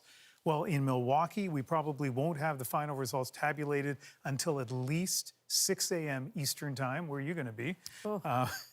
In Michigan, at one point they said it would be days, but now it looks like sometime tomorrow. That includes Detroit, too. And there's a feeling that Detroit might skew Biden. The last thing is Pennsylvania. And we've said many times before, but for people who haven't been watching, they should be reminded that Pennsylvania is likely not going to report final results until Friday. Until Friday. So, again, Adrienne, where are you going to be? Probably with you somewhere. A question about this. We talked about this earlier in the night, but it's maybe worth going back to this notion of a mirage, right? A red mirage or a blue mirage. And I know that when we were talking about it, it was initially in reference to early precincts in a place like Florida that lean one way, but towards the end of, day voting, it suggests something else. Is there the prospect of a mirage either way when the mail-in ballots haven't been counted? Well, one of our producers, Meg Banks, said she would bring down coffee for me if I used her phrase, a blue shift. And so it's possible that there could be a blue shift here with these late mail-in ballots, or not that they're late, but the late tabulation of them. And so it may boost the Democratic results here. There's some other states that are still in play right now, but really these are three big states that traditionally vote Democrat, have a lot of electoral college votes, could make a big difference. But as we heard from David Frum, then there might be some political and legal strategies behind it. But my friend Tim Naftali said, look at the counties that haven't reported here, and he's absolutely right. They could make a big difference. Okay, absolutely. So let's go to Pennsylvania, the state that we know we're going to have to be talking about for quite some time. Stephen D'Souza is there. So, Stephen, what is happening with the count there right now? Can you walk us through it? The count is still going on. They're working 24 hours a day, especially in places like Philadelphia. But I just wanted to add some more detail to what you and Ian were just talking about in terms of the blue shift and the red mirage. Seeing Trump up in Pennsylvania at the moment when there's still so many mail-in ballots left to be counted. Around right now, about 1.9 million mail-in ballots still left to be counted. And if you consider that more than 62% of those were requested by Democrats. Of course, people don't always vote by the party they're registered to, but more than 62% of those are Democrats. That gives you a sense of where a blue shift could come from and what it could look like. And here in Philadelphia, to drill down a bit more in terms of why it's taking so long and how much longer it could take, 75,000 of those mail-in ballots have been counted so far in Philadelphia. That's out of about 350,000, so still a long way to go in terms of counting those mail-in ballots. And what they saw so far, again, speaks to a potential blue shift. They said of those 75,000, they saw about a 16-to-1 ratio Democrat to Republican, so 16 Democratic votes for every one Republican. Of course, that's being Philadelphia. This is a Democratic stronghold, so that gives you a sense of why they would see that, but also gives you a sense of why perhaps the Biden campaign is looking to those mail-in ballots in these centers in Pittsburgh, in Philadelphia, and some of the other outer suburbs around Philadelphia as places where there is room to grow as these votes get counted as the day goes on. And some of the numbers we are seeing in some of the smaller counties also speak to how not only is Joe Biden, it seems, bringing up the numbers that Hillary Clinton had in certain areas, like in his hometown of Scranton. He's up by about 10,000 votes there compared to just 3,000 by Clinton. And then on the flip side of that, though, you have Donald Trump gaining in some of the rural areas, gaining more votes. Like in one county, he's up 3,000 more votes than he was last time around, which is sort of what the Trump strategy was here in Pennsylvania, to build on the coalition that got him elected in Pennsylvania in 2016, while Biden was looking to bring up the support in places like in the urban areas, but then also try to bite into some of the support in the rural areas. So a lot of numbers to throw at you. You know, as you can see behind me, this is sort of the rabble that's left here at the convention center, hoping perhaps for another update at midnight from those mail-in ballots from Philadelphia that could give us a better sense. But as we've all been saying, you know, it's going to take days, so we're going to just keep waiting. All right, hang in there, Stephen. Thanks very much. And I'd like everyone at home to stand by because CBC is ready to make a call on a very important state. Here we go.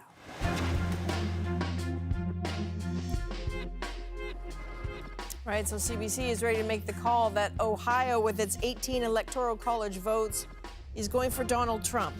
This is perhaps not a surprise to the Trump camp. Trump won Ohio by 8 points in 2016.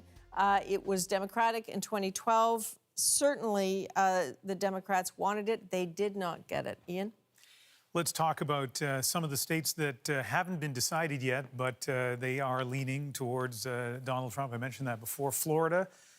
Remember back when we talked about Florida at the beginning of the night and said a couple of things about it? First of all, the candidate that wins in Florida almost always wins the White House, and also that it's likely to be close. Well, at this point, you know, that's not exactly close by Florida standards, and now 98% of the votes have been counted there. Still too close to call, according to those who crunch the numbers. But right now, it looks like Donald Trump has a pretty significant lead. Let's go on to the next state where a lot of electoral college votes are in play, 38 in Texas. And now here, far fewer votes have been counted, 78%. But again, we see as more and more votes get counted, it looks like Donald Trump's margin, at least at this point of being ahead, is getting bigger and bigger. And so if you were to add Florida and Texas to the number at the bottom of the screen, you would see, obviously, Donald Trump's electoral college number jump quite a bit.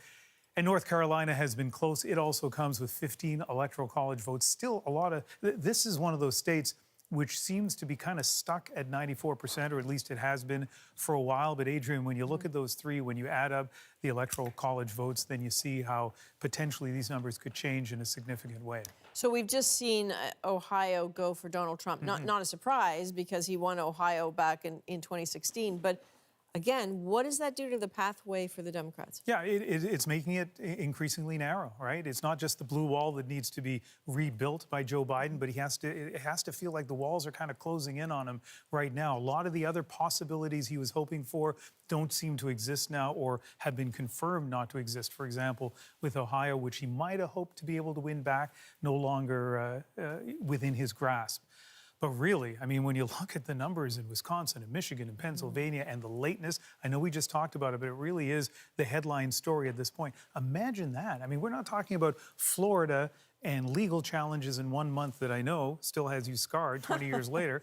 It was an extraordinary story, but we're talking about lots of states and lots of days and lots of uncertainty, and a president who may, as David Frum points out, challenge these sorts of things. So, I mean, it's one thing for us covering this from a Canadian perspective and wondering what it's going to be like tomorrow.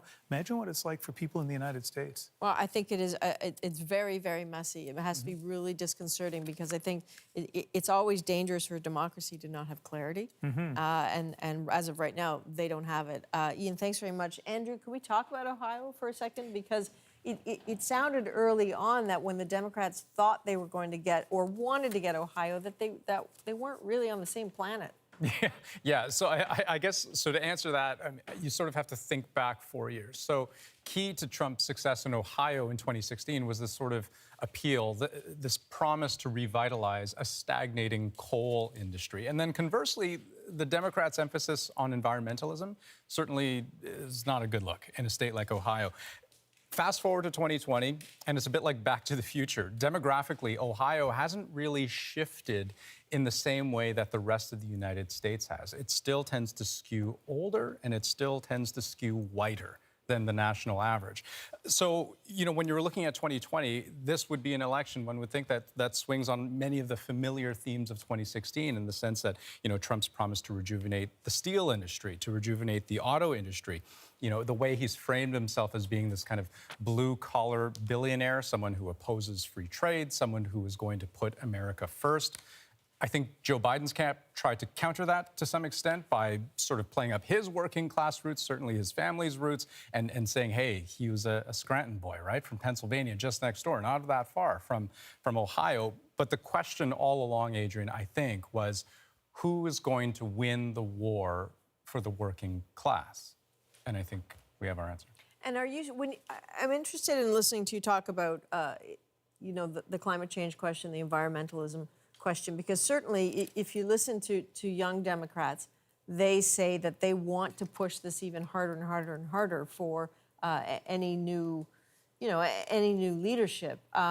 Where else is that going to be sort of radioactive for them? Yeah, well, so that's a really good question, but it's also just interesting to think that how big of a thorn that has been in the side of Biden, the Biden-Harris team, right? I mean, if you think back to the debates where, whether it was Trump or Pence, constantly pushing on that idea that a vote for Biden would be a vote for the Green New Deal.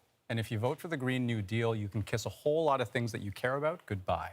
And so throughout the campaign, we saw Biden and Harris trying to work overtime and to sort of distance themselves from that.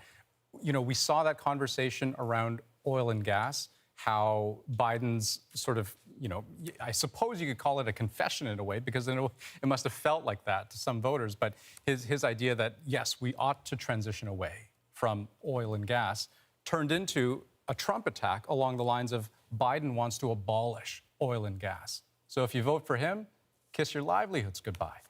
This has been a constant theme back and forth. I mean, the oil and gas conversation really pronounced in a state like Pennsylvania.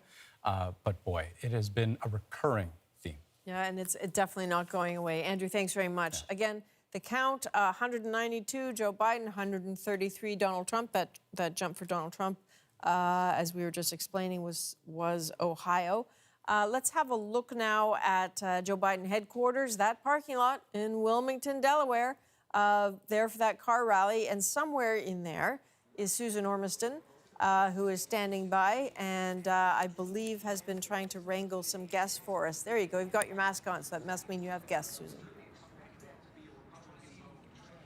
Hi, Adrienne. Yes, we ventured into the car park here because there's lots of cars that have come, including Natalie and Michelle, who were emailed about 9 o'clock tonight and said be here by 11. So why did you come here? Michelle and I have been working on the Democratic campaign for almost over a year now, trying to help to get out the vote, really help educate voters on where their polling places are, and working with our volunteers in our ward areas here in Wilmington to help call other volunteers to make sure they understand how important it is to get out and vote today. So we really wanted to be here with everyone else in Wilmington when the election results came in tonight. But it's invite only, Michelle, so what do you think is going to happen here tonight? I hope we get to hear from Biden and Harris tonight, and they can give us hope that things are going to turn out the way we've been working so hard for. Are you nervous? I'm always nervous.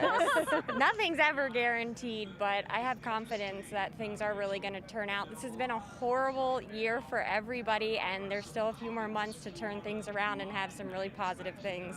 But Michelle, it's not going as smoothly as perhaps the Biden camp wanted it to. Have you got jitters about what the result might be? I think that we were all anticipating that maybe the results weren't what we wanted to, especially after everything that happened in 2016. We were hopeful, but very conservative in our projections. So we're going to continue to stay hopeful and, cheer on our team for the rest of the evening. Okay, you're putting up a really brave front, but what are you worried about tonight still? I think, like everybody, we don't have all the numbers yet, especially because a lot of states didn't start counting the absentee ballots until today. Delaware's been counting ours. We don't have that problem, but the bigger states like Pennsylvania, we're probably not going to know for at least a couple of days. So I think that's the scariest thing, is not having an answer today. And what's scary about that? Because everybody's already so, has all this anxiety just from the pandemic and leading up to tonight. So telling people, you still don't have an answer today. You have to sit there and wait. We don't know what's going to happen. It could be appealed to the Supreme Court. They could throw votes out. There's so many unknowns that it might not be something that's done in a couple days. It might not be done in a couple of weeks. Anything could happen. I think that's the scariest, the unknown. Are you worried about what could happen in the vacuum? I do think, Susan, you know, one of the things is when we speak to voters, they always say, my vote doesn't count, my vote doesn't count. And we really try to encourage them and say, absolutely, your voice needs to be heard. And when we're concerned about voters having their ballots cast out because of some arbitrary rule or, you know, President Trump deciding that he doesn't want this election to be counted, that's really when voters are going to be discouraged moving forward in other elections sequentially after this. And that's really scary for American democracy, absolutely. And so what do you think this is about tonight? The drive-in, it's the Biden brand now, this drive-in rally. You think he might come out and say what? I mean, we don't expect that he's going to be able to declare or concede. I think he's going to come out. I don't think he would have invited us here tonight if they didn't plan to come out and to give everybody hope, because it is close, but nobody can say one way or the other. So I expect that they'll come out and tell everybody not to give up. We're fighting this, and we're going to fight it till the bitter end. Well, you know, I'm thinking it's a pretty wise thing, this drive-in thing, because at least you can stay in your cars and be warm, right? Absolutely. Anyway, thank you so much for talking to us tonight, and hope you enjoy your evening, and hope it isn't till 3 a.m., all of us. If it is, we'll be coming back to talk to you again. Thanks for being here. Yeah, thanks. All right, Adrian, so that's what's happening. They are expecting Biden and Harris to say something at some point. They were told to come, emailed at 9:30, told to be here at 11, so we'll see what happens. Susan, thanks very much. And what a study in contrast, because now we're going to go down to Florida. So from the cold parking lot of Wilmington, Delaware, to Katie Simpson in the heat of Florida, and a much different tone there, Katie. Adrian, we just had an incredibly tense moment here at what had been a very celebratory environment. We've had lots of Donald Trump supporters here. They're still here right now. You can see they've been gathering here for hours. We're in a Cuban-American neighborhood, and there's a lot of support for Donald Trump here. But just moments ago, there was an incident. Someone said something that these Trump supporters did not like, and we saw the Trump supporters surround this gentleman, scream at him. People were throwing flags at him. We're going to send the viz right back to our newsroom in Toronto. We were right in the middle of it as it was happening. Police actually had to step in and escort this man off the property because people were swarming around him. Things before that had been very, joyful and excited. People here celebrating Donald Trump. Donald Trump is having a very strong night in Florida, doing better than projected heading into today. Remember, Democrats had a slight lead. The polls had showed that Joe Biden was slightly ahead. He was within the margin of error in some of those polls, but he had been consistently leading. And there was a lead going in terms of the counted votes.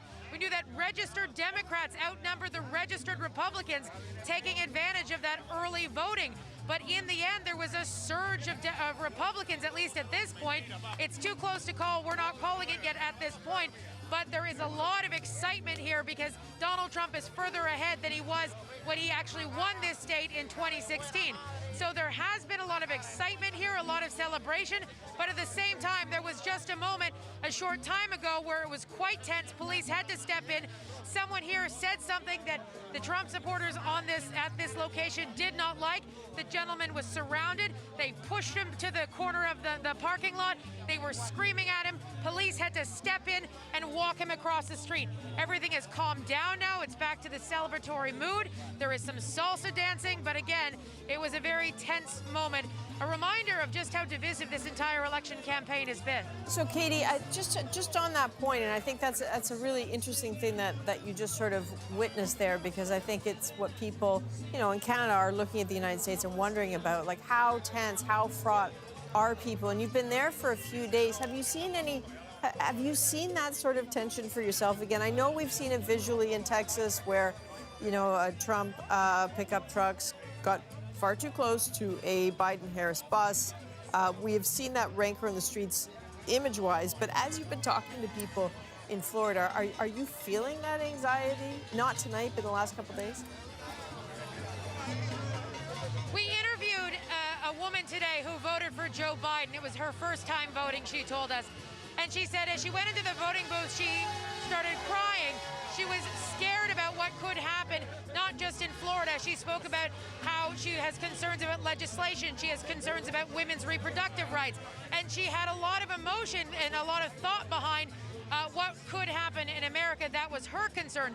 On the flip side of that, we are seeing so much celebration with Trump supporters and very excited about what has gone on. A stronger than expected night when the polls had shown that Donald Trump perhaps was trailing in those national polls, trailing in polls in this state.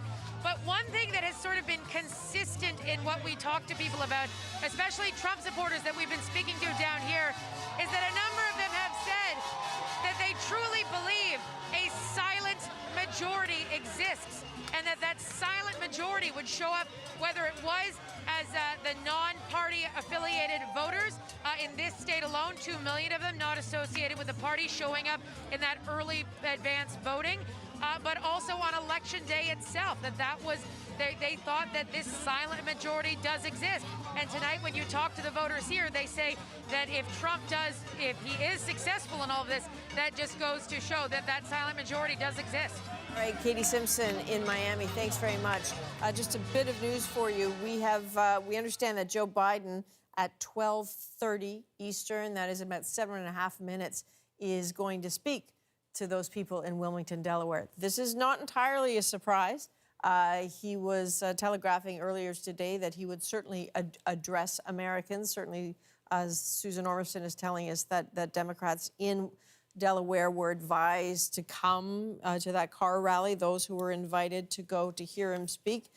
So stay with us. We will be watching that. But Andrew, you have some thoughts, and I believe you have a guest. Yeah, so I guess what's clear from listening to Katie is that there is division in the United States, and often that is a racial divide. And so joining to talk with us now, we've got Keith Mayes, who's a professor of African American Studies at the University of Minnesota. Hello to you, Professor Mayes.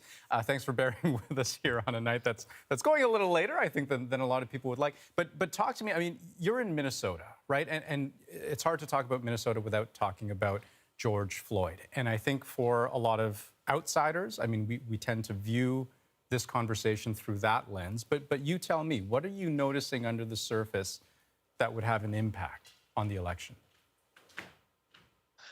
Well, I think that collectively, as a country, particularly those who are progressives, we really believe that this election will be a referendum on the Trump administration. So we believe that the last 4 years has been an aberration. It's been atypical, and we're kind of sitting here on the edge of our seats thinking that the country will take a turn back to where it was. And what I mean by that is that when we come off of the 8 years of President Obama, we know that racial progress in this country was, already slow, as it were. But we never expected for the United States to take that kind of turn. And so many of us believe that that's not who we are as a nation. That's Right. not who the United States is. And so the protests that are associated with police violence here in Minneapolis with George Floyd, and so many others, Breonna Taylor in Louisville, Kentucky, they kind of predate electoral politics. I mean, Black people have been being killed by police for years. So that's not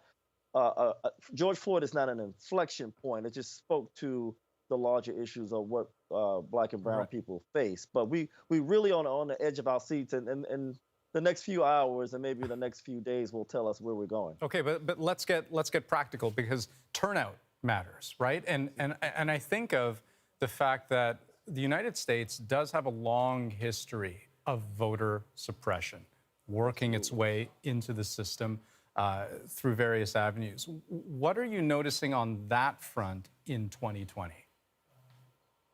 That the voter suppression tactics are in full effect.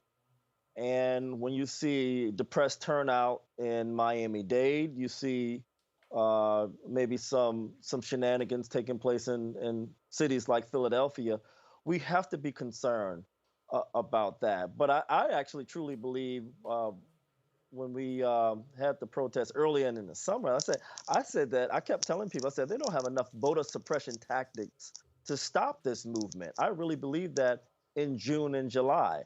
But again, every vote matters, and every vote that is cast at the ballot box can make the difference, and particularly in these swing states like Pennsylvania and Michigan and Wisconsin and Florida. And so I think that the voter suppression tactics are working. Can I ask you one last quick question? And taking into account that there are two possible outcomes here, right?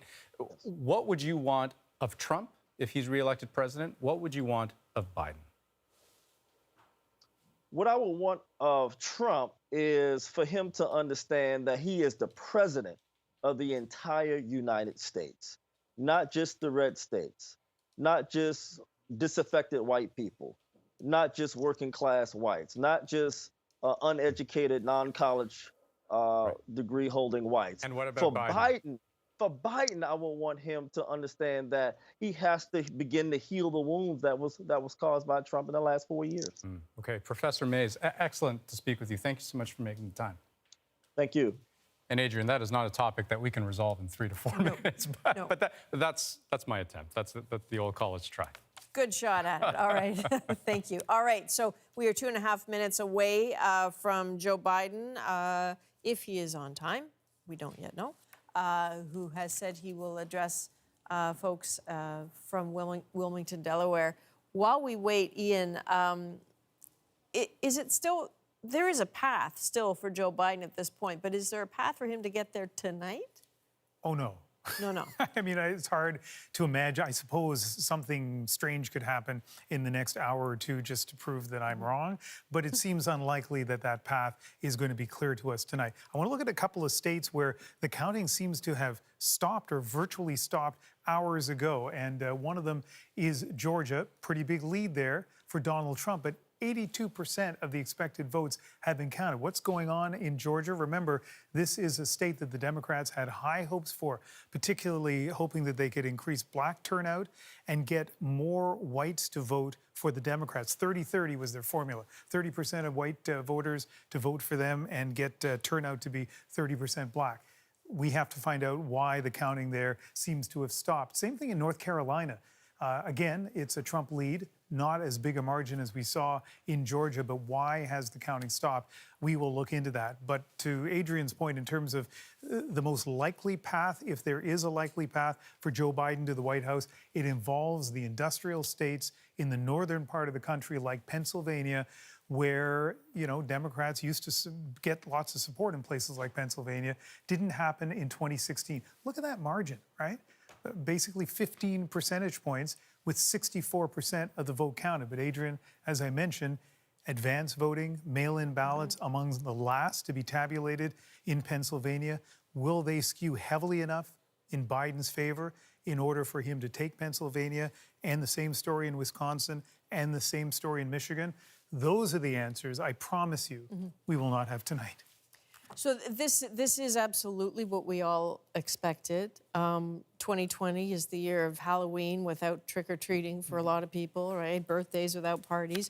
An election night without a result. We knew this was coming, but it still feels strange, does it not? Well, and the connection to the pandemic, of course, as you're suggesting, is that presumably a lot of people switched to the mail-in ballot because they were uncomfortable about those long lineups. I mean, you know, you've seen people voting in the United States. It's so different from the experience I've certainly had in Canada, where quite often you'll stand in line for a long, long time in a pandemic, in a crowd, not exactly the safest environment. So in a way, as you point out, having this huge number of mail-in ballots, having these huge delays is very 2020. It is. All right. So let's have a look at what was supposed to be happening right now at 12:30 a.m. If we have a live shot of Wilmington, Delaware, Joe Biden has said that he would be speaking. Clearly, people are out of their cars. They are ready for him to take the podium that is presumably on that stage just outside the Chase Center in Wilmington, Delaware there. Again, possibly don't read too much into this. Joe Biden always indicated that he would be addressing people tonight. At this point, I would not anticipate anything that other than an effort to, anything other than encouraging them. We're going to switch shots here. This is the motorcade. This is the motorcade that is following Joe Biden en route to Wilmington, Delaware. Do not be alarmed by an ambulance. Don't be alarmed and think that something snaky is going on there. This always happens when someone like Joe Biden, like a vice president who still has Secret Service protection, is on the move like this. That is just part of the convoy. He is on his way there in that look at all those cars, that very long convoy on his way to the Chase Center. Again, I could be wrong here, but I wouldn't anticipate anything dramatic happening in this moment beyond Joe Biden taking a moment to speak to people and maybe saying, hey, everybody, why don't we go to bed? We're going to need some patience for the days ahead. This is heading to counts as we anticipated they would, because the counts, as they stand right now, 192 electoral college votes for Joe Biden, 133 for Donald Trump, has not moved that much in the last little while. What is very, very clear, though, is that all the talk that you may have heard from hopeful and confident Democrats that perhaps they could avoid, counting the mail-in ballots and going to litigation by getting a landslide, that didn't happen. They did not get their early landslide that they anticipated. They may have made some miscalculations there about where they thought the country was going. Again, the results are not in yet, but this is not entirely the landslide. And just a word about Americans as we go back visually to Biden headquarters. Just a word about Americans. We all have been watching this for quite some time. That Americans, that there's been an erosion of the middle ground. People will tell you that anecdotally. You've all been hearing them talk about this. That it's been so difficult. People have lost friends. Because they just can't have these conversations anymore, even amongst their family members, that Americans are pulling apart. And so I just want to bring in the panel here, because I hope I'm not characterizing that improperly here, David, from the middle ground. Where is it in the United States?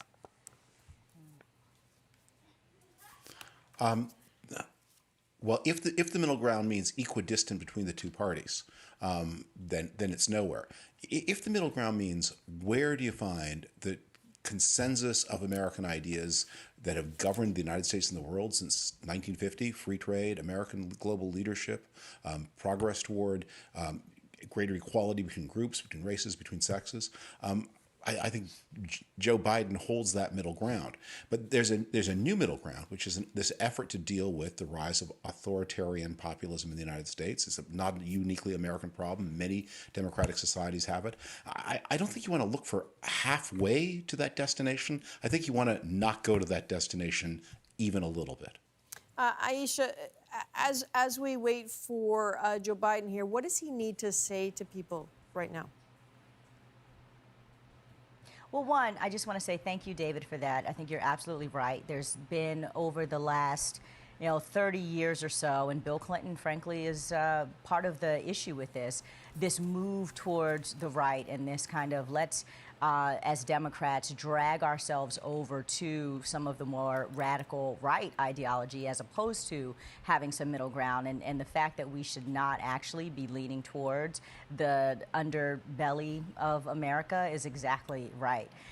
Here's the thing. I think if you guys saw his interview earlier, Joe Biden pretty much tried to say, I'll say something if there's something to say. I won't say anything if there's nothing to say about tonight. And so, to your question, I don't really think that Joe Biden has much that he needs to say. I think he should remind people that we need to let this process play out and make sure that it's fair and it's accurate and that the Republicans don't lie and cheat and try to steal the election by undercounting, by throwing out ballots, by trying to kind of skip to the end or starting to litigate before the process has even really gotten underway.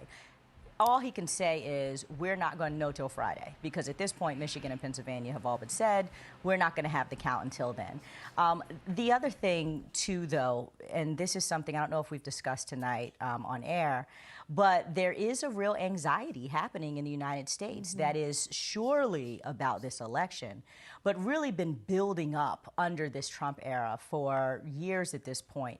We saw a summer of demonstrations and protests and just anger and anxiety bubbling up from the populace all around this country because of the structural damage that, frankly, Republican supporting institutions have, wreaked on minorities in this country, on young people, people living in urban areas, et cetera. And we're concerned about how that anxiety is going to bubble out into the streets depending upon the outcome of this election. And so I think if Joe Biden can have some calming words, say, people, look, it ain't over till it's over.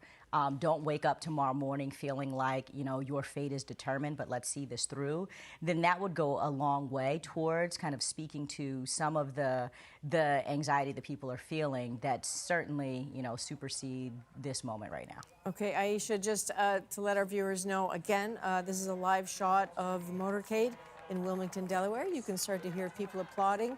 If you're looking at this picture, look at the count at the bottom, 205 for Joe Biden, 133 for Donald Trump. What just happened in the Biden category there, that was Virginia going for Joe Biden. Not at all a surprise. Again, Virginia went for Hillary Clinton last time. It has 13 electoral college votes. That's what's happening. Let's listen in here for a moment.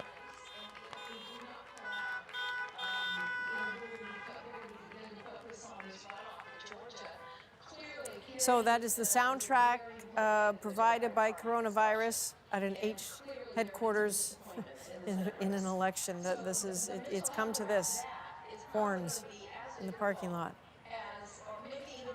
While we wait for Joe Biden to take the stage, Kelly Torrance, I'm wondering what you think the message from Republican leadership needs to be to the United States tomorrow, given that there might not be a result. Yeah, I think both candidates would do well to call for calm and some patience to wait. I'm not sure that President Trump has that in him, however. But yeah, we need to wait and see what happens. I think things look very good for Donald Trump right now, but there's a lot of votes that still need to be counted. So, really just wait and see is not something Americans are very good at. And of course, in 2016, we did know, relatively early, before the next day, that Donald Trump was going to win. As you've noted a number of times, Adrienne, that does not always happen. And I think there was some preparation for people to know that we may not know. But, I think that the media have been, I've been hearing a lot of people tonight on various channels, really seem kind of shell-shocked a little bit by this news. I think they were expecting a Biden landslide, and that hasn't happened. So I think no matter what happens, both parties really need to reach out. And everybody, I think, needs to learn a little something. I do think the lessons of 2016 have not been learned. We have, a lot of people who think that Trump is a racist, and there's no reason to vote for him. We're seeing tonight that people do have reasons to vote for him. People like Hispanics are increasing their support of Donald Trump.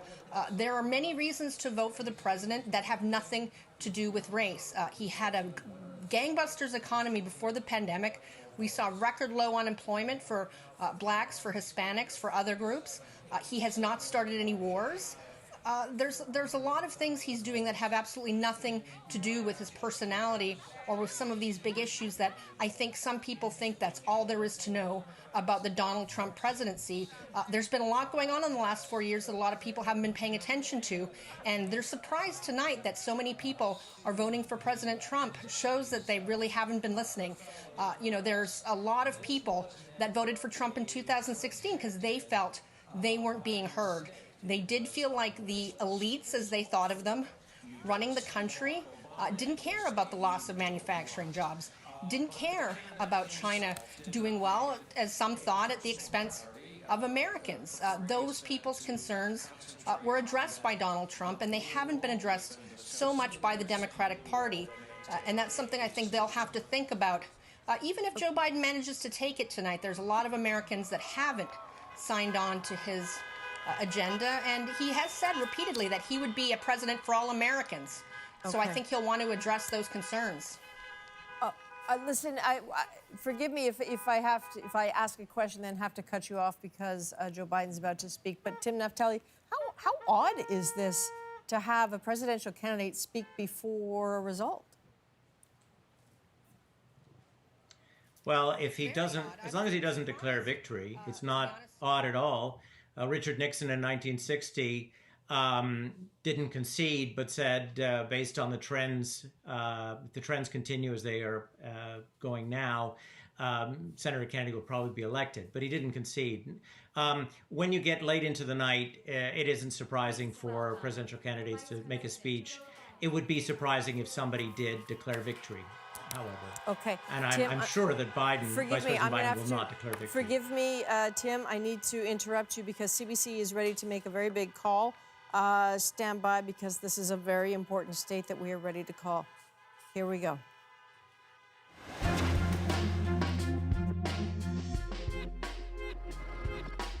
All right, CBC is ready to make the call of Florida for Donald Trump. Florida, that crucial state with its 29 electoral college votes, is going to Florida. Joe Biden's not going to like that. He's up on the podium in Wilmington, Delaware right now. Let's have a listen to what he says at this moment. Your patience is commendable. We knew this was going to go long, but who knew we're going to go into maybe tomorrow morning, maybe even longer. But look, we feel good about where we are. We really do. I'm here to tell you tonight, we believe we're on track to win this election.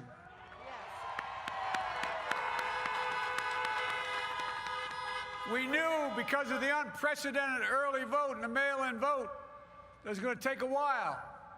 We're going to have to be patient until the hard work of tallying the votes is finished. And it ain't over till every vote is counted. Every ballot is counted.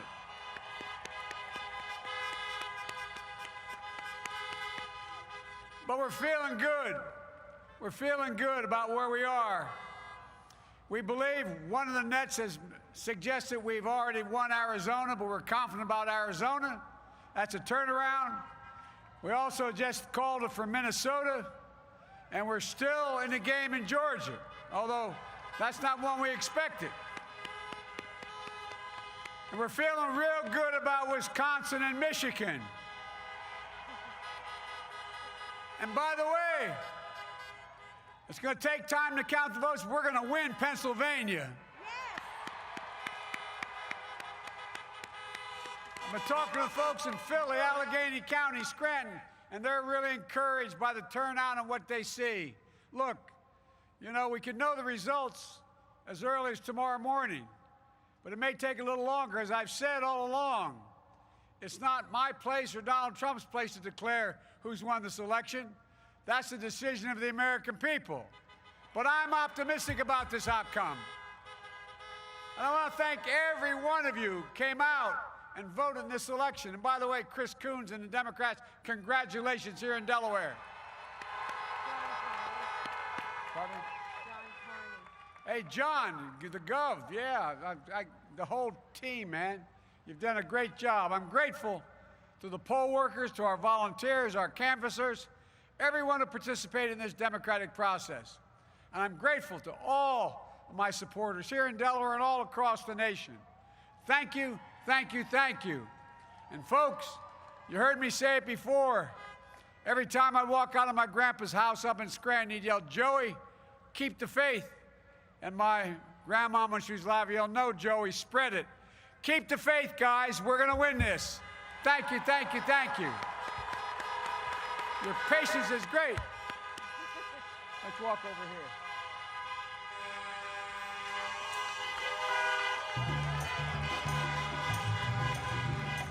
All right.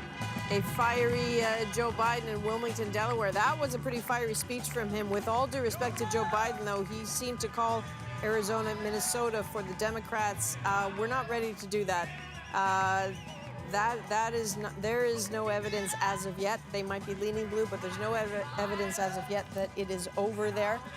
He did emphasize to people, though, that the votes need to be counted. This will take some time, but lots of energy from Joe Biden there. Susan Ormiston is somewhere in that crowd. I'm just curious what you make, Susan, if you can hear me, of what you're both seeing. Okay. Oh, he's back. I'll be talking to you tomorrow. Thank you.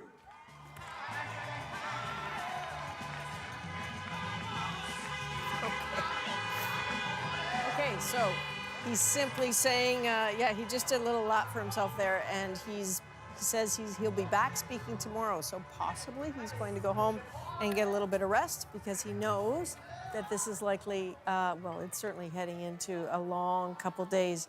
Susan Ormiston, again, you're in that crowd, watching, listening. What do you make of what you heard? Well, he came here to give people hope.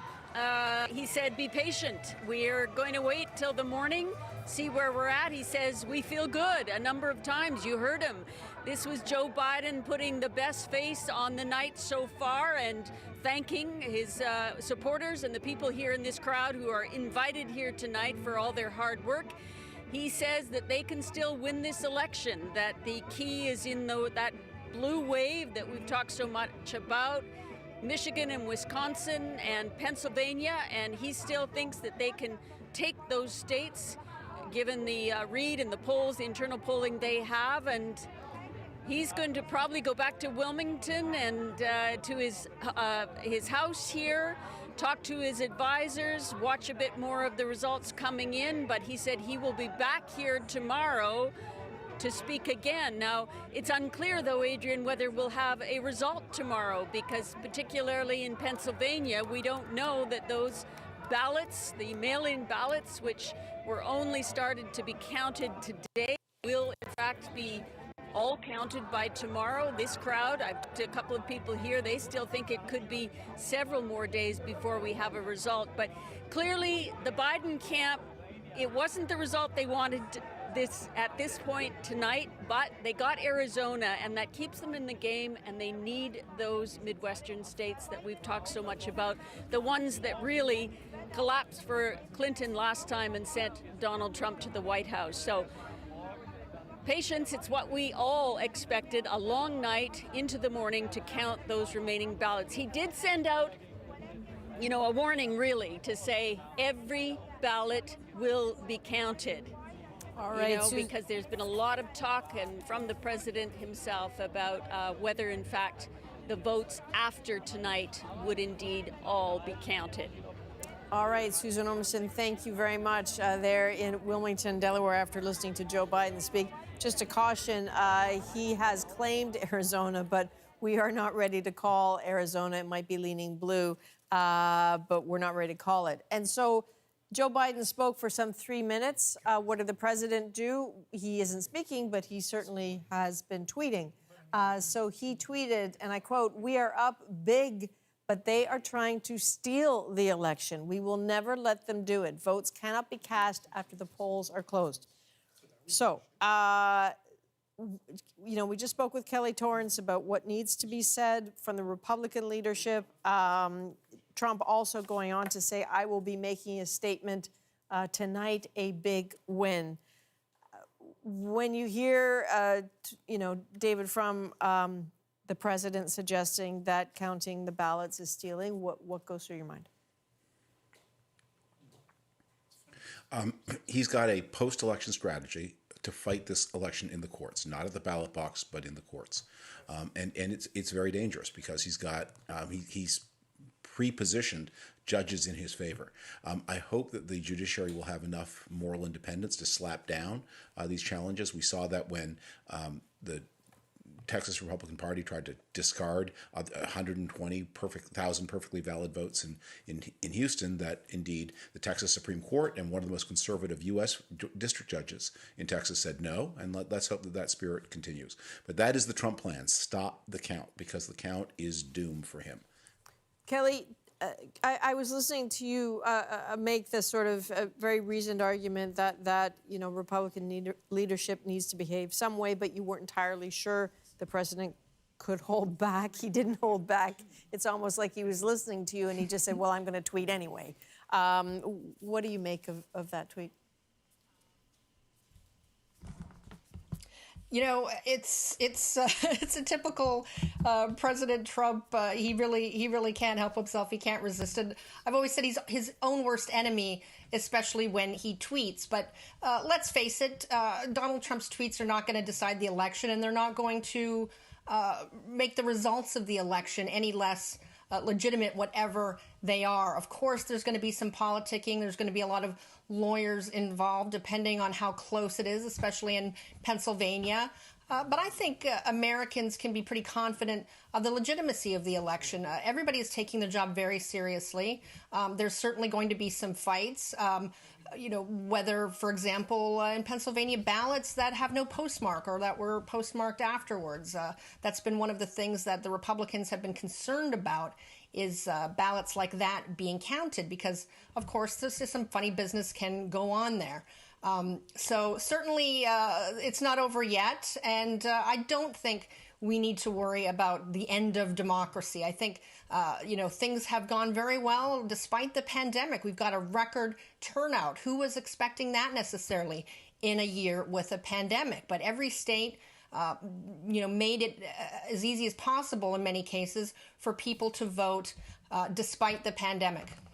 All right, and Aisha, not much was said by Joe Biden in 3 minutes there. Not used to hearing politicians speak quite that briefly. Did he say what he needed to say? He did. He's keeping a hopeful tone, and he's saying, as I said earlier, this thing isn't over. We still got quite a ways to go, and I know, of all people, Fox News called Arizona for Joe Biden, but he's not going to claim it. No one else has called it, but he's saying he's looking good in places and feels good about that. So, no, I think that he struck the right tone. Here's the thing that we cannot lose sight of, though. Disinformation has been Donald Trump's best friend. The reason that he won in 2016 that we now know is because of Russia interference that attempted, or successfully, I should say, threw out a whole bunch of social media ads, a lot of disinformation, trying to create discord among various groups, spreading propaganda and lies. Donald Trump has himself done a really good job at using propaganda and lies to boost himself to the people who are already his fans. What he did with that tweet just now, what he's been saying for the last week or two, is that he is trying to stoke a very deep distrust in the way that elections have always worked, have lawfully worked. So he is already telling his people to stand by and to be prepared to wreak havoc if it doesn't go our way in the next couple of hours. That is him being the menace that he's always been.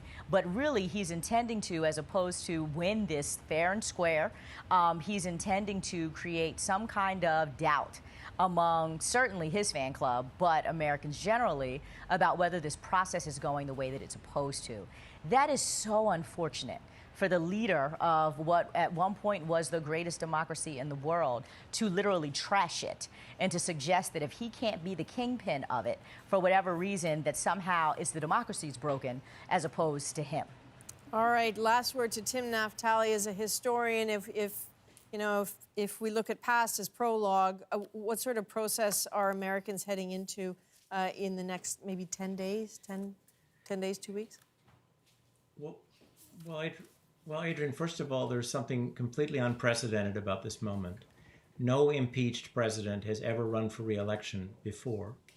And though he has not yet won re-election, the fact that this is a close race and the fact that, and I agree with David as to what his likely strategy is, the fact that this president will declare victory and will use every instrument at his disposal to prevent Biden from winning, should the votes actually go to Biden, or should they have gone to him, is unprecedented and is a threat to American democracy. What can Americans expect? I'm afraid they can expect the kind of tension that we experienced in the year 2000. Will it last as long? I don't know. But there is no question in my mind that there are veterans of the George W. Bush push from 2000 who are more than willing to help Donald Trump. And one of them actually is now on the Supreme Court, Justice Kavanaugh. So I am worried about the stage, the phase that we're about to enter into. What we really needed as a country was a clear decision tonight. It wasn't clear that it was going to happen. It wasn't certain it was going to happen. But as a country that is suffering more heavily from the coronavirus than is Canada, a country that is more divided than any other Western country, we desperately needed a clear outcome, and we didn't get it tonight. and we're going to enter a very tough, difficult, intense time. You know, just listening to you speak as an outsider looking at Americans, and you know, we talk about we can almost forget sometimes that there's a pandemic because we're having a conversation like this, but it's hard to imagine that a country like the United States can handle uncertainty at a moment where people are dying in such numbers every day, that you would hope that the focus would be 100% on trying to stem the death. And now that they are possibly facing weeks of uncertainty, and the distraction that brings, it has got to be super hard. Listen, all of you, thank you very much. We are about to make another call, so stand by here. This is another very important state. Let's have a look.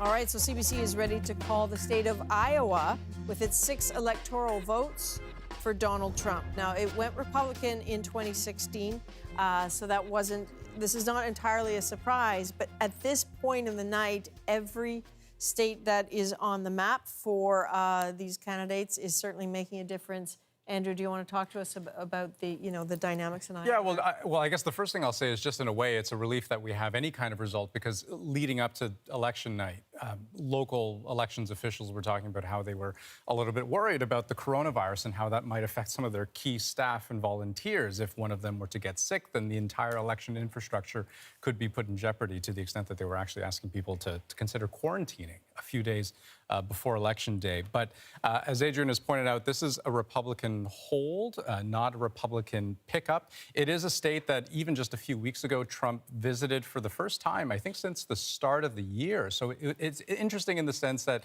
this is a state that Trump knew was potentially in play. But as I had been talking about earlier, Adrian, the farm economy, a really important driver in this state. And this is one that Trump has extended a hand to over the last little while, billions of dollars in aid to help them. All right, Andrew, thanks very much. So deep into the night, the tweets continue. So let's go back to that tweet from Donald Trump, which was fired off really quickly, like within seconds of Joe Biden speaking. It says, "We are up big, but they are trying to steal the election. We will never let them do it. Votes cannot be cast after the polls are closed. I will be making a statement tonight, a big win." So, Ian, let's pull back here a little bit. We're still looking at a count of 205 for Biden, 168 for Donald Trump. Can he make a call of a big win tonight? Well, hard to imagine that he could, because there's still so much that is uncertain. And let's look at the state of Arizona, for example. I feel kind of caught in the middle between Joe Biden, who kind of declared a win in Arizona, and you, who quite rightly pointed out we haven't declared a win for him no yet. Disrespect. I didn't mean to correct the former vice president. Yeah, but... no, I'm sure no disrespect taken on his part. Pretty solid lead, though, in Arizona for Joe Biden, with 76% of the votes counted. We have lots of reason to believe that 76% is not enough to declare anything, but certainly does look good in Arizona. Let's revisit Texas, which seems to have been stalled in its counting. It's at 81%. We're going to try to dig down and figure out why that's happening. Pretty big margin there. Is there any possibility that, or any likelihood that of the remaining 19% of votes counted, it could overcome that margin? Well, we'll find out why things have kind of flattened at 81% of the votes counted. And then there is Georgia. Georgia's really interesting because we haven't seen that expected votes counted number increase in quite a while. And so we did do some digging, and it appears that votes in the Atlanta area seem to be very slow in being tabulated. There's every indication that many of those votes in the Atlanta area would be supportive of Joe Biden and the Democrats. Would that be enough to give them a victory in that state? Well, we don't know the answer to that. But that's a pretty interesting state for the Democrats. That is one of the ones that they were hoping to turn. Of course, that was at a much different time when they were hoping to turn lots of states across the United States. But Georgia still seems to be in play at this very late hour. So I'm listening to you, but I'm also listening to our producer tell us something that's just a little bit of news here. So it's not huge news, but it is certainly telling about the climate in which we live, in that, you know, we've been talking about Donald Trump's tweet tonight. Within minutes of him tweeting it, Twitter has labeled it as misleading.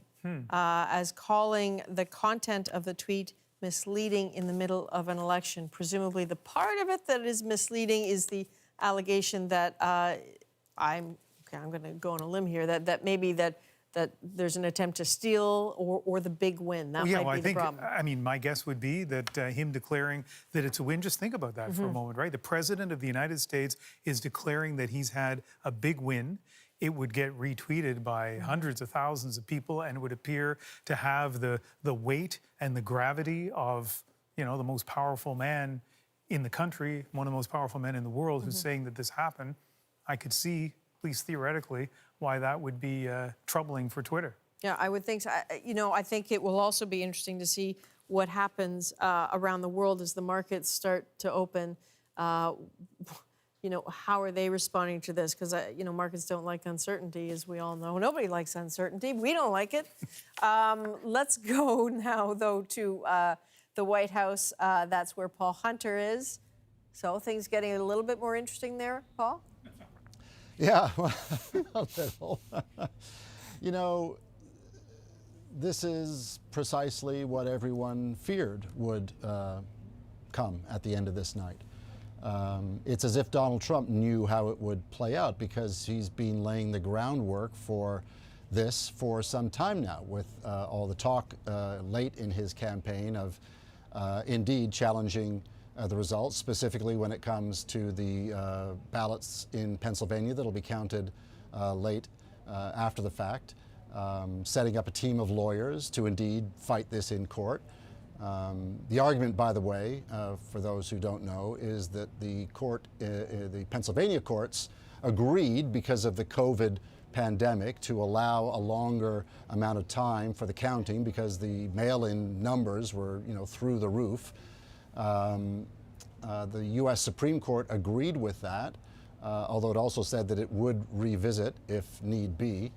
Donald Trump and his lawyers' argument is that it's not up to courts to decide the rules of an election. That's up to legislatures. Therefore, there's a legal problem with this. But Donald Trump knows, as I think David Frum was pointing out, what's in those, still to be counted mail-in ballots, and he knows that they favor Joe Biden. And so, as I say, for some time now, he's been laying the groundwork to not only fight it, but to tell all of his supporters in this country, as he tweeted tonight before Twitter, put its warning on that, that they're trying to steal this. So be aware, right? We saw what happened in Texas the other day with the Trump train surrounding that bus. That is by no means representative of all of Trump's supporters in this country, but it is representative of a lot of them. And when the president says they, the bad guys, the dirty Democrats, whoever, are trying to steal this from you, that's going to make people angry. And this is what everyone in this country has feared, that anger will come from this, and from anger comes violence. All right. So, Paul, I didn't think this night would go this way, in the sense that while you and I have been speaking, Twitter has issued a clarification, or at least we now have a more clarified understanding of what Twitter was doing in labeling that tweet, which is that the part of the president's tweet that Twitter found misleading is the reference to steal, the reference to stealing the election. So that is something that, he has been saying a lot. What do you think the effect is of repeatedly using that word? To make his supporters angry, to send a signal to his supporters that he has their backs if they want to express that anger.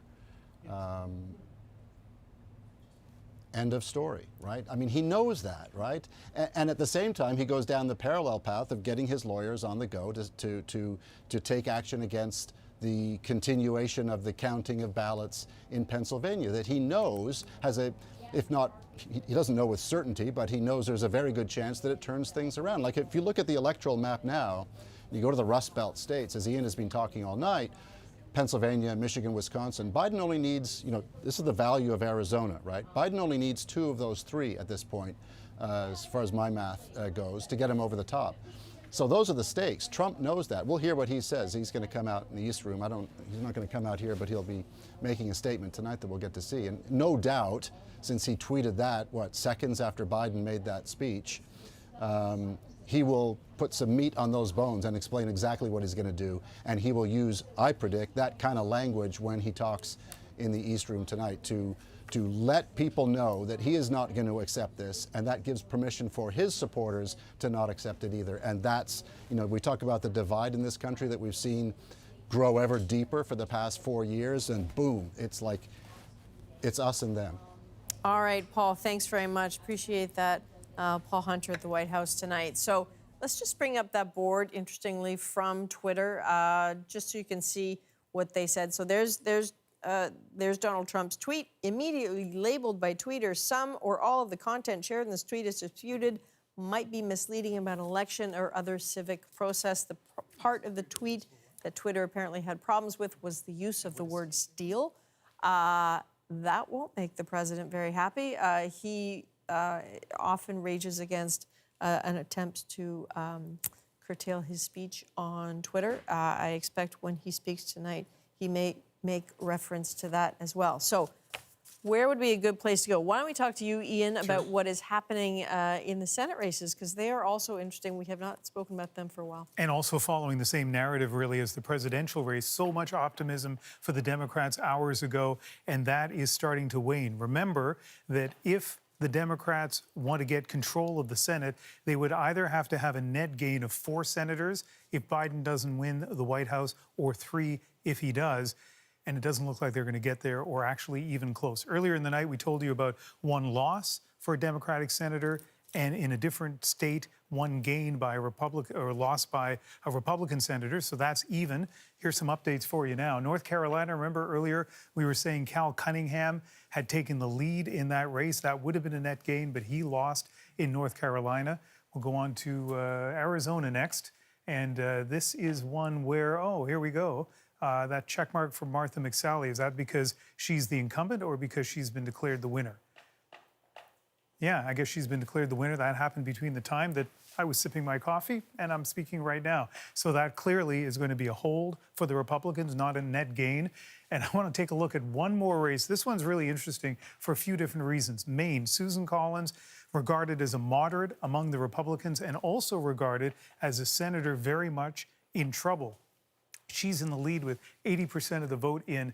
And the most important number there is not the lead, it's the 0.4%.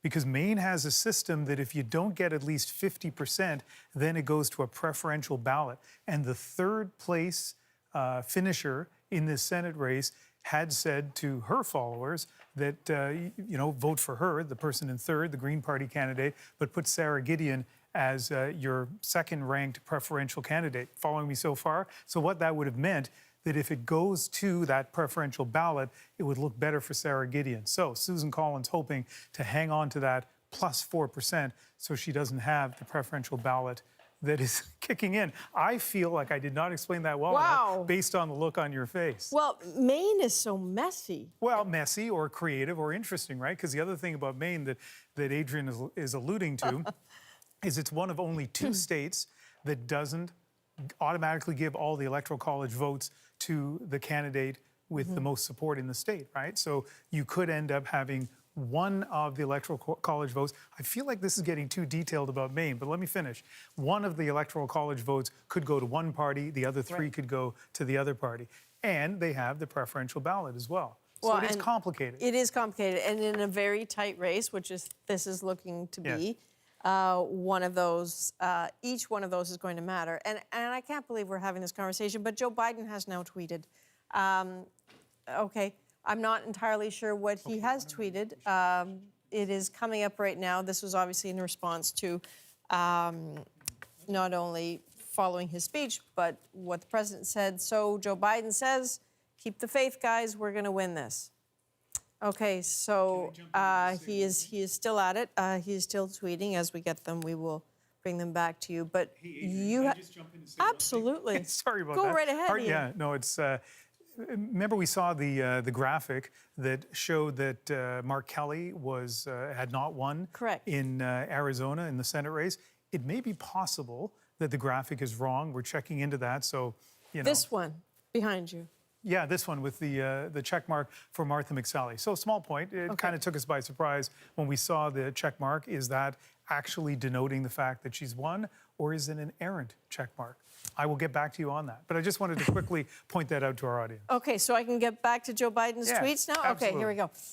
So he said, keep the faith, guys. We're going to win this. He's also said, it is not my place or Donald Trump's place to declare the winner of this election. It is the voters' place.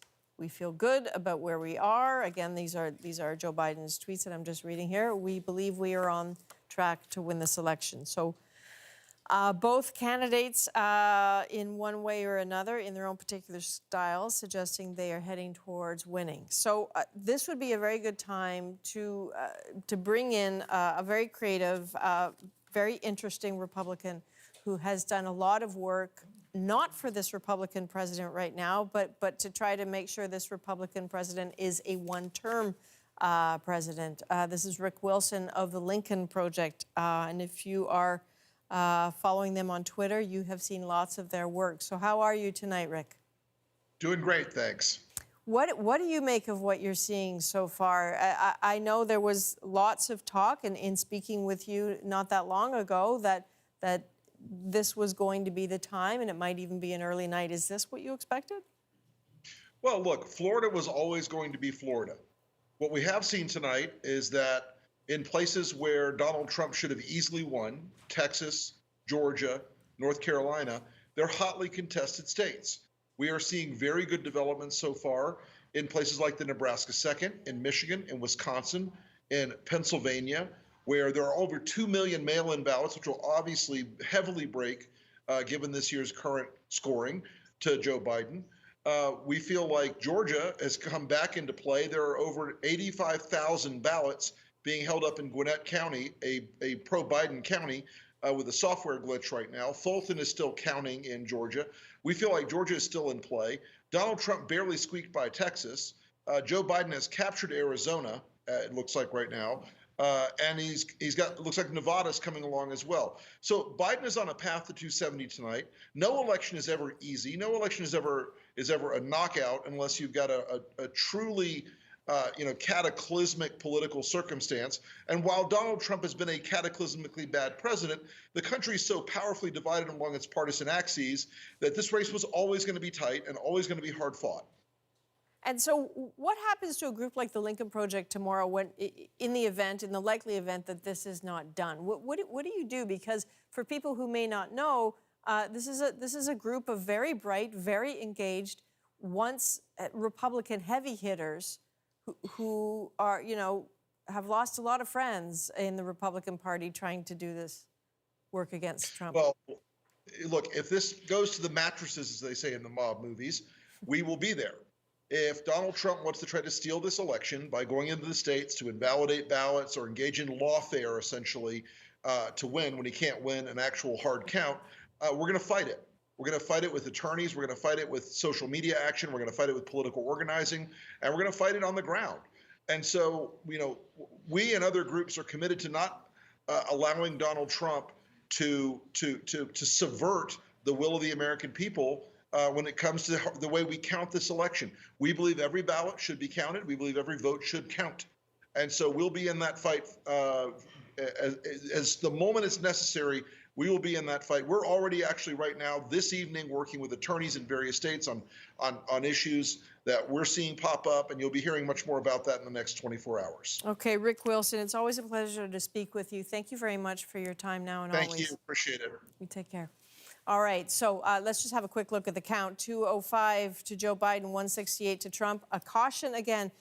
Again, you heard Rick Wilson just say there, he mentioned Arizona, Nevada. We are not yet ready to call that. That is because this is about being right. It is not about being quick. On tonight of all nights, we just need to be right. So we're going to take a quick break here. It is 1:15 a.m. Eastern Time. We'll be back in 2 minutes, hopefully, with some more answers.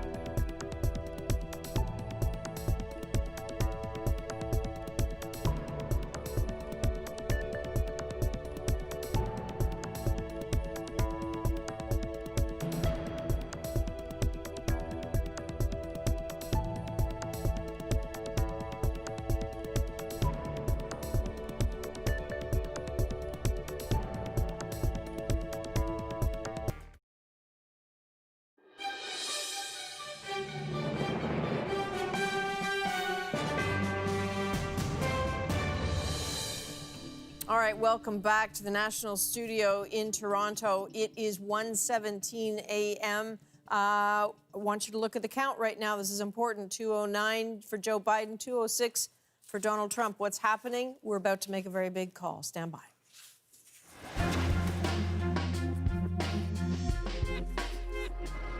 And so CBC is ready to make the call of the great state of Texas for Donald Trump. Texas, with its 38 electoral college votes, goes to Donald Trump. This is the second most electoral college votes after California, which have, likely or have gone to Joe Biden. This is the state, tantalizing Texas. The Democrats thought it was not to be for them. Ian? Well, let's look at some of the other states that haven't been declared yet, that are still in play. North Carolina in the Eastern time zone, and we still don't know what the final result is in North Carolina. We see the lead, obviously, for Donald Trump. Interesting that both of these parties expected it to be close in North Carolina. I read a story where the candidates each reached out to something called the Lumbee Indian tribe, an indigenous group. Only 27,000 members of that group. And you think, well, why have the two candidates focus in on such a small group in such a populous state? Well, it's because the margins in North Carolina can be very small. Obama won it in his first run to the White House by only 14,000 votes. So they were expecting a close race in North Carolina. They have it so far. And as we've pointed out, the counting seems to be stalled for some reason at 94%. So that state still in play. Here's another state that is still in play. And in this case, Joe Biden is in the lead in Arizona, 77% of the votes counted. And here's a big state that is really slow on the counting. We're going to go to Nevada now. And we mentioned to you earlier that because there had been a delay in voting in Las Vegas, there was a judge who decided that none of the votes could be tabulated and publicly shared until those lineups were cleared up. But even now, at this late hour, 1:19 in the morning Eastern time, only 3% of the votes counted in Nevada. Sure, that is a big margin, but really doesn't mean anything with so few votes counted. Because, for example, the county that Las Vegas is in not only has the bulk of that state's population, but it is widely considered to be very pro-Biden.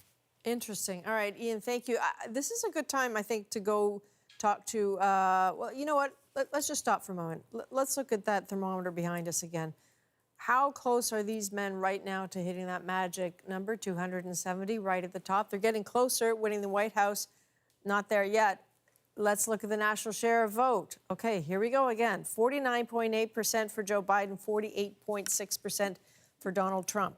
So it's not done yet. Obviously, so many thousands, hundreds of thousands, possibly millions of ballots yet to be counted. But a trend so far of Joe Biden hanging on to the popular vote, but Donald Trump possibly heading to the White House. If this is how it ends at the end of the night, this means that Democrats will have won, I think, the popular vote in 7 out of the last 8 elections, but they didn't win 7 of the last 8 elections. And it certainly suggests that there is an interesting situation in the United States, Lindsay Duncombe, where Democrats seem to be good at getting people to vote for them, possibly, or often millions more, as certainly was the case in 2016, but they're not very good at getting, at getting the big job. Can you walk us through again why that is? What is it that Republicans seem to have a better handle? Well, they have this electoral college advantage, which means that they will have, by getting those voters out in those key states, particularly from rural areas, Adrian, that they are able to, each one of those ballots really is worth a whole heck of a lot more in the larger scheme of American politics than when your majority of those votes, or many of those votes, are coming from just your populated states such as New York or California. This is one of the reasons why people are saying it's time to reconsider the Electoral College in the United States. And after this nail-biter of a night, I think we can expect that there will be many more of those calls. It also is because of, the effective gerrymandering and the way that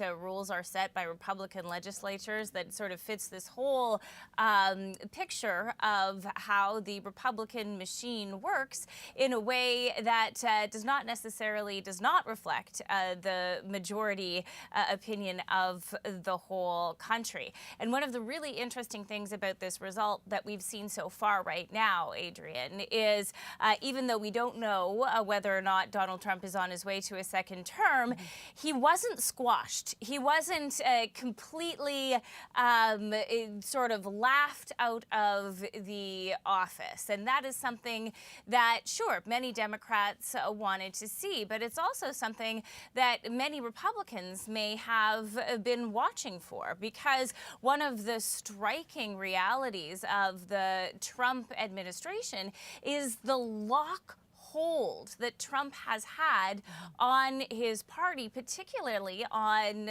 Capitol Hill and among lawmakers who are here in Washington. And we have seen many of them change their tune with respect to Donald Trump. Lindsey Graham changed his tune. He used to be a Trump critic in 2016. Now he is Trump's biggest fan. And what did he get? He got reelected tonight despite a huge amount of money spent by his opponent. So we are seeing the effect of that will likely continue. We will see more people line up behind Trump because he is having some success tonight, even though it may not be success that keeps him in the job. There's so much to what you said there. You said the word nail biter. Let's look at the count. That is absolutely accurate. 209 Electoral College votes for Joe Biden, 209 Electoral College votes for Donald Trump. We have to have lots of conversations about, in both countries, Canada and the United States, about polling. You know, at some point, what is the utility to polling? What sort of conversations are happening in the United States about that industry generally?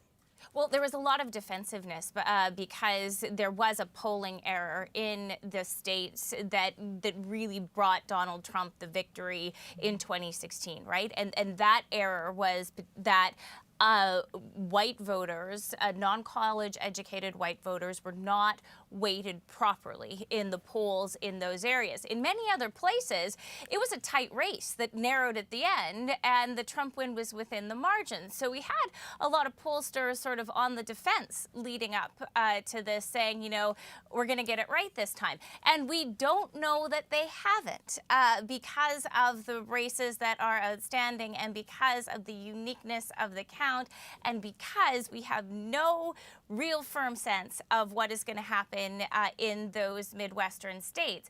But certainly, I was thinking about races that I heard some of my favorite insider politics podcasters calling with certainty earlier this week, including some being certain about Florida, including the case of some of these Senate races.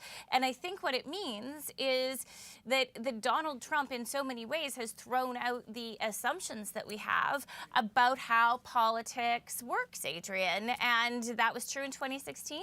And it also appears to be true tonight. All right, Lindsay Duncombe, thanks very much. Stand by. I'd like to bring in the panel here if we can. And I have a question for you. And I don't know if Aisha, if you're the person to answer this, but does anybody know what the heck is going on in Georgia and North Carolina that keeps those that percentage of votes stuck? Like, what is actually going on that is causing those delays? Aisha, have you been on the phone? Do you know it all? Well, the one thing that we know about Georgia that I can speak to is that the vote there has been just paused in Fulton County, which is one of the largest counties there and certainly really consequential to the Democrats because they had some structural, I think there was a flood or something, and then there was some power knocked out somewhere. They literally are pausing that count there in Fulton County. So Georgia's results, unfortunately, we won't know right away.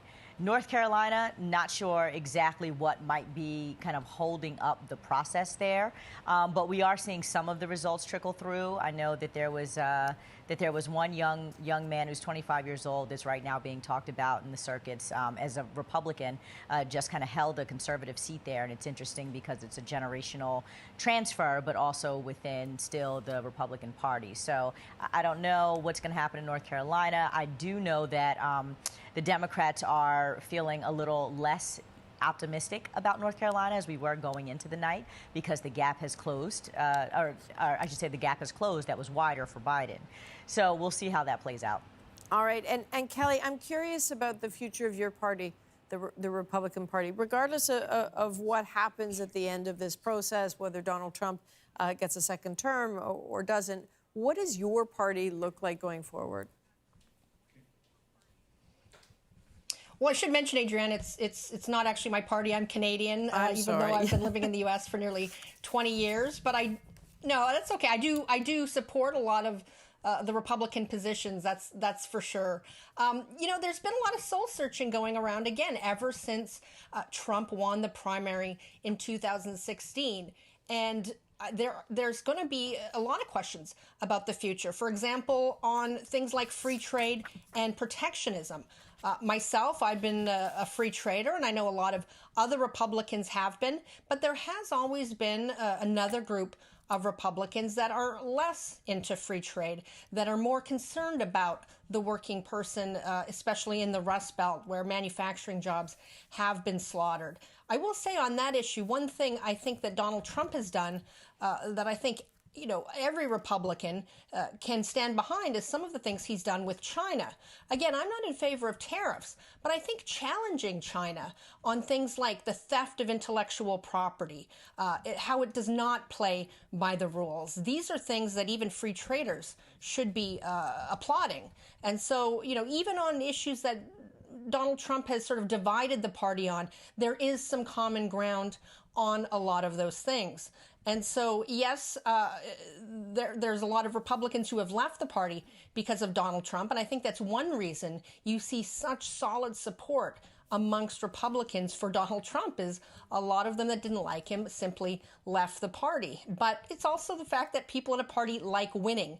And Donald Trump has certainly provided a lot of winning over the last few years. You might recall he said we might get tired of winning. I don't think Republicans are quite tired of winning yet, but everybody in the United States in the Republican Party or on the right has talked about what will a post-Trump conservatism or Republican Party look like. We're not sure, but I do think that the working class voter has not been a big thought, especially with donors and the establishment of the party before Donald Trump. Now they're a serious force in the party, and their concerns really will have to be recognized. You have, for example, the Wall Street Journal wing of the party likes immigration because, of course, it can lower wages. It's great for businesses who want to bring in cheaper labor, but it hasn't been great for some of the people in America. So these are things that really the Republican Party has been, there's been tensions in the party for decades now.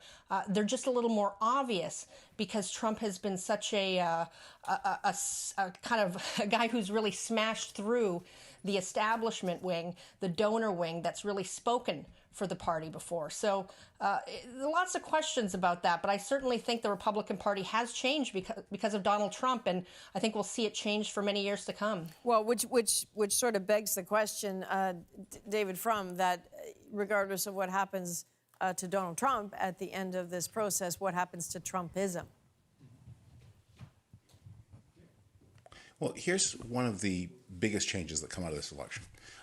What everyone used to think they knew about American politics, but Democratic politics, was people vote their pocketbook. That when things are good, incumbents get reelected. Bill Clinton in 1996. When things are bad, incumbents get defeated. Jimmy Carter in 1980. Things are awful in the United States. I mean, between the pandemic, the economic collapse, we are looking at maybe the worst re-election proposition ever offered.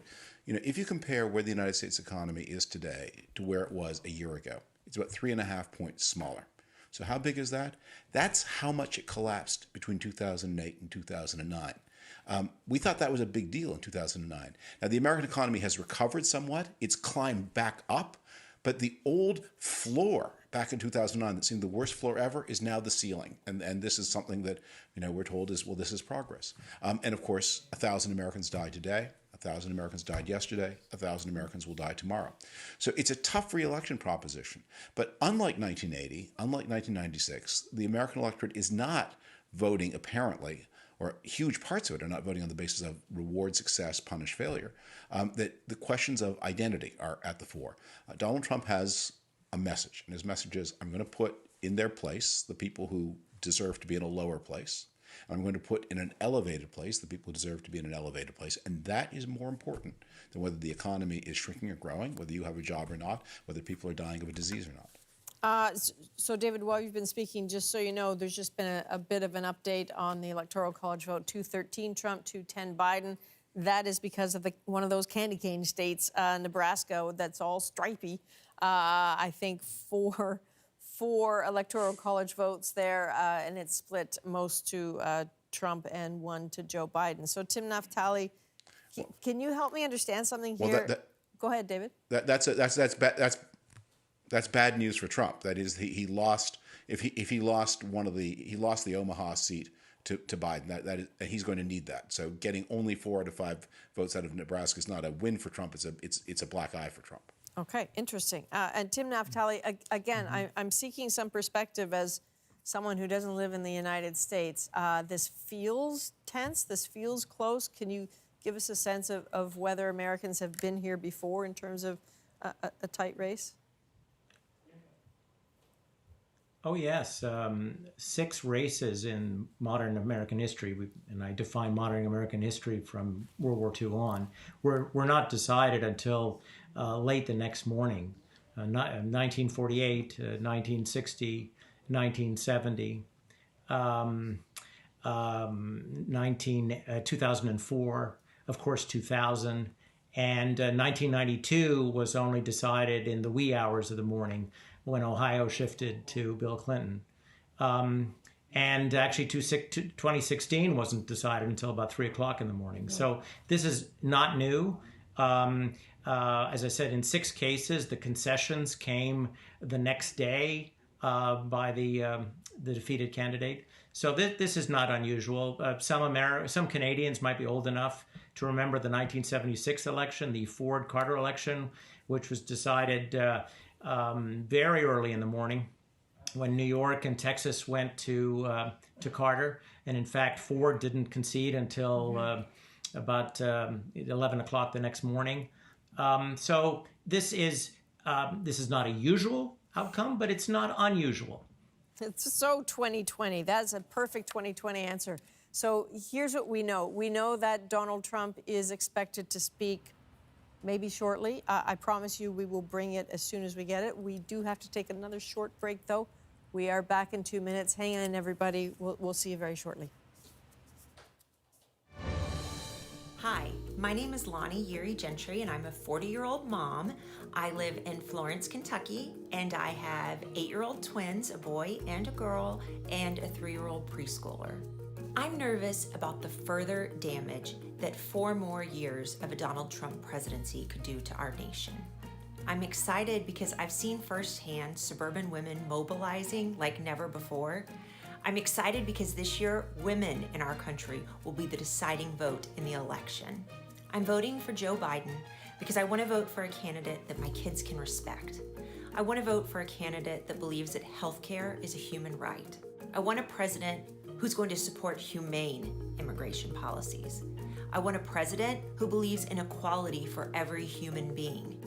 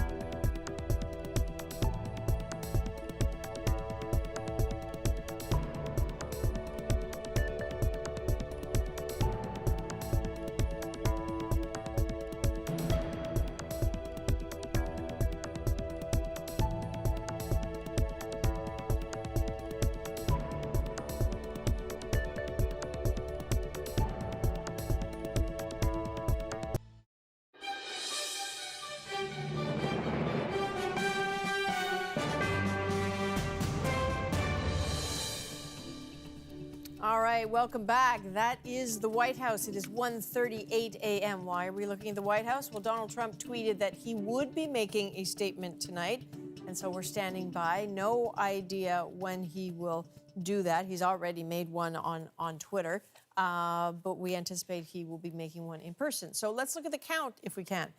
213 Electoral College votes for Donald Trump, 210 for Joe Biden. Interesting thing happened not that long ago. The state of Nebraska, which has 5 Electoral College votes, but is a state that is split, sort of it's a bit of a stripy state, if you will. Last time, in 2016, Donald Trump took all 5 of them. This time he got 4, Joe Biden got 1. That sort of split, at least according to David Frum, is actually a very bad sign for Donald Trump. But, you know, at this point, he is ahead. This is not the landslide that the Democratic Party thought, or in some cases suggested they might get earlier this evening. This is a really tough fight for all of them. Right now, the state of Pennsylvania is, as we suspected it would be earlier in the evening, this is the state that all eyes are on. And why does it matter? It is because of those mail-in ballots that Pennsylvania was only allowed to start processing them today. That means getting them out of the envelopes, checking the signatures, flattening them, putting them in the machines. This is a very long process, which is why Stephen D'Souza is in Philadelphia now. You have a bit of an update on the count, Stephen? Yeah, so election officials here in Philadelphia promised they'd come back around 1 a.m. to give us an update on where the count was. And they did come out and they gave us an update, but we don't have further numbers or an update on the actual count when it comes to the mail-in ballots. And that's because the count is still going on. I should say that they are still counting all those mail-in ballots. I think we have the live shot of what's going on in the convention center in a hall just a little bit away from me. They're still processing, they're still counting, but because of a quirk in the way the system is set up, they're not able to actually post those results at the moment. So right now we're stuck at knowing that they've counted about 75,000 of those mail-in ballots, but still 75,000 mail-in ballots so far, but they still have about 350,000 in total, and still more coming in because they can be accepted up to 3 days after the election. And the quirk in the system is that their computers and the way they process the results, they have to put the in-person ballots, the in-person voting first. And the very simple explanation for that, according to the officials, is that they've never had an election like this where they've had so many mail-in ballots. And so we're going to have to wait until tomorrow morning at 9 a.m. to find out just where they are in the count. It's still a long way to go. All right, Stephen D'Souza in Philadelphia. Hang in there, my friend. And stand by, because we are about to make another important state call. Here we go.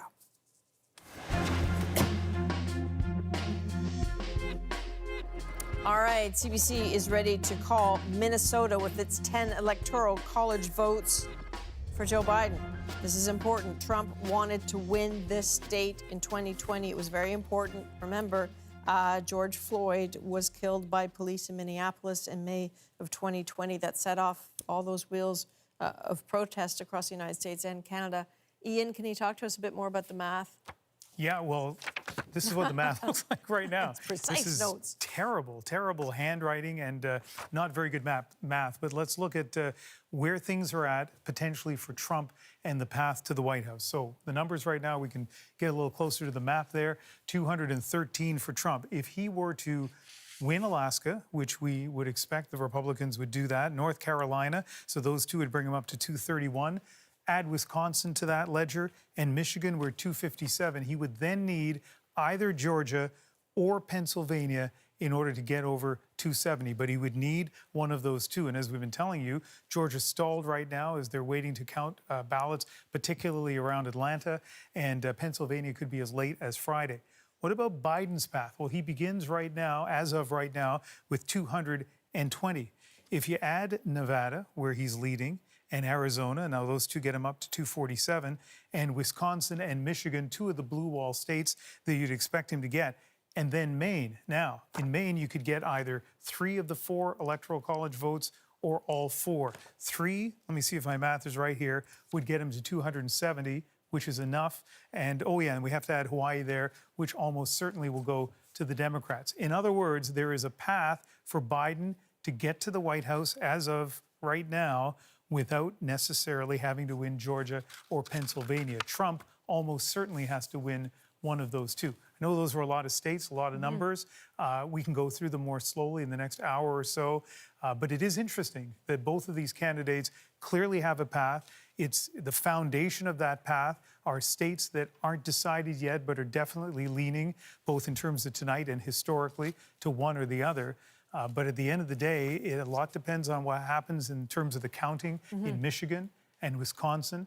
And for Trump, Pennsylvania becomes really important. And handwriting, it's really important to have good handwriting. Georgia and Pennsylvania Pennsylvania becomes critical for Trump, where not as critical for Biden right now. This whole process, I think, is fascinating. I mean, that was the right word for you to use, because I think, you know, we're looking at the big picture. Who's going to govern this behemoth of a nation next door to us? The entire world wants to know that answer. But it's coming down to these fine details in states like Nebraska and Maine. These details matter so much is astonishing. But Andrew, the big story for a lot of the summer was what was happening in Minnesota. Yep. Yeah. Talk to us about that. Yeah, and I mean, you almost want to call Minnesota the whiplash state, right? Because of how fast-moving presidential politics has been there. Adrian's spot on that you know, a few months ago, the only two words that really mattered were George Floyd, the knee on the neck, and the conversation that kicked off, and not just the conversation, but protests. You know, Hard talks about systemic racism and the extent to which it exists in the United States. Fast forward a few months, then you look at the COVID-19 picture and how it has ravaged that state. This is a state with about 5 million people, so a population about a seventh or an eighth the size of Canada, except it has more than half the number of coronavirus cases that Canada has recorded, 138,000. According to state officials, they are at a critical juncture when it comes to this health crisis. And it seems like they're having a hard time striking the right balance between people who are sick and tired of the virus and the lockdown that it entails, and those people who are just sick. I mean, when you look at Trump, who's been holding his rallies very often in excess of the 250-person outdoor limit set by state health authorities, he's been continuing to do that through the pandemic. Meanwhile, you have the Democratic governor who's been saying, please, for the love of God, just Google the candidate that you're interested in. And I suppose we can see which candidate more folks Googled. All right. Andrew, thanks very much. If we can just bring in Aisha Mills here for a moment. I just want to talk about Minnesota, because in the days after, you know, the killing of George Floyd, we watched his brother beg people to vote. And I'm wondering if you can talk to us about the impact of that.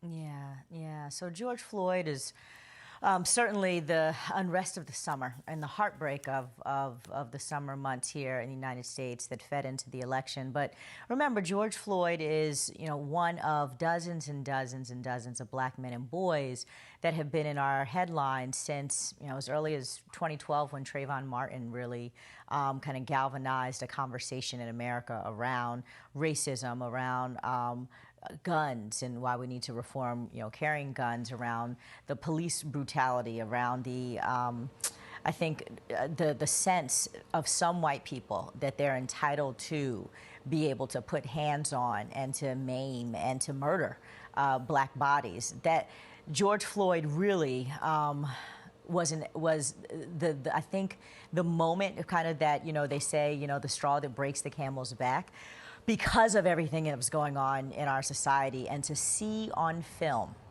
literally, as a man is calling out, him be killed, literally on film, without, you know, anyone intervening, without the cop having any remorse, without him kind of looking down thinking, oh, maybe this person does need some medical attention, really did animate the entire country. And I think what we're seeing play out right now, Minnesota surely was impacted by that, and people showed up to vote and we're going to support Joe Biden. But what we're seeing around the country is going to be interesting to me in Pennsylvania, especially Philadelphia, as we see those results come in.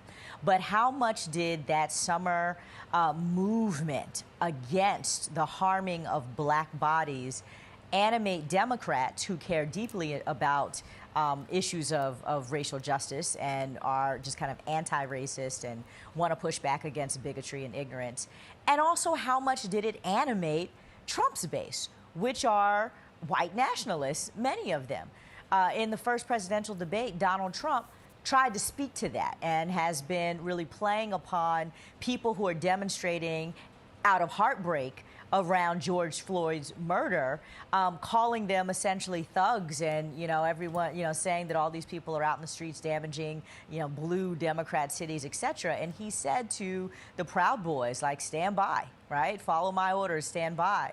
And I think that what has happened is, in the wake of so much tragedy and in the outpouring of support for the families of these victims who've been killed, you're also seeing this nastiness happen on the other side, where there's an animation of white nationalist sentiment and white supremacists who feel like any rebuff to racism, any assumption that black people should be treated with some kind of dignity, no matter what they've done or no matter what their lot in life, has actually animated this group of folks who feel like they need to, in Donald Trump's own words, reclaim America, take us back to some golden glory years, which really were about white people kind of having their way with everybody. And so much of that is playing out, Minnesota being ground zero for sure, but the undertone of this election on both sides of who's been animated in terms of the basis are really steeped in everything that we're seeing around the racial animus in this country,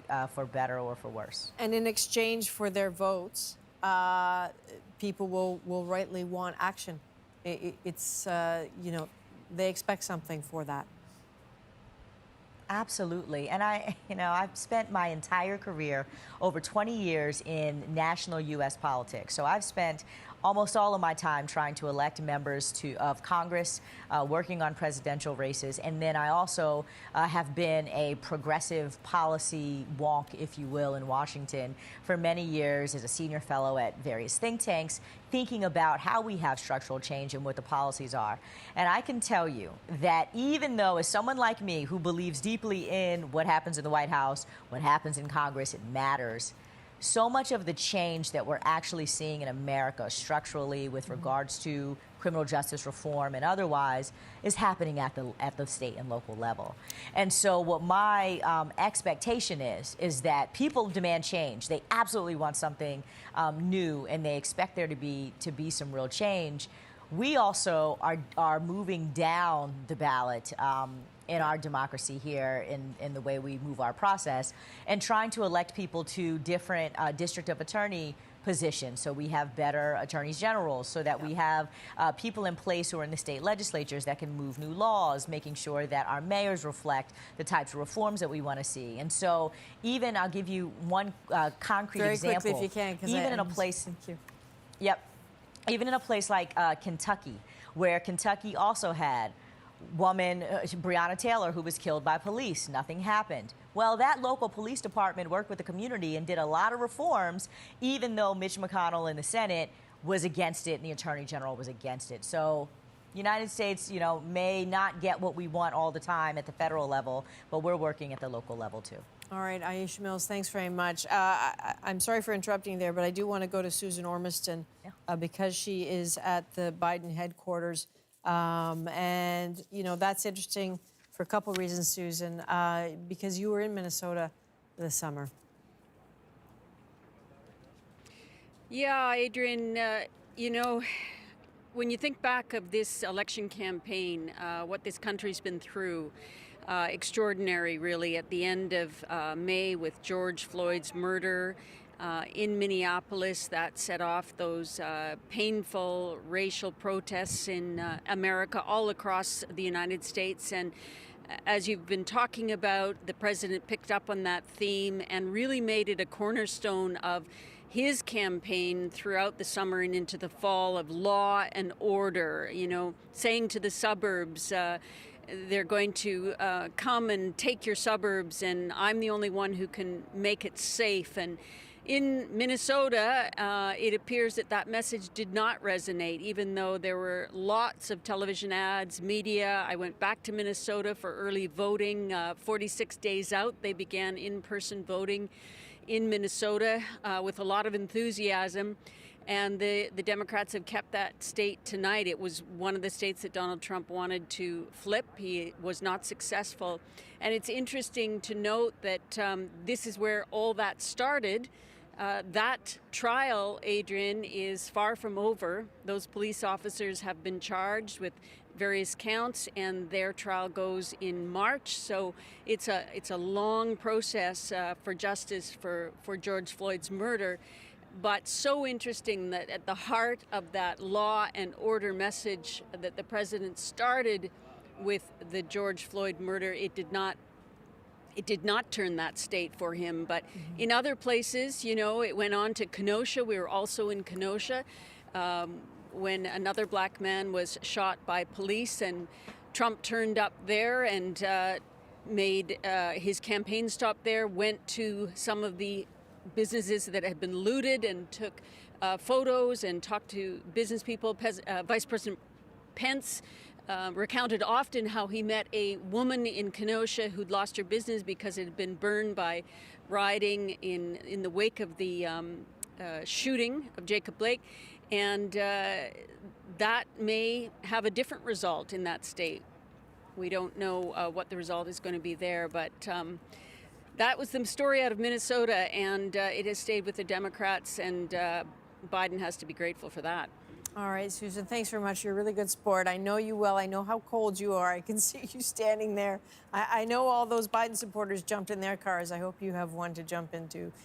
Crank that heat up, all right? Well, we're not too far. Biden has gone home, by the way, to Wilmington and called a lid on the night, which means we're not going to see him again until sometime tomorrow. Okay, get warm. We will talk to you soon, though. Thank you. So now we're going to go back to Ottawa and speak to Rosie Barton. You and I are awake. I suspect it's entirely possible the Prime Minister has gone to bed quite some time ago, but we're not going anywhere. Certainly, he went to bed early in 2016. He also is well known for liking a full 8 hours sleep around Shocking. Ottawa. So yeah, and he doesn't drink caffeine. So anyway, this is where we're at. Tomorrow there is a cabinet meeting. There's always a cabinet meeting on Wednesdays. I guess we are today. There's a cabinet meeting later today, and undoubtedly this will be sort of top of the agenda conversations. I would imagine the Prime Minister will also get a briefing from Ambassador Hillman, who we spoke with earlier, and they'll sort of get the lay of the land when he wakes up in terms of understanding what are the next steps and what other states have to report, because it does seem that that's where we are headed. I would also just say this, you know, we should not forget to keep reiterating the point that Canada is the United States' largest customer, that we share the longest international border, that we are the closest allies and defense partners and have been for so long. And that's why this matters so much. And to the points that were being made earlier around how the U.S. is doing, that David Frum was talking about, the U.S. economy and their well-being, that all has to succeed for Canada too. So we need them to get COVID under control.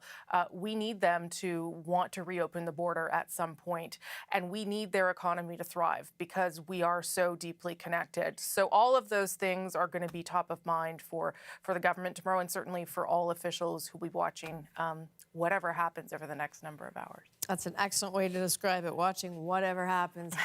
Rosie, you two are very good sports. It's been a very long, multiple years for pleasure. You at this point. I know you're going home to tuck into bed. We will be in touch in the days to come. Okay, I'll put a lid on it. See ya. Thanks. There you go. All right. So we do know that Donald Trump tweeted that he would be making a statement tonight, and I think we have a pool shot I think we're going to go to Washington now. There you go. That is, I think that's the East Room of the White House. Donald Trump is wide awake. He is heading into that room shortly. He, you know, as promised, he said he would be making a comment. When the shot pulls out, have a look, just out of curiosity, to see who's wearing a mask in that room, how many masks are. This gentleman obviously is, and they're doing a mic check there. But the reason why I mentioned the masks, aside from the fact that it's a pandemic and people need to be wearing one, is that initially Donald Trump wanted to have his party at the Trump Hotel but to gather that many people would have been a violation of Washington, D.C.'s, Metro D.C.'s COVID rules. So it's been moved to the White House, and not seeing a whole lot of masks there. That is possibly why he was able to do what he wanted to do in that house with all those people. The presidential seal is interesting. All those flags, clearly, this is a message, and it is true. There may be some uncertainty tonight, but there is no uncertainty in one sense. There is a president. No matter what happens tonight, there will be a president of the United States. It will be Donald Trump until January 11th of 2020. Maybe he will then get a second term, but either way, there is no crisis in the United States in terms of uncertainty about continuity of control and power. But interesting looking at this picture. Imagine 5 years ago, when Donald Trump took that escalator to announce his candidacy, many people didn't take him seriously. 4 years ago, the polls suggested he did not have, really a pathway to victory. He survived COVID. He survived impeachment. He quite possibly could get a second term. Tim Naftali, as we look at this image of the White House, what are you thinking about the durability of Donald Trump? Oh, and I'm going to have to cut you off there. They're just cheering. Yep. You just never know what's going to happen there, Tim.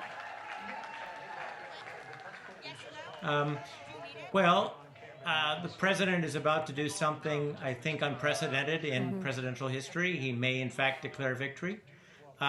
We've not ever seen that before, since his opponent has not conceded. And by the way, Vice President Biden has no reason to concede. He has as many, if not more, paths to 270 than President Trump. We'll see how President Trump handles the uncertainty. Up to now, generally, you can count on him to break a norm. And the risk in breaking that norm tonight is what? I mean, him saying he's won does not mean he has won. But what is the effect of it? No, of course not. But the problem is that it sours the political climate. It makes reconciliation, whether under a Biden administration or a Trump administration, that much harder. It's once again a selfish act that does not help the American people. One of the things that people who disagreed with Trump often wanted from him was an attempt to unify the country. And this isn't a contribution to unity. This is once again dividing the country. Rather than saying, let the people speak, he's saying they have spoken, even though they haven't. And that is just troubling to a country that desperately needs reconciliation. Or perhaps, I guess what he's saying, and he hasn't said it yet, so, we're not sure, but perhaps what he is saying is he's heard enough. Yeah, I just want to point something out. Again, go ahead. I'm just saying that based on his past behavior and what he's telegraphed what he's going to say. He tweeted it. He's going to try to set the tone for commentary. He's going to try to set the narrative, which is I've won, and any attempts to change that outcome are evidence of fraud. And do you worry that this sort of sends people into the streets in a dangerous way? Not yet. Okay. No, I do believe that some of the worries about violence, certainly the kind of violence that would lead people to board up stores, that was overblown. I mean, Soho, I live in New York, Soho is boarded up, but I never quite understood what combination of unhappy people would start looting Chanel bags at this point. Okay. That's not usually the way people express political unhappiness after an election. Absolutely. But I do worry about his supporters not accepting the uncertainty if he keeps provoking them. And a statement of victory right now is an invitation to future unhappiness should the votes go the other way in Michigan, Wisconsin, Georgia, or Pennsylvania. All right, Tim Naftali, a presidential historian. You've been very gracious with your time tonight. We most appreciate it. I know you've got a long one ahead of you. Thank you for joining us. And so now we're going to go to Paul Hunter. Before we do, I know it's going to sound like I'm saying something crazy here, but on the left side of the screen, the far left side, you can see a part of a television screen. I can tell you that is part of the coverage of Fox News, because I sort of recognize the screen there. And on the right-hand side, I think that might also be Fox News, unless I'm wrong. Yeah, so basically you have the presidential seal, you have the American flags. This is where the president will speak. He is quite literally being flanked by Fox News coverage on either side of him when he eventually steps up, which you know, read into that what you will, but it certainly says a lot about the media in the United States. Let's go to Paul Hunter, who is at the White House. I'm just curious as to what you, where you are, what you're hearing, what you're feeling. Other than cold, because you look cold. I am cold. You know, first I'll confirm that it is Fox News, Adrian, that they've been watching in that room all night, and indeed he'll be flanked by that. You know, I guess what I'm feeling is that this is a night, and you've been down here on these nights often enough, that in this country is, you know, traditionally and meant to be a celebration of democracy. Right? And what we are expecting is the president to come out and reiterate, if not word for word, certainly the message in his tweet, which is the suggestion that this election is being stolen from him at a time when all the votes have not yet been counted by a long shot. And those that are going to be counted over the next few days in Pennsylvania are being done so with the agreement of the United States Supreme Court that said this is the smart, humane thing to do, considering the delay is due to the overwhelming early mail-in ballots because of the pandemic, and the legal thing to do. And Donald Trump is, if the predictions are accurate, going to walk out and say, I don't like that, so I'm going to fight it. It's a bizarre moment in U.S. history that we're about to see. And Paul, you've covered American politics probably more than more than anyone else at the CBC. And I'm wondering, you know, we had lots of conversations on the air and off the air about what this night might look like. What is the one moment so far, beyond what we might be about to see, that has surprised you the most this evening?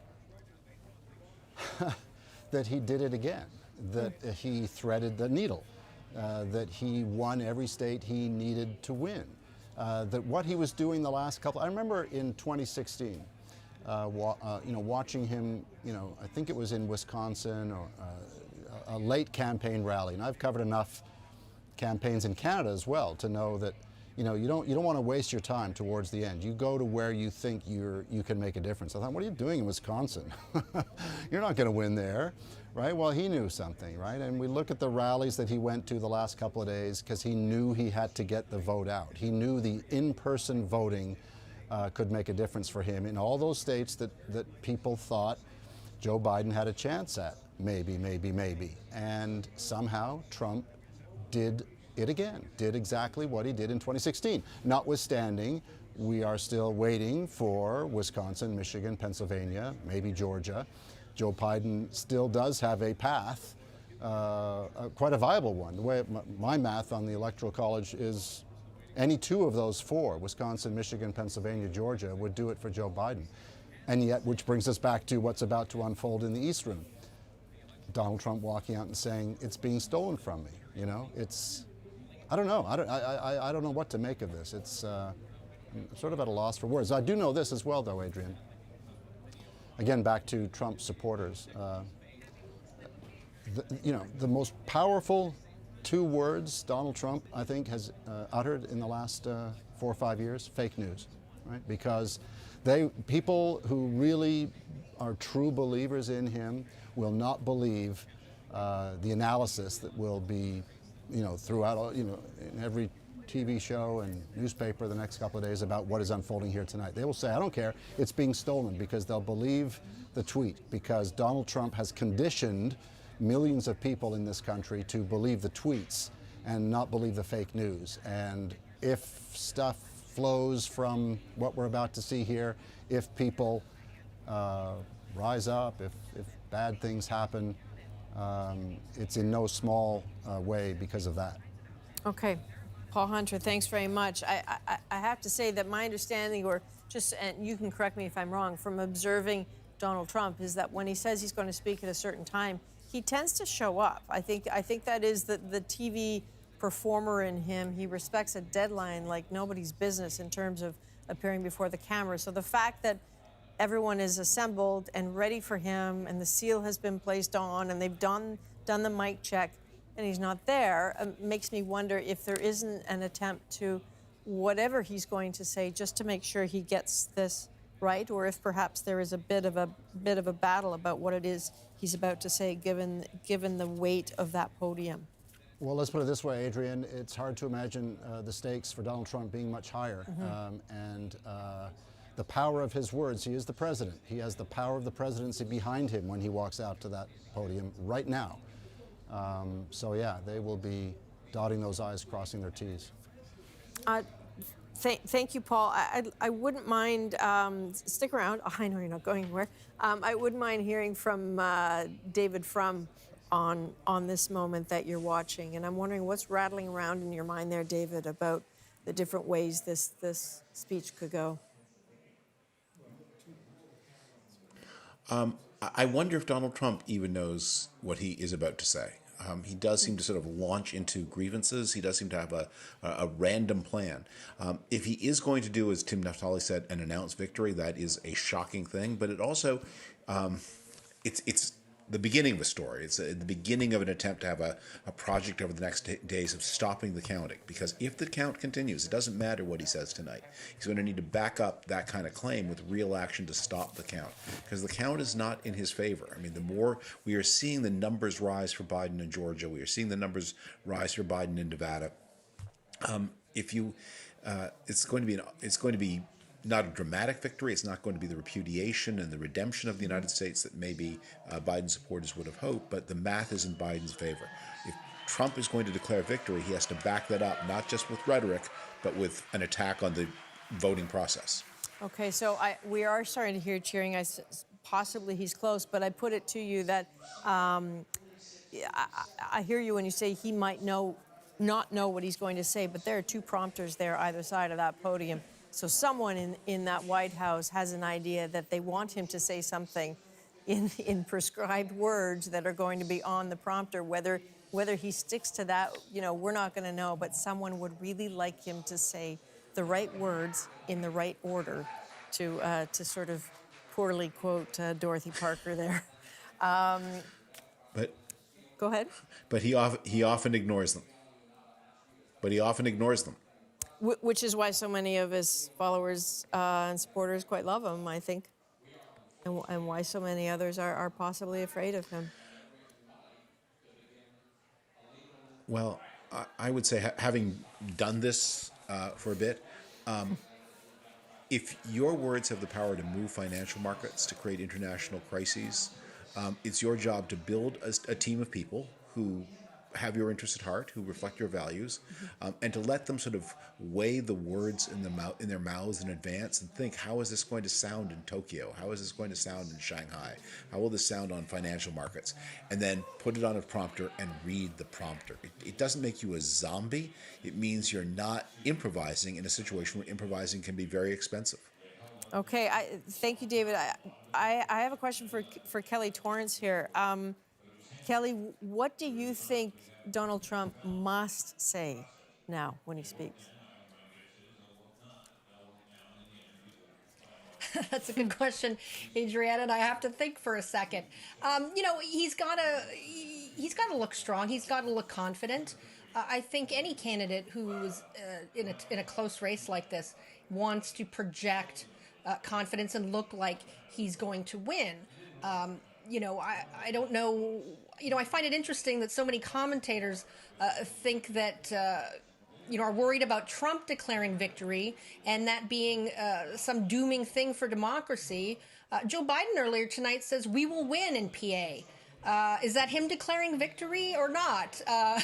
It's a little bit of a double standard, I think, with people looking so closely at Trump's words and worrying that he's stoking something, and nobody worried about Biden.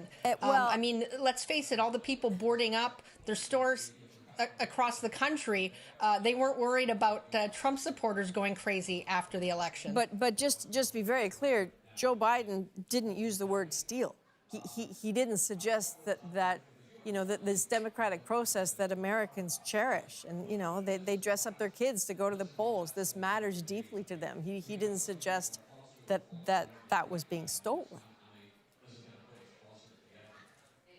Yeah, and Trump often has heated rhetoric that I wish he would not use. I would advise him not to use. But I'm hearing from a lot of people on the Republican side tonight who are telling me they are worried that the fact that votes have stopped being counted in some places is a bad sign. I don't know if they're being paranoid, but there's a worry amongst a lot of Republicans that Democrat-heavy counties are stopping counting votes tonight and will resume after it's clear how the voting went in other places. So, I'm just trying to explain why, some of the context to what's being said. I don't think Trump is in using the word steal is trying to say that, Americans going to vote in the democratic process is in any way people stealing the election. There is some worry that there will be some, hanky-panky going on,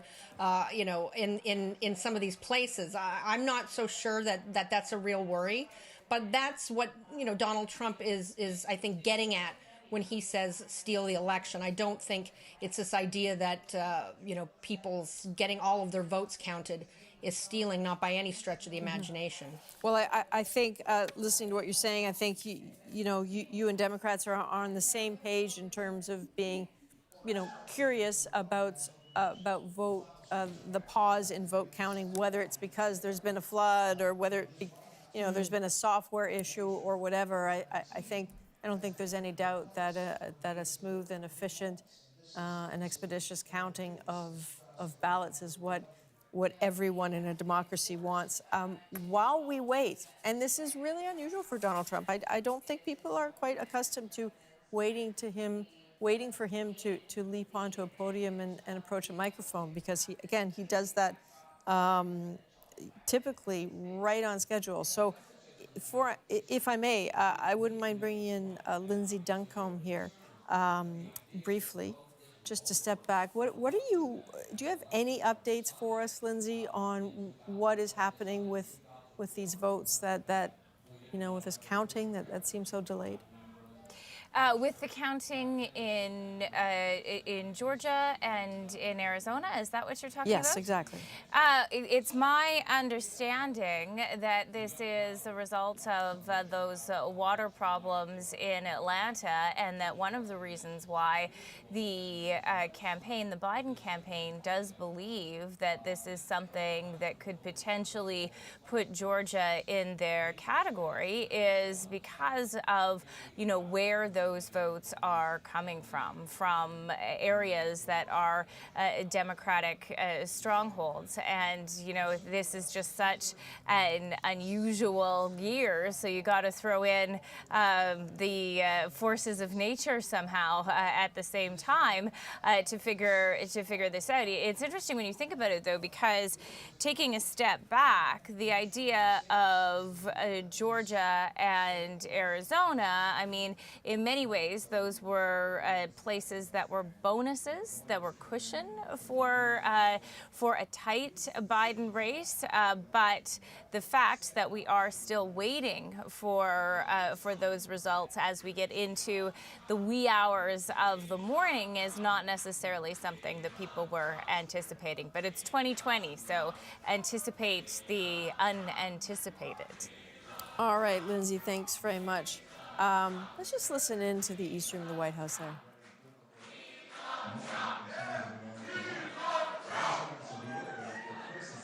We want Trump, we want Trump. So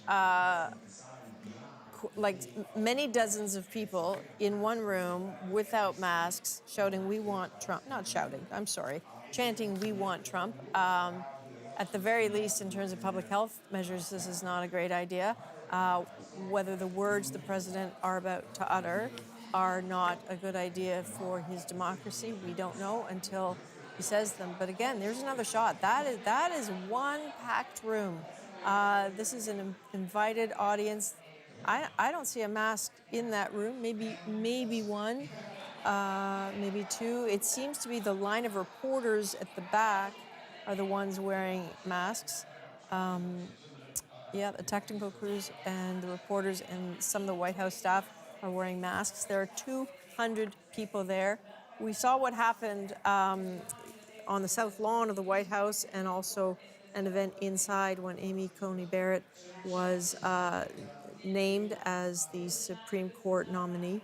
That became a super spreader event, which, you know, as a result, we think the timing is that is when the president got sick, Melania Trump, Chris Christie, Kayleigh McEnany, Kellyanne Conway, you know, that was in early October. It knocked the president off the campaign trail for a week. Many people, you know, given his age and his health, many people were worried that it would take quite a big toll on his health, and he was in some danger. He came through that. Again, this man is a survivor. He came through that quite well. And well, there you go. There is his family. Again, no mask on. Donald Trump Jr., there's Eric Trump, there's Tiffany Trump. Let's see, I think we saw Ivanka Trump, Lara Trump. So the family's there. Any moment now, probably we will be seeing Donald Trump. They seem certainly very happy. Again, I just need to direct you to the count. 220 Electoral College votes for Joe Biden, 213. Ladies and Donald gentlemen, Trump. the 270 President is the of number, the United States, and no one is there yet. Donald and yet, J. here we go. Trump. Here's Donald J. Trump taking to the podium at the White House. Let's listen in. That is Hail to the Chief.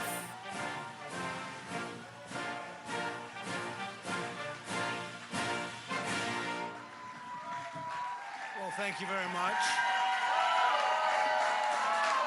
Thank you. Thank you very much. Please sit. Thank you. This is without question the latest news conference I've ever had. Thank you. Thank you. I appreciate it very much. And I want to thank the American people for their tremendous support. Millions and millions of people voted for us tonight.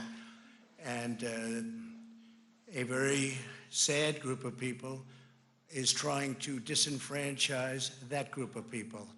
And we won't stand for it. We will not stand for it. I want to thank the First Lady, my entire family, and Vice President Pence, Mrs. Pence, for being with us all through this. And we were getting ready for a big celebration. We were winning everything, and all of a sudden it was just called off. The results tonight have been phenomenal, and we are getting ready. I mean, literally, we were just all set to get outside and just celebrate something that was so beautiful, so good, such a vote, such a success. The citizens of this country have come out in record numbers. This is a record. There's never been anything like it. To support our incredible movement, we won states that we weren't expected to win. Florida, we didn't win it. We won it by a lot. And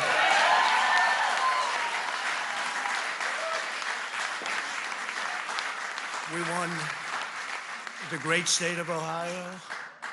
We won Texas. We won Texas. We won Texas by 700,000 votes, and they don't even include it in the tabulations. It's also clear that we have won Georgia. We're up by 2.5% or 117,000 votes with only 7% left. They're never going to catch us. They can't catch us. Likewise, we've clearly won North Carolina, where we're up 1.4% or 77,000 votes with only approximately 5% left. They can't catch us. We also, if you look and you see, Arizona, we have a lot of life in that. And somebody declared that it was a victory for, and maybe it will be. I mean, that's possible. But certainly there were a lot of votes out there that we could get, because we're now just coming into what they call Trump territory. I don't know what you call it, but these were friendly Trump voters. And that could be overturned. The gentleman that called it, I watched tonight, he said, well, we think it's fairly unlikely that he could catch. Well, fairly unlikely.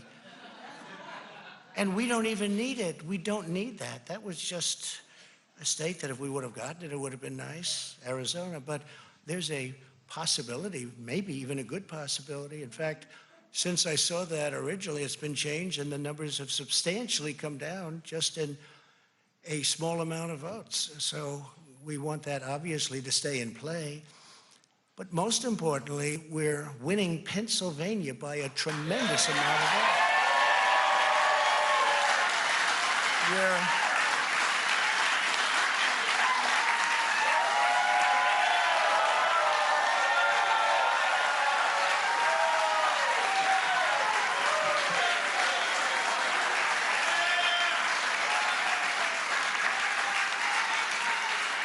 We're up 600. Think of this. Think of this. Think of this. We're up 690,000 votes in Pennsylvania. 690,000. These aren't even close. It's not like, oh, it's close. With 64% of the vote in, it's going to be almost impossible to catch. And we're coming into good Pennsylvania areas where they happen to like your president. I mean, it's like very good. So we'll probably expand that. We're winning Michigan, but I'll tell you, I looked at the numbers. I said, whoa. I said, wow, that's a lot. By almost 300,000 votes, and 65% of the vote is in. And we're winning Wisconsin. So we're winning. We don't need all of them. We need, because when you add Texas in, which wasn't added, I spoke with the really wonderful governor of Texas just a little while ago, and Greg Abbott, he said, congratulations. He called me to congratulate me on winning Texas. I mean, we won Texas. I don't think they finished quite the tabulation, but there's no way. And it was almost complete, but he congratulated me. Then he said, by the way, what's going on? I've never seen anything like this. Can I tell you what? Nobody has. So we won by 107,000 votes with 81% of the vote. That's Michigan.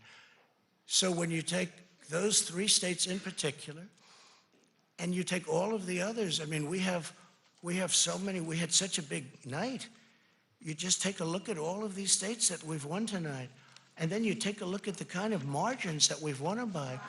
And all of a sudden, it's not like we're up 12 votes and we have 60% left. We won states, and all of a sudden, I said, what happened to the election? It's off. And we have all these announcers saying, what happened? And then they said, oh, because you know what happened? They knew they couldn't win. So they said, let's go to court. And did I predict this, Newt? Did I say this? I've been saying this from the day I heard they were going to send out tens of millions of ballots. I said exactly, because either they were going to win, or if they didn't win, they'll take us to court. So Florida was a tremendous victory, 377,000. Texas, as we said. Ohio, think of this. Ohio, a tremendous state, a big state. I love Ohio. We won by 8.1%, 461. Think of it. Almost 500,000 votes.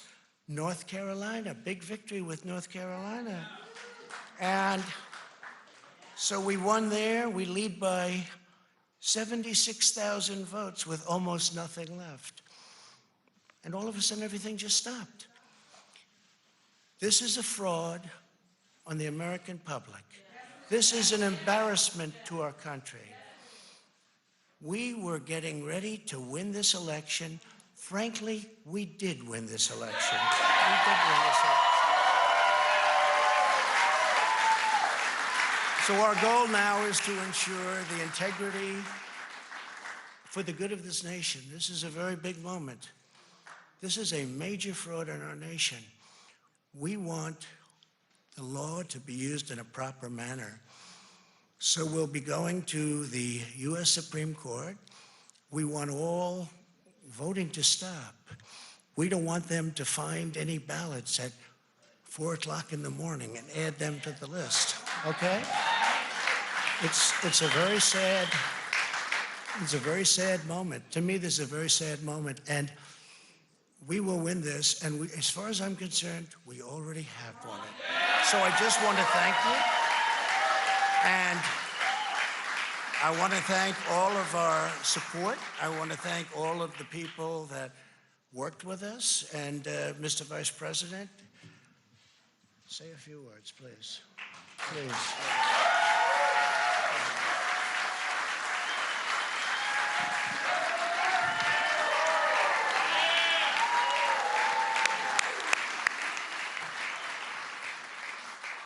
Thank you, Mr. President. I want to join you in thanking more than 60 million Americans who have already cast their vote for 4 more years for President Donald Trump in the White House.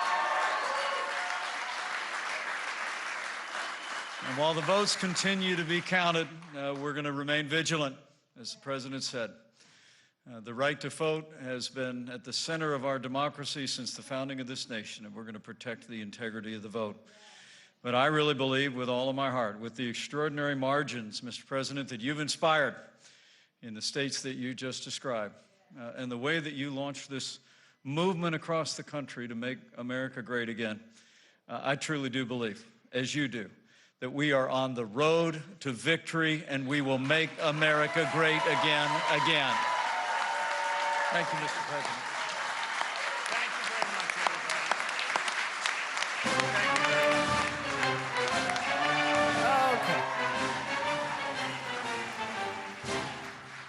Okay, so let's just take a little bit of a breath here, because Donald Trump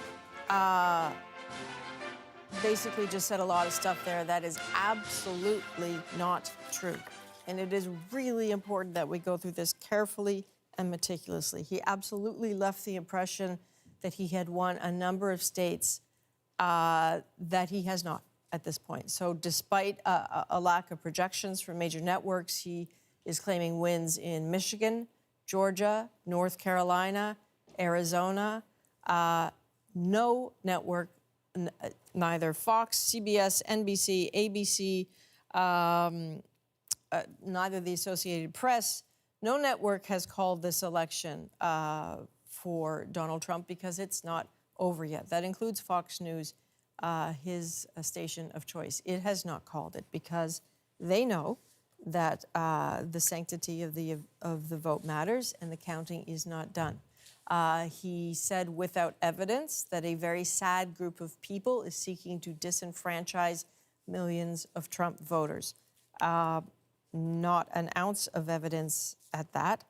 He called this a fraud of the American people. Well, this is actually an election that is nowhere near done.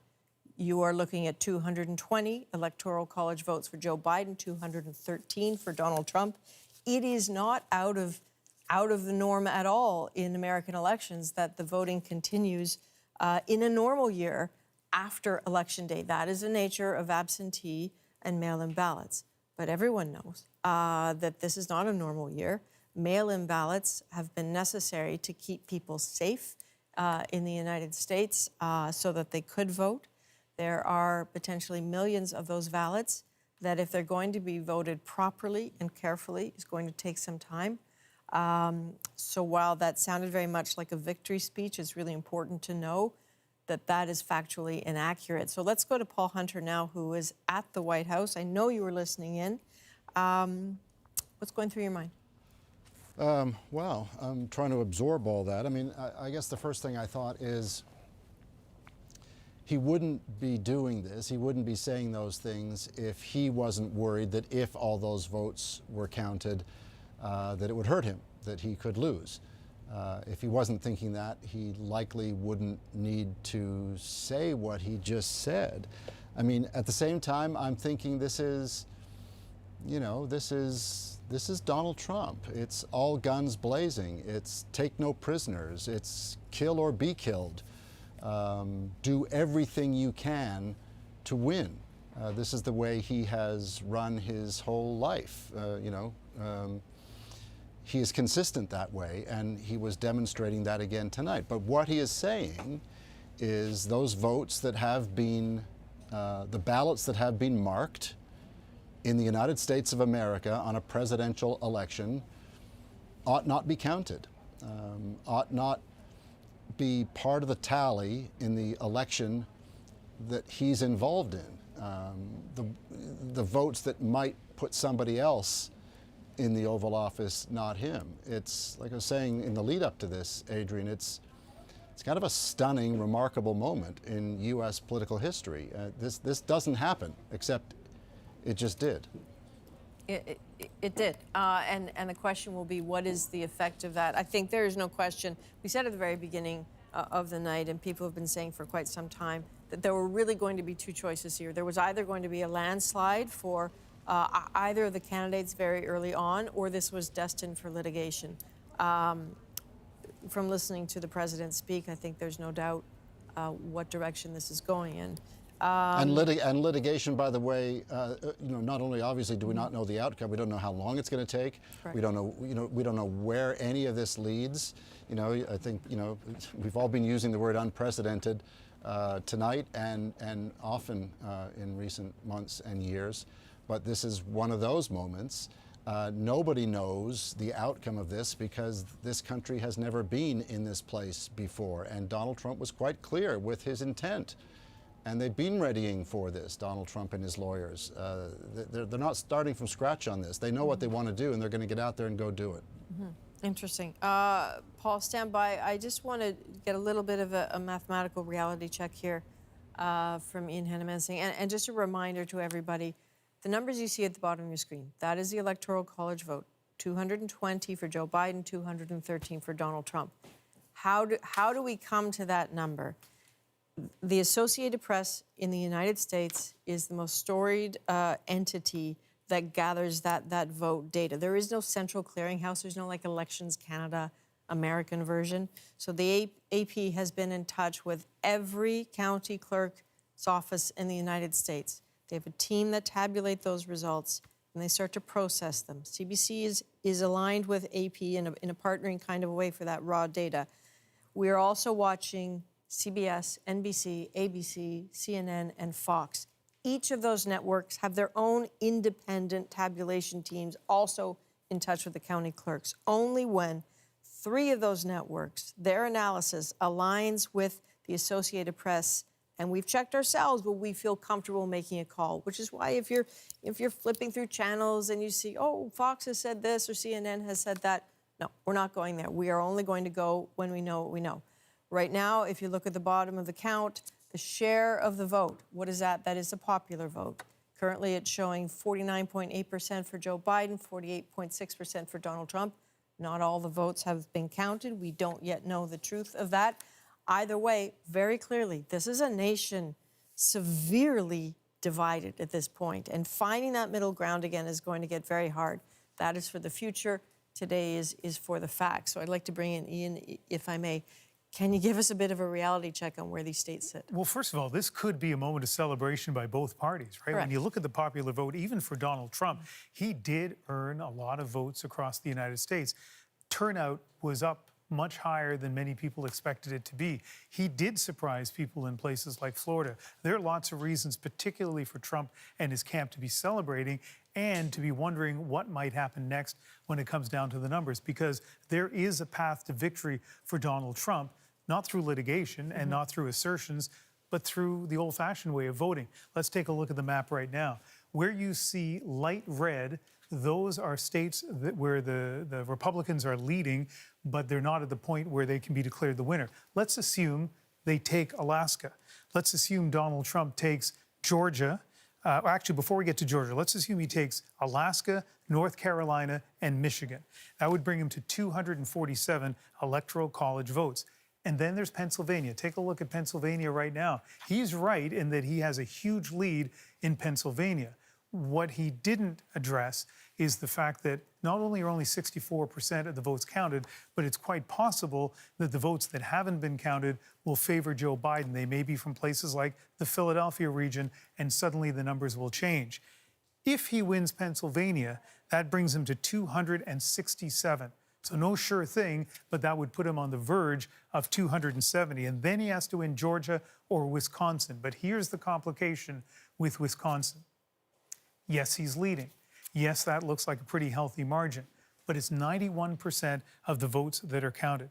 There's a reporter that we've been following who is in Wisconsin, and he has reported that if you look at that lead, it's 108,000 vote lead for Donald Trump. The mail-in votes for the Milwaukee area are going to be released in one batch at 4 a.m. Eastern Time.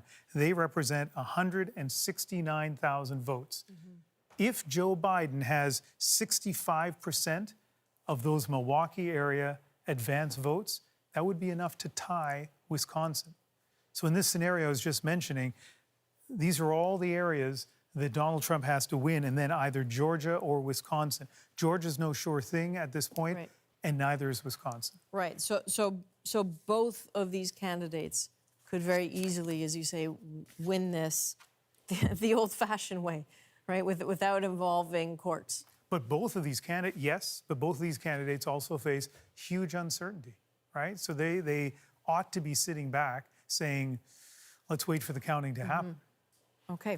Ian, thank you very much. Andrew, I'd like to talk to you. Yeah, I mean, I'll say this: the notion that Trump's win, particularly in all of these states, is all but guaranteed, and that if that outcome is not the one that is produced, it will have been because Democrats have badly cheated somehow or are about to. I mean, this is an argument that he has deployed consistently from his back pocket over the last several months. And it's simply not true. There's no basis in fact in any of it. The underlying truth of it is that on top of all of the delays that we were expecting this evening because of mail-in ballot backlogs and so on and so forth, all the complications that are entailed with that, there have been other delays that have just popped up because, hey, these are elections and delays happen. I mean, you know, Milwaukee, Wisconsin is one of those delays where we are looking at, yes, a backlog of processing, and as Ian pointed out, no results expected until, or I guess that key batch of results not expected until 4 in the morning, and that is not an unsizable amount of votes. It could be very consequential. If you look at Philadelphia, in Pennsylvania, counting has been slow there all day, despite having spent the day counting. Last I checked, they'd only counted about 20% of the mail-in ballots in Philadelphia. Again, mail-in ballots being one of the more complicated type of vote to count. And then we get to Fulton County in Georgia. This is a state that, you know, during Trump's address there, where he seemed to suggest that the margin of his lead at the moment in Georgia is so great that no matter how many votes are counted afterwards, it wouldn't be able to catch up. From my read of it, looking at the numbers, it's just simply not true. In Fulton County, there are 130,000 ballots, mail-in ballots, still in play that officials have already said that they're not going to start counting or not going to resume counting until tomorrow morning. So the bottom line, Adrian, and I think as everyone has said quite aptly, there is so much that we don't know right now. We will know them in time. We just have to wait. That's right. Patience, calm. This is what is needed in a moment like this. Let's see what happens in the United States. Lindsay Duncombe, senior Washington editor. It is, 2:45 in the morning. You must feel like you've been following this for 374 years, and I'm just wondering if you can offer us a final thought before we let you maybe get some sleep? You know, Adrian, I've been thinking about people who are just trying to go about their lives, families that have been divided over their political preferences, people who haven't been able to sit across from each other at a Thanksgiving table, and what this next several days of increased tension, increased rhetoric just does to people's relationships with each other. And, you know, this country has been rocked by this division in this presidency, and it's hard to imagine how that could escalate, but it has. It just did. And I remember in 2016, waking up in the morning in New York City after having been at Hillary Clinton headquarters, New York obviously very Democratic, and seeing this man just shaking his hand. He was, I think, having a cigarette out by the side of the road, and his other hand was shaking because there was so much tension. And I think we can see similar tension and uncertainty in cities across the United States. We just don't know how it's going to play out. No, we certainly don't. Americans deserve clarity.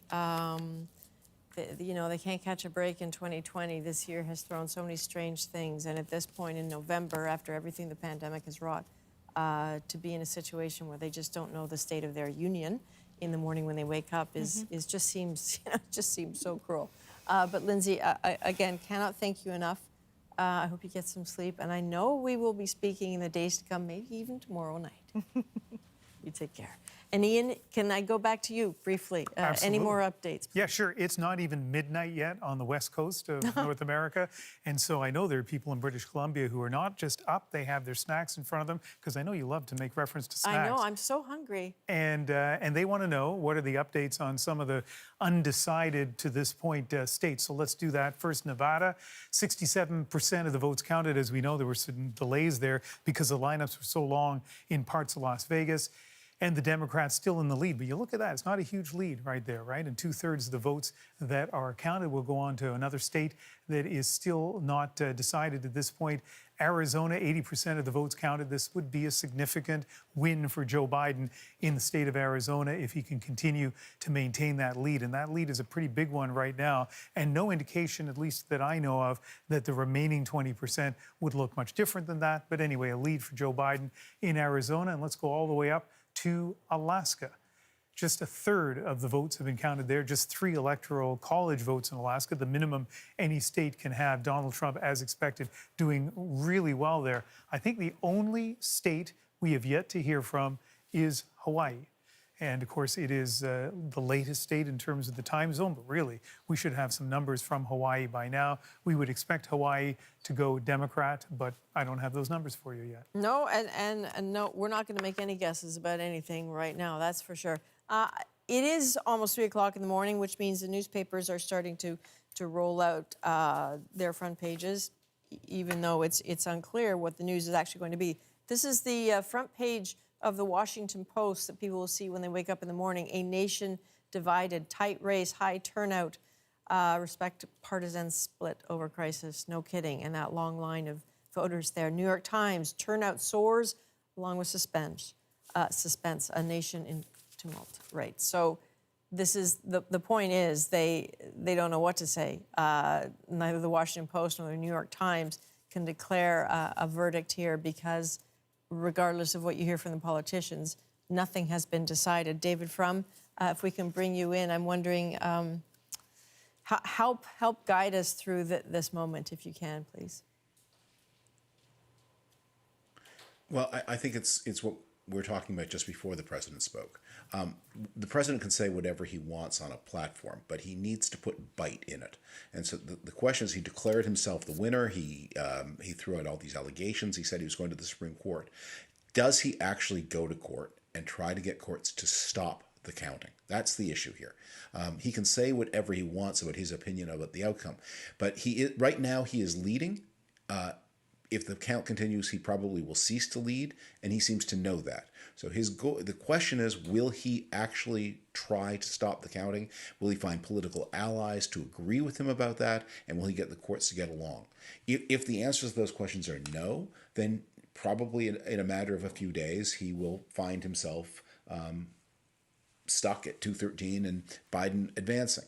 But if he can build allies and if he can go to court and he can get the counting stopped, then that's the Donald Trump hope, and that's the American constitutional crisis. Kelly Torrance, what are you thinking here? Yeah, I don't think that Donald Trump has necessarily said he wants to stop the count of votes. What Republicans are worried about is that in some states, Republicans were ahead and suddenly the votes stopped being counted. Pennsylvania, they just decided to stop counting. I can say I was an election observer for the parliamentary elections last year in Ukraine, and it was a long night, and we did not leave until the votes were counted. It's a little surprising that Pennsylvania stopped relatively early in the night. And so that is Republicans' concern. There were areas where Trump was leading, the votes suddenly stopped being counted. Republicans are worried that, ballots will be found at 4 a.m., magically out of nowhere. Now, I don't know how realistic a worry that is, but that is the worry. It's not that Republicans are worried that you count the actual votes Trump is going to lose. They are worried that some funny business is going to go on. And certainly, we all hope that we would know more tonight. It's a little disappointing that some places did stop counting. So that's the worry. I don't think that Donald Trump should have declared victory in his speech, but at the same time, Biden said we're going to win. We're on track to win. Obviously not quite as strong as Donald Trump, but certainly on a night like this, nobody wants to say, well, I don't know if we're going to do it or not. They want to keep the hope alive. They want to encourage their supporters while it's fresh in their minds, and they want to look like they're going to win. Because you've got to project confidence if you want to be president of the United States. So I don't think it's a surprise that they're saying that.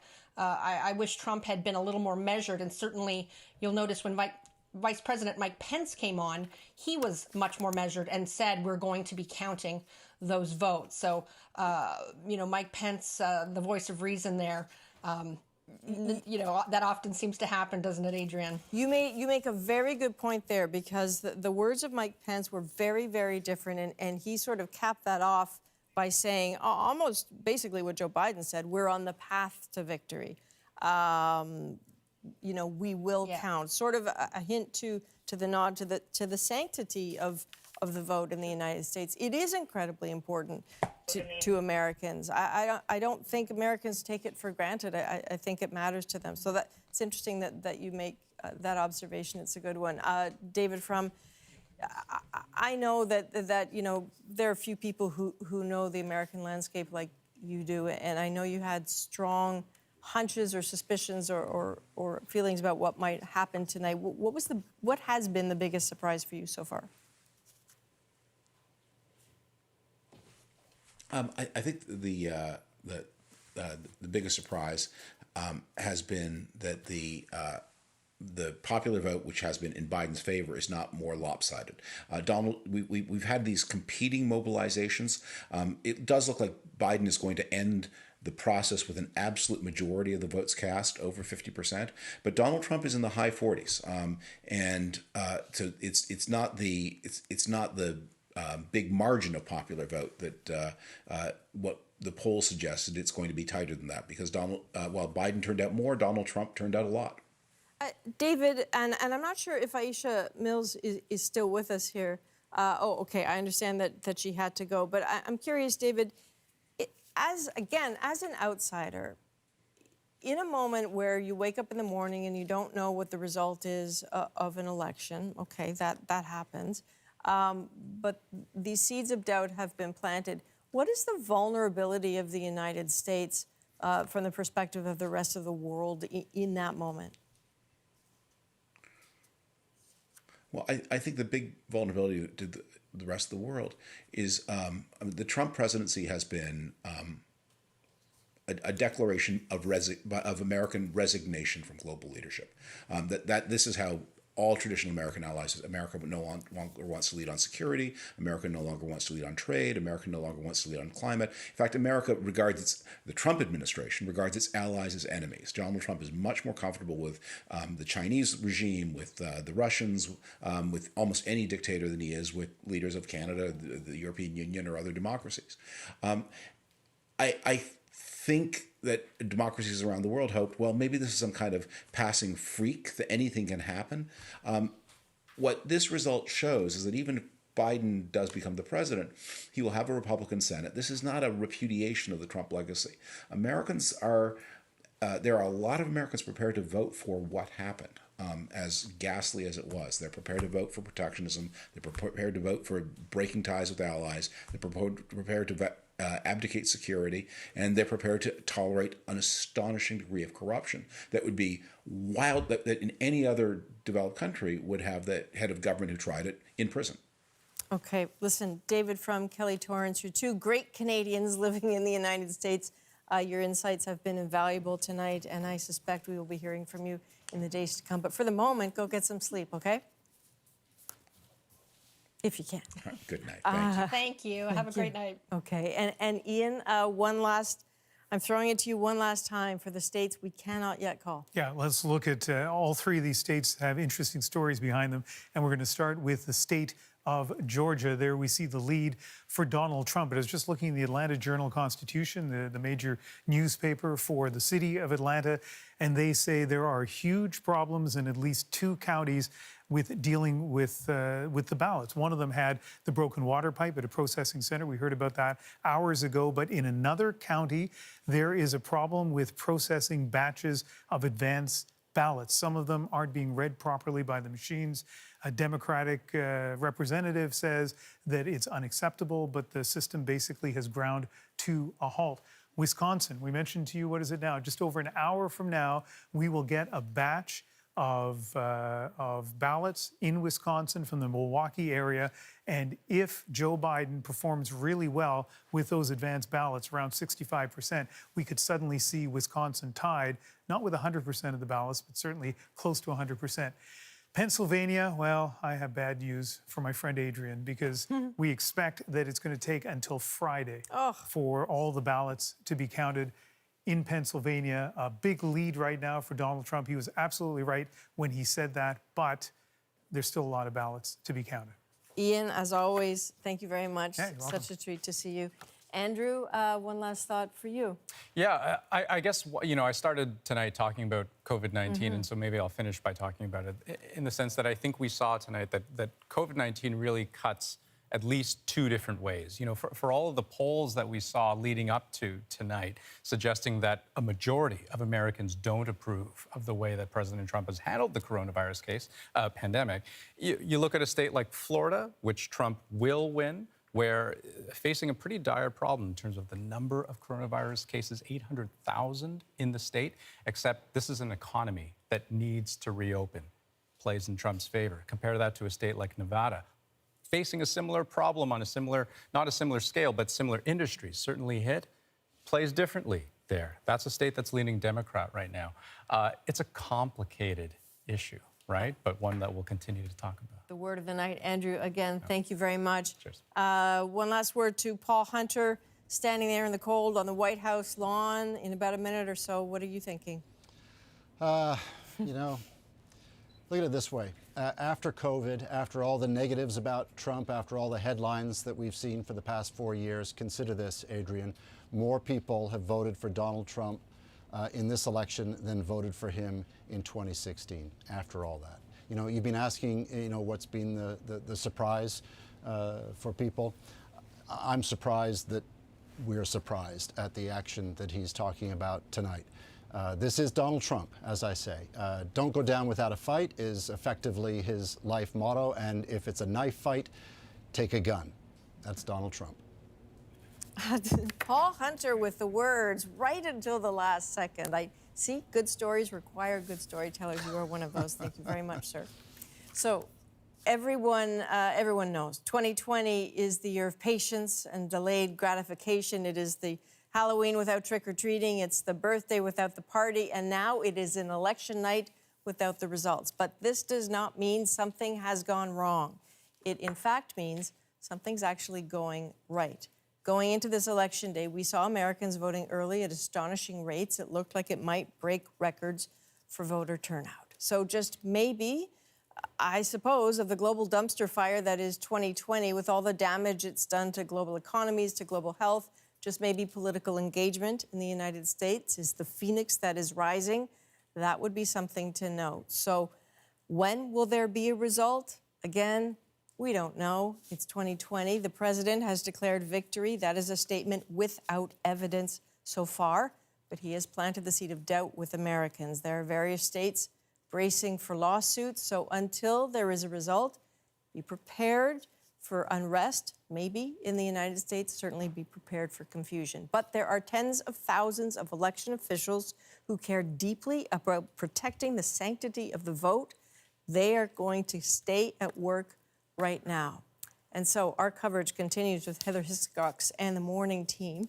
For now, thank you from Ian and Andrew here in studio, Rosie and Otto, our team of reporters in the United States who will be up for weeks and weeks, our panel, our teams overseas, and of course the crew here in studio. You can't see them all, the crew in the control room.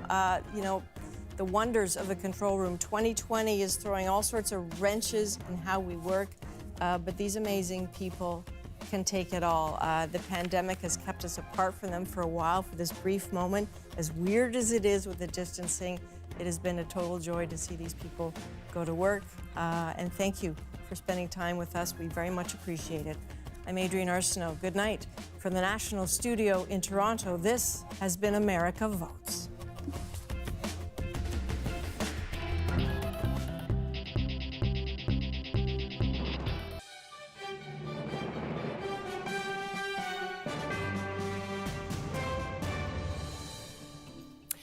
This is CBC News. Our America Votes special coverage continues. Good morning. I'm Heather Hiscox. Or welcome back if you've been with us through this long, remarkable